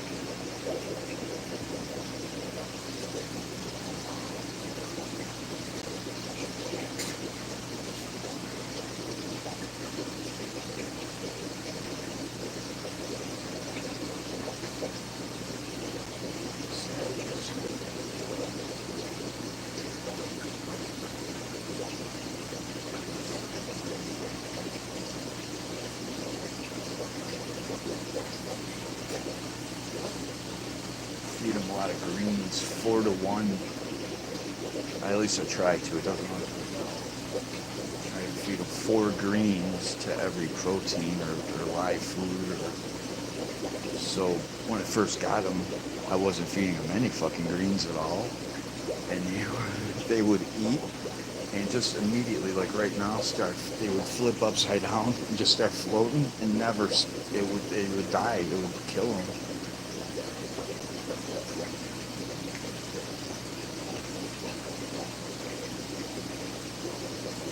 The third one, I did a little research. Give them a lot of sweet peas. They fucking love them too.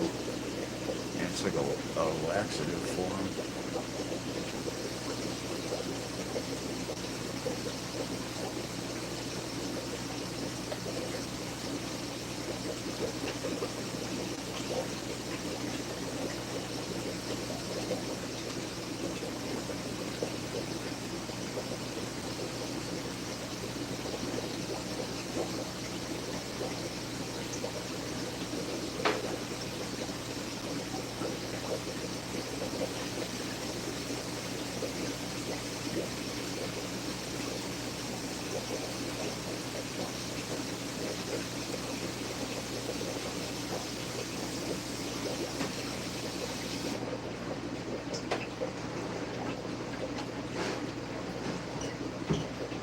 Also, had the tank too cold.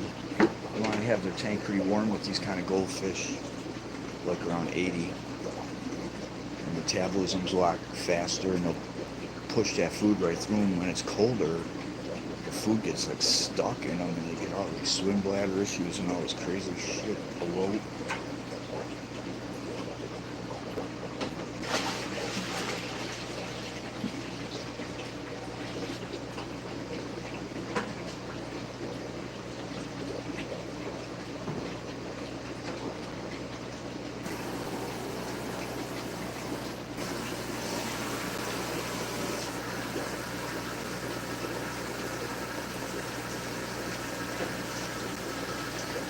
These are Oranda goldfish, which are like fucking never aggressive.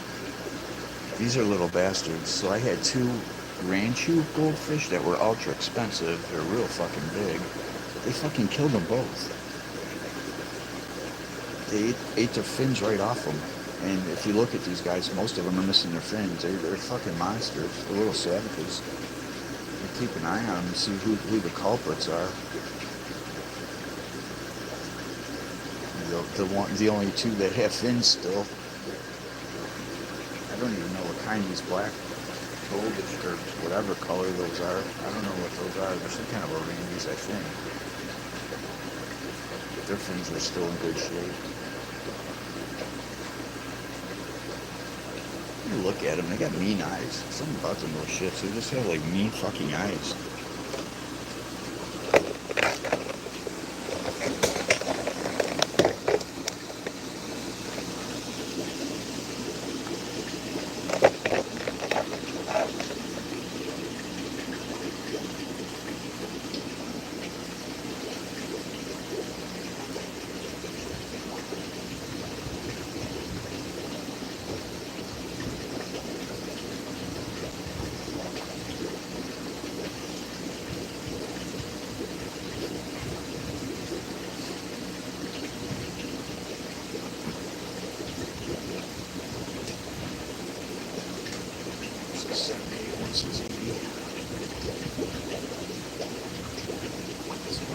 as I like to go. I don't go any lower than 78, hopefully. Sometimes water changes will fuck you if you're not careful. You gotta watch that. It's really okay to use warm water. Try and make it the same temperature. In fact, I would think warm water would have a lot less chlorine and shit in it because it's been sitting in the hot water tank cooking. I got other shit in it though.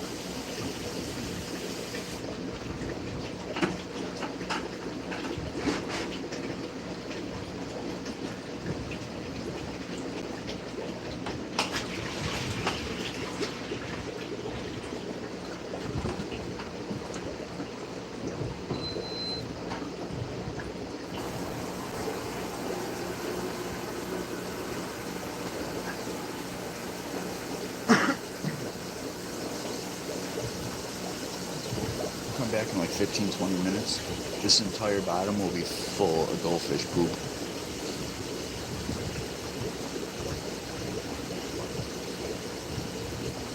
They have basically no digestive system. It just goes right through them. Everything you eat is within minutes. Unless you're like constipated or bloated or something else is going on.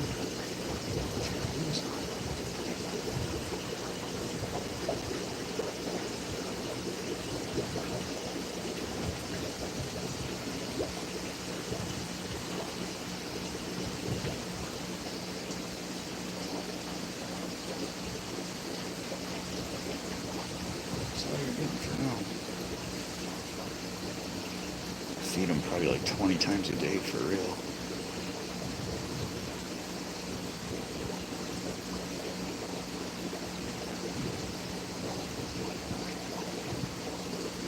Yeah, their tails are all fucking missing and chunked up and missing fucking sides, missing fins. Some of them are missing their dorsal fins. Some of them are missing their fucking pectoral fins.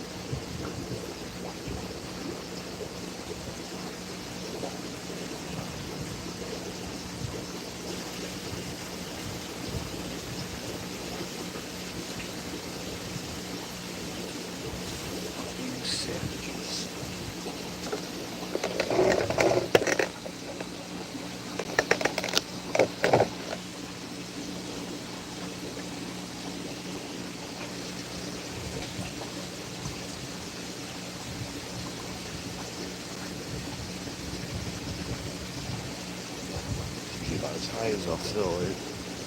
These fancy goldfish, I guess they really don't like a super tall tank. Try and keep the water down a bit for them. Makes it easier on them.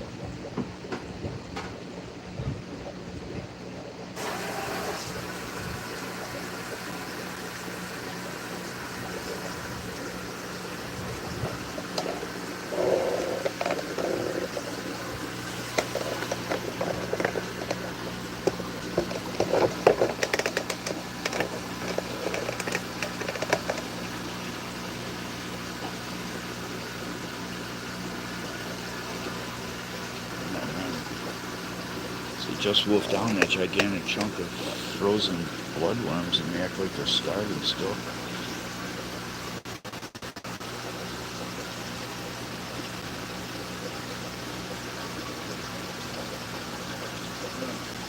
Come back in 15 minutes. The entire bottom of that will be covered with fucking crap.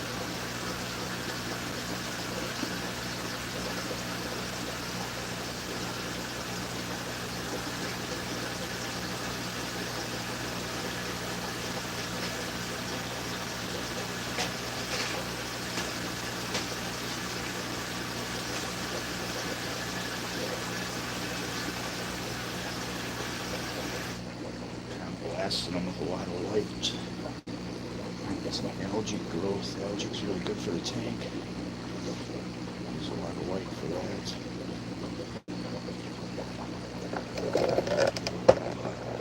Chill, been up all night. Fucking starving. Like usual. Been eating 3 fucking days.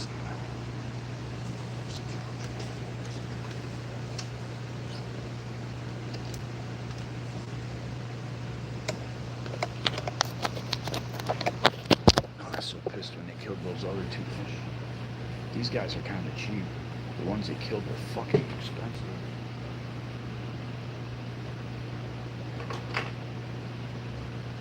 Savages. So pissed off. And I made like a little lined coffins for them. I really like them a lot. They're so fucking bad.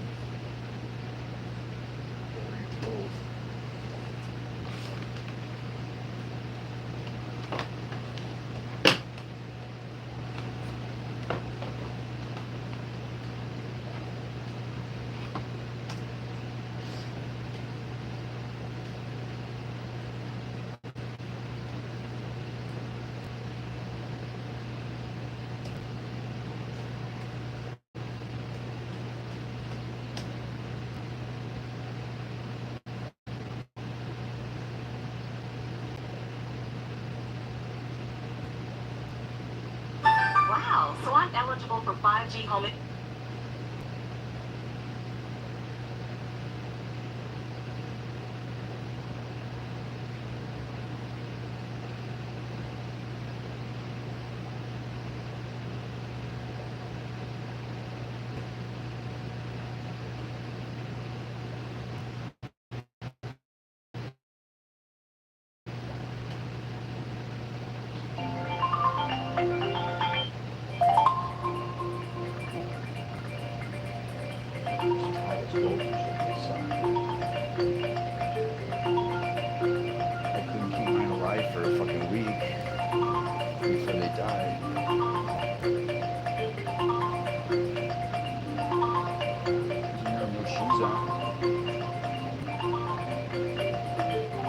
Looking at them, I was so afraid something would happen to them that they'd get scared for me just looking at them.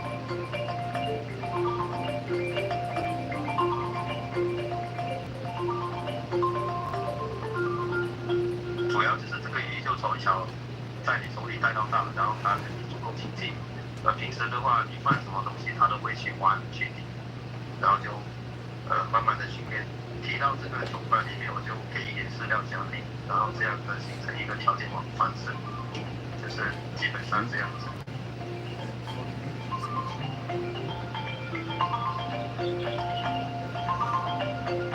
Hundreds of range and it's fucking expensive.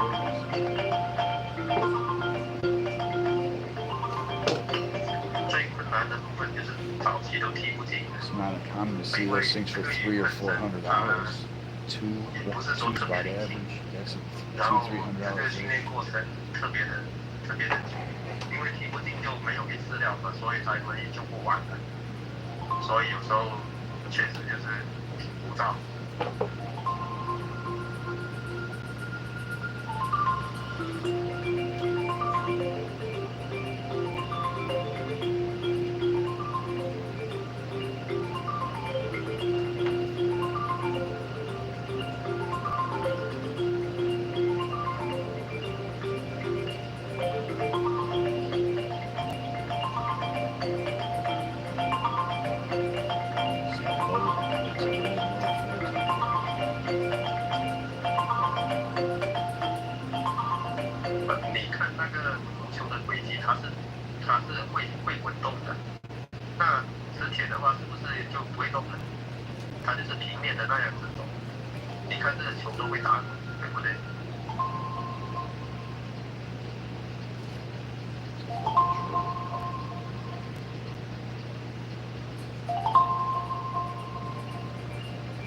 计划就是现在是养了一些小鱼，然后慢慢就是做上一对黑队跟一队红队，然后打比赛，很希望这些鱼能走到家家户户，然后每一个人都可以有一些小爱好，工作之余的话也可以放松放松。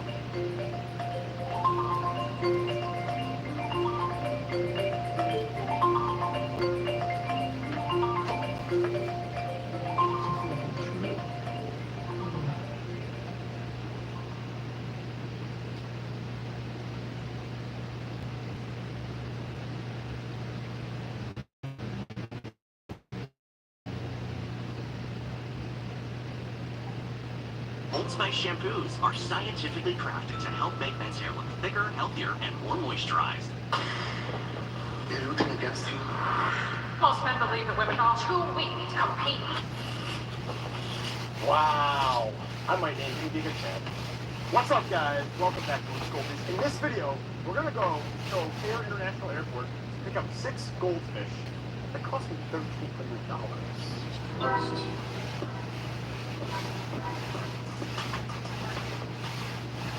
We're gonna go to the Southwest Cargo Terminal, and that's where we're gonna be picking up these 6 goldfish. Alright, we're now pulling up to the Southwest Terminal. I've never been here, and I really have no idea where to go. Okay, we're here. I think... Alright, let's go see if we can get our package.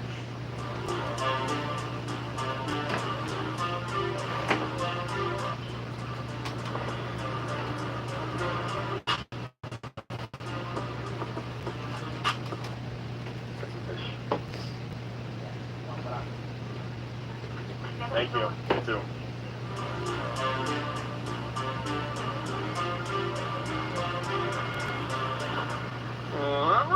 Back it up, back it up. That's the package? Awesome. Thank you. Okay. We got the fish. We got the fish. Alright. Let's go home now. Let's go get these guys unboxed. Oh. We got the 6 goldfish in here. Let's bring them around.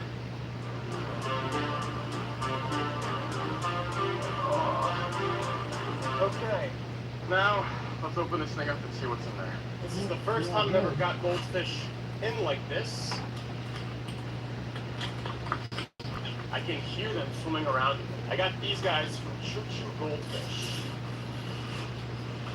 Wow. Wow, wow, wow. Let's get this first guy up out of here. Wow, wow. Breeding size, will be able to Wow, breed that is them, a really start nice selling range. babies immediately. That is a really beautiful range shoe. Okay, let's lower him in here. We're gonna let him float. Okay.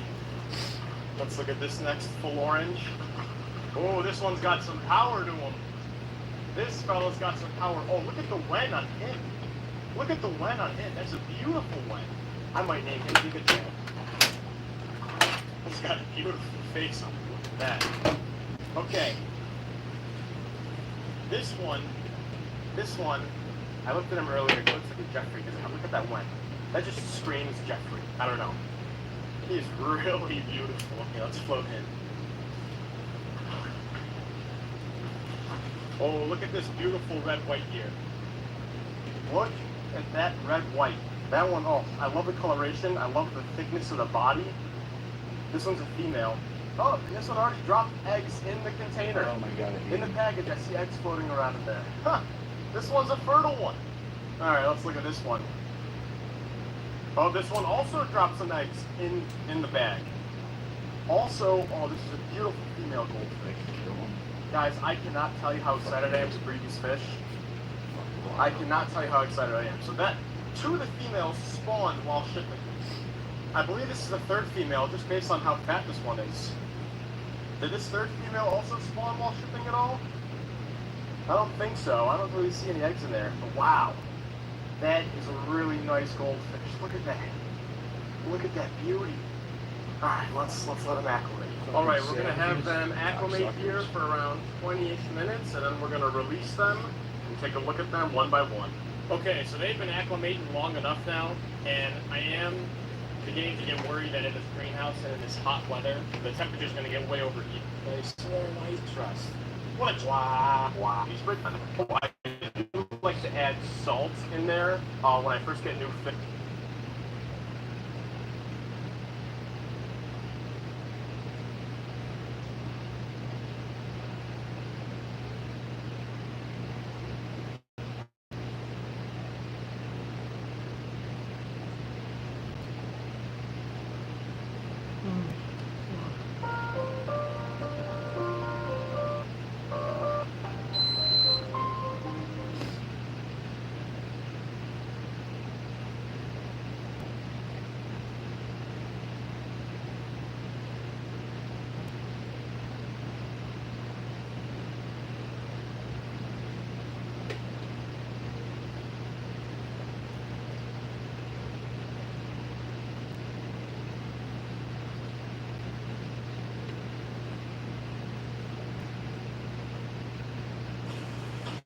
Maya knows how quality care can bring out a smile.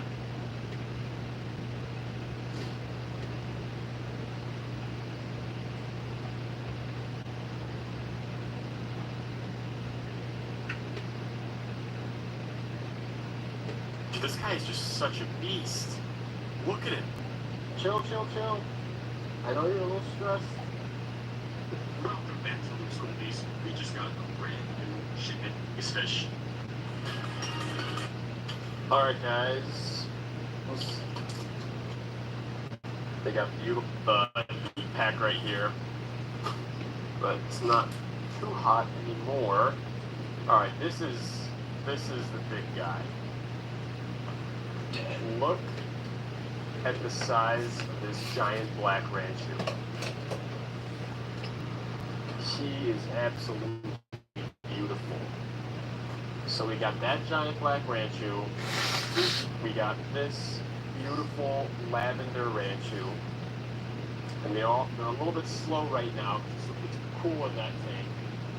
I mean, it's cool in this box. We got this ranchu right. And beautiful red Wateranda.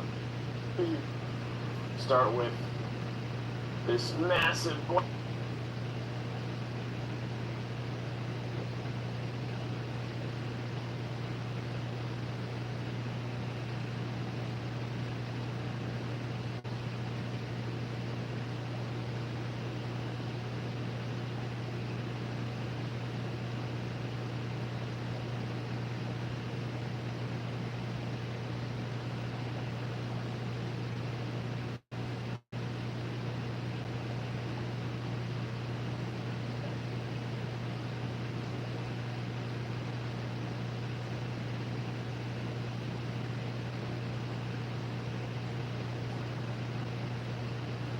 What's that? Little Jimmy's in jail? Little Jimmy? What did you do to put you behind bars? So what is on the agenda today? Well, quite a few things. First things first, I gotta do a water change on my baby tank. Oh, get out of there. By Ed? Feed for the baby? What? Real big. They see fake Kerber. Moan, it's different. We got our Cummins. No, these guys do. His little brother, because he's more some.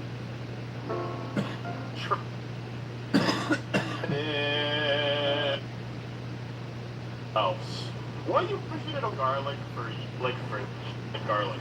Mr. Clean that.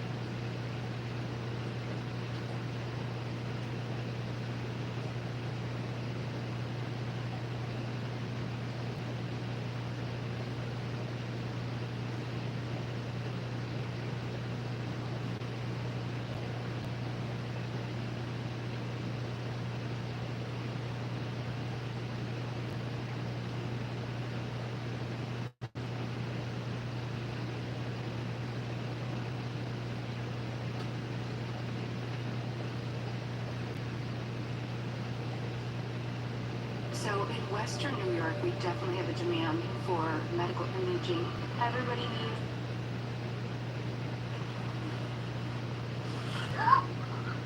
While waiting for the fish, we just keep this tub, then we get clean water. I'm using this tub since I'm still waiting for my $250. I will put the $250 in this tank. I know this tank is too crowded. It came from 5 gallons para each person. I'm gonna set it in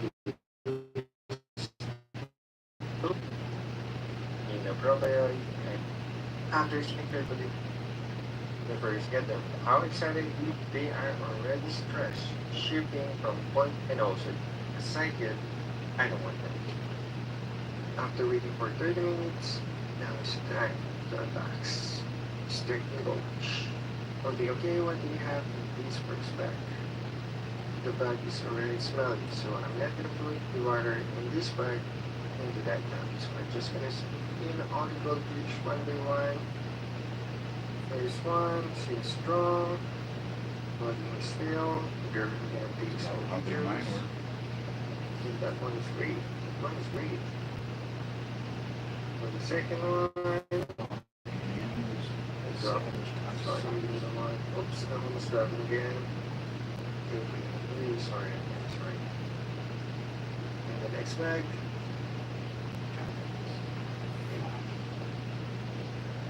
Let's go in the first one.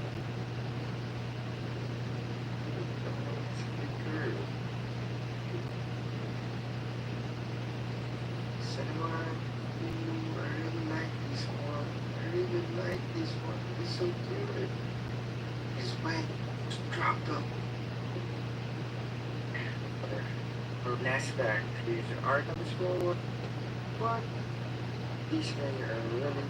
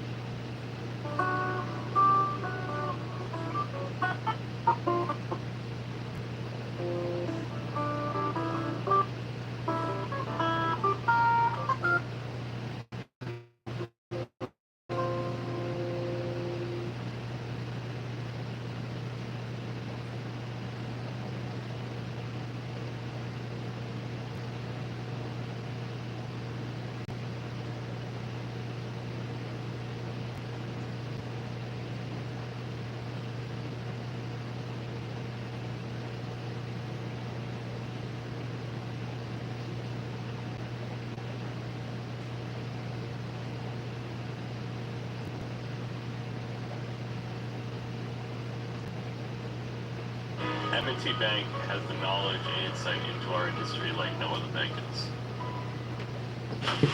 Marshall's buyers hustle for the latest trends. From fashion got it, to beauty, so you don't have to. That's the deal. We get the deals. You get the good stuff. Marshall's. Look at the little cow. Okay. Welcome back to Luke Stories, guys. We just got shipped live cows in the mail. Water cows. Yeah, I'm talking about ranchers. They like to call ranchers water cows. But we got 3 in this bag. I got luminous goldfish, I'm gonna unbox them and show you guys what I got.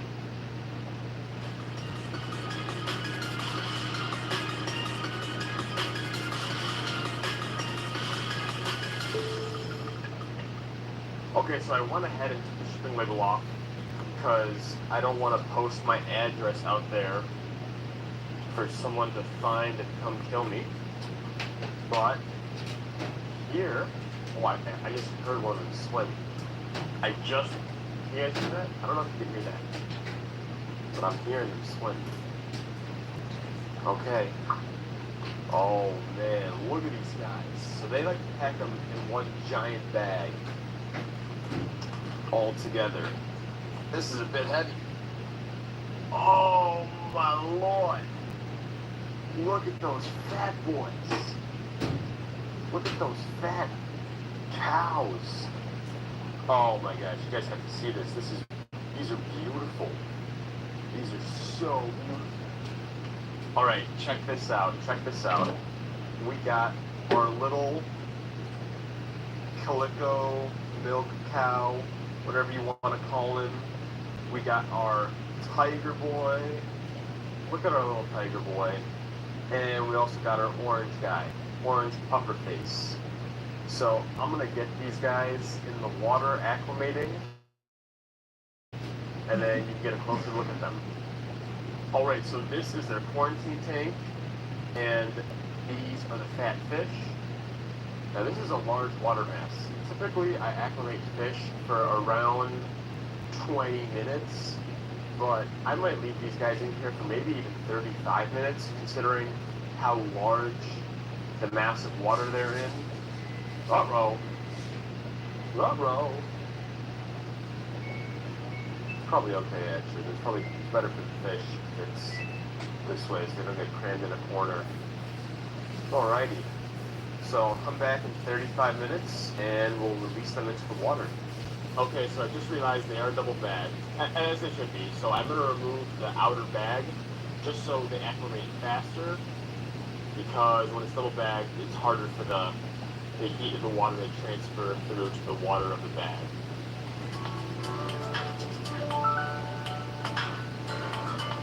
So I'm actually floating the bag sideways now just because it's easier, but look how cute these fish are. Look at that little tiger fella. He's adorable. Except I think that's a sheep. Probably a sheep. We can sex them later on. Look at that. Look at that guy. That orange one over there has a super puffy face. He's like a little dog. We got a dog. We got a cow. We got a tiger. Look at that. Alright guys, so they have been acclimating for a little over half an hour now. And I'm pretty sure the temperature has matched. I'm going to obviously feel with my hand just to make sure. But if the temperature's matched, I am going to put them in here. And I'm not entirely sure what medication is in here. It's probably fine if I did pour it in, but I think I'm going to leave the medication. I'm going to leave the medicated water they're in right now separate. So let me open up this bag.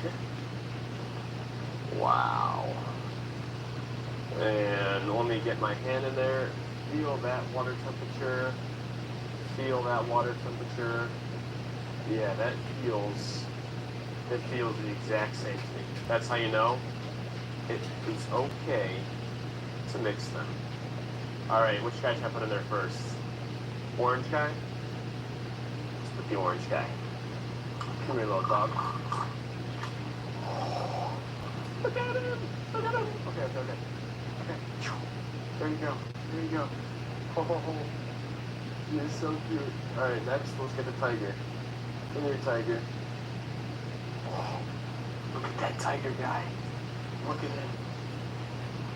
Alright, last one. We got the little cow. Come here. Come here, little cow. Alright, chill. Oh, look at the little cow. Okay. Wow, they are so beautiful. Okay, so I just released them, and anytime you release goldfish within a new tank, you can expect them to be a little stressed. And these two guys right there, they do seem a little stressed. They're just chilling at the bottom. They're not being super active. But this guy, this little orange guy, seems like he's never been better. He is swimming around. He is looking for food. I bet he would eat if I threw some food in there. I don't know if I will, but these ones are a little slower. But honestly, like every minute they're getting a little more active. But they are chilling. So usually this is not smart, but I did throw in just a couple pellets in there to see who would eat some, just to see kind of to gauge their stress levels. And what's funny is just before I started recording this, that little cow guy over there that's looking all stressed, he was going around eating some of the pellets. Now, obviously, he's still stressed, and he needs some time to recuperate before you start feeding them normally. But I do like to throw in just a couple pellets to gauge how stressed they are. And we're going to give him some time to recuperate, and we'll see what happens. This thing? It's what's going on inside of me. It's my moderate to severe ulcerative colitis. It wasn't always this calm. UC went everywhere I did. Wondering when it would pop up next was stressful, doing a number on my insides. But then I found out about Velsipity, a once-daily pill, not a steroid or biologic, for adults with moderate to severe UC. Velsipity can help calm the chaos of UC. It quickly treats flares, providing a chance for lasting steroid-free remission. Don't take Velsipity if you've had a heart attack, chest pain, stroke or mini-stroke, heart failure in the last 6 months, irregular or abnormal heartbeat. Velsipity may cause serious side effects including infections that can be fatal, slow heart rate, liver problems, increased blood pressure, macular edema, certain types of skin cancer, swelling and narrowing of the brain blood vessels, or shortness of breath. Tell your doctor if you are pregnant or plan to be. If conventional therapy like 5-ASAs or steroids aren't working for you, ask your gastroenterologist about Velsipity. Velsipity, help calm the chaos of UC. The all-new Copilot Plus PCs enable an array of AI capabilities to accelerate your productivity and creativity in a big way. They're the fastest, most intelligent Windows PCs yet, designed for both power and security. With the impressive power of Snapdragon X series processors, you're getting lightning-fast performance. These next-gen PCs can perform 45 trillion operations per second. That's trillion with a T. This means unparalleled efficiency and responsiveness. Multitasking several applications, intensive tasks, no problem. These PCs handle it effortlessly. And the battery life? With up to 22 hours of local video playback or up to 15 hours of web browsing on a single charge, you can stay mobile without constantly hunting for a power outlet. More productivity, less downtime. Okay, let's get into the new AI features. This is awesome. One big difference, these PCs keep your AI data on the device versus operating in the cloud. This keeps you in control of your own data security and allows faster performance too. Check out Recall. This is an explorable timeline of your PC's past activities. Use it to find things you've previously looked at on your PC, a photo from last summer, a crucial project link, or an important message. Just describe what you remember, and Recall retrieves it for you. This can save you so much time from searching on your own, and you're always in control of what's saved as a snapshot. You can disable saving snapshots, pause temporarily, filter applications, and delete snapshots at any time.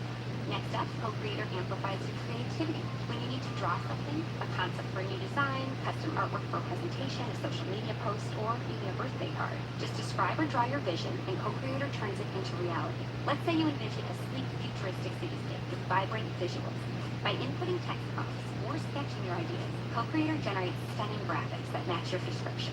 You can refine your designs in real time, making it super easy to create quality visuals that impress. Now, Windows Studio Effects. Let's say you're about to join a virtual meeting, but the lighting in your room leaves something to be desired. And there's background noise. With Studio Effects on Copilot Plus PCs, these problems vanish.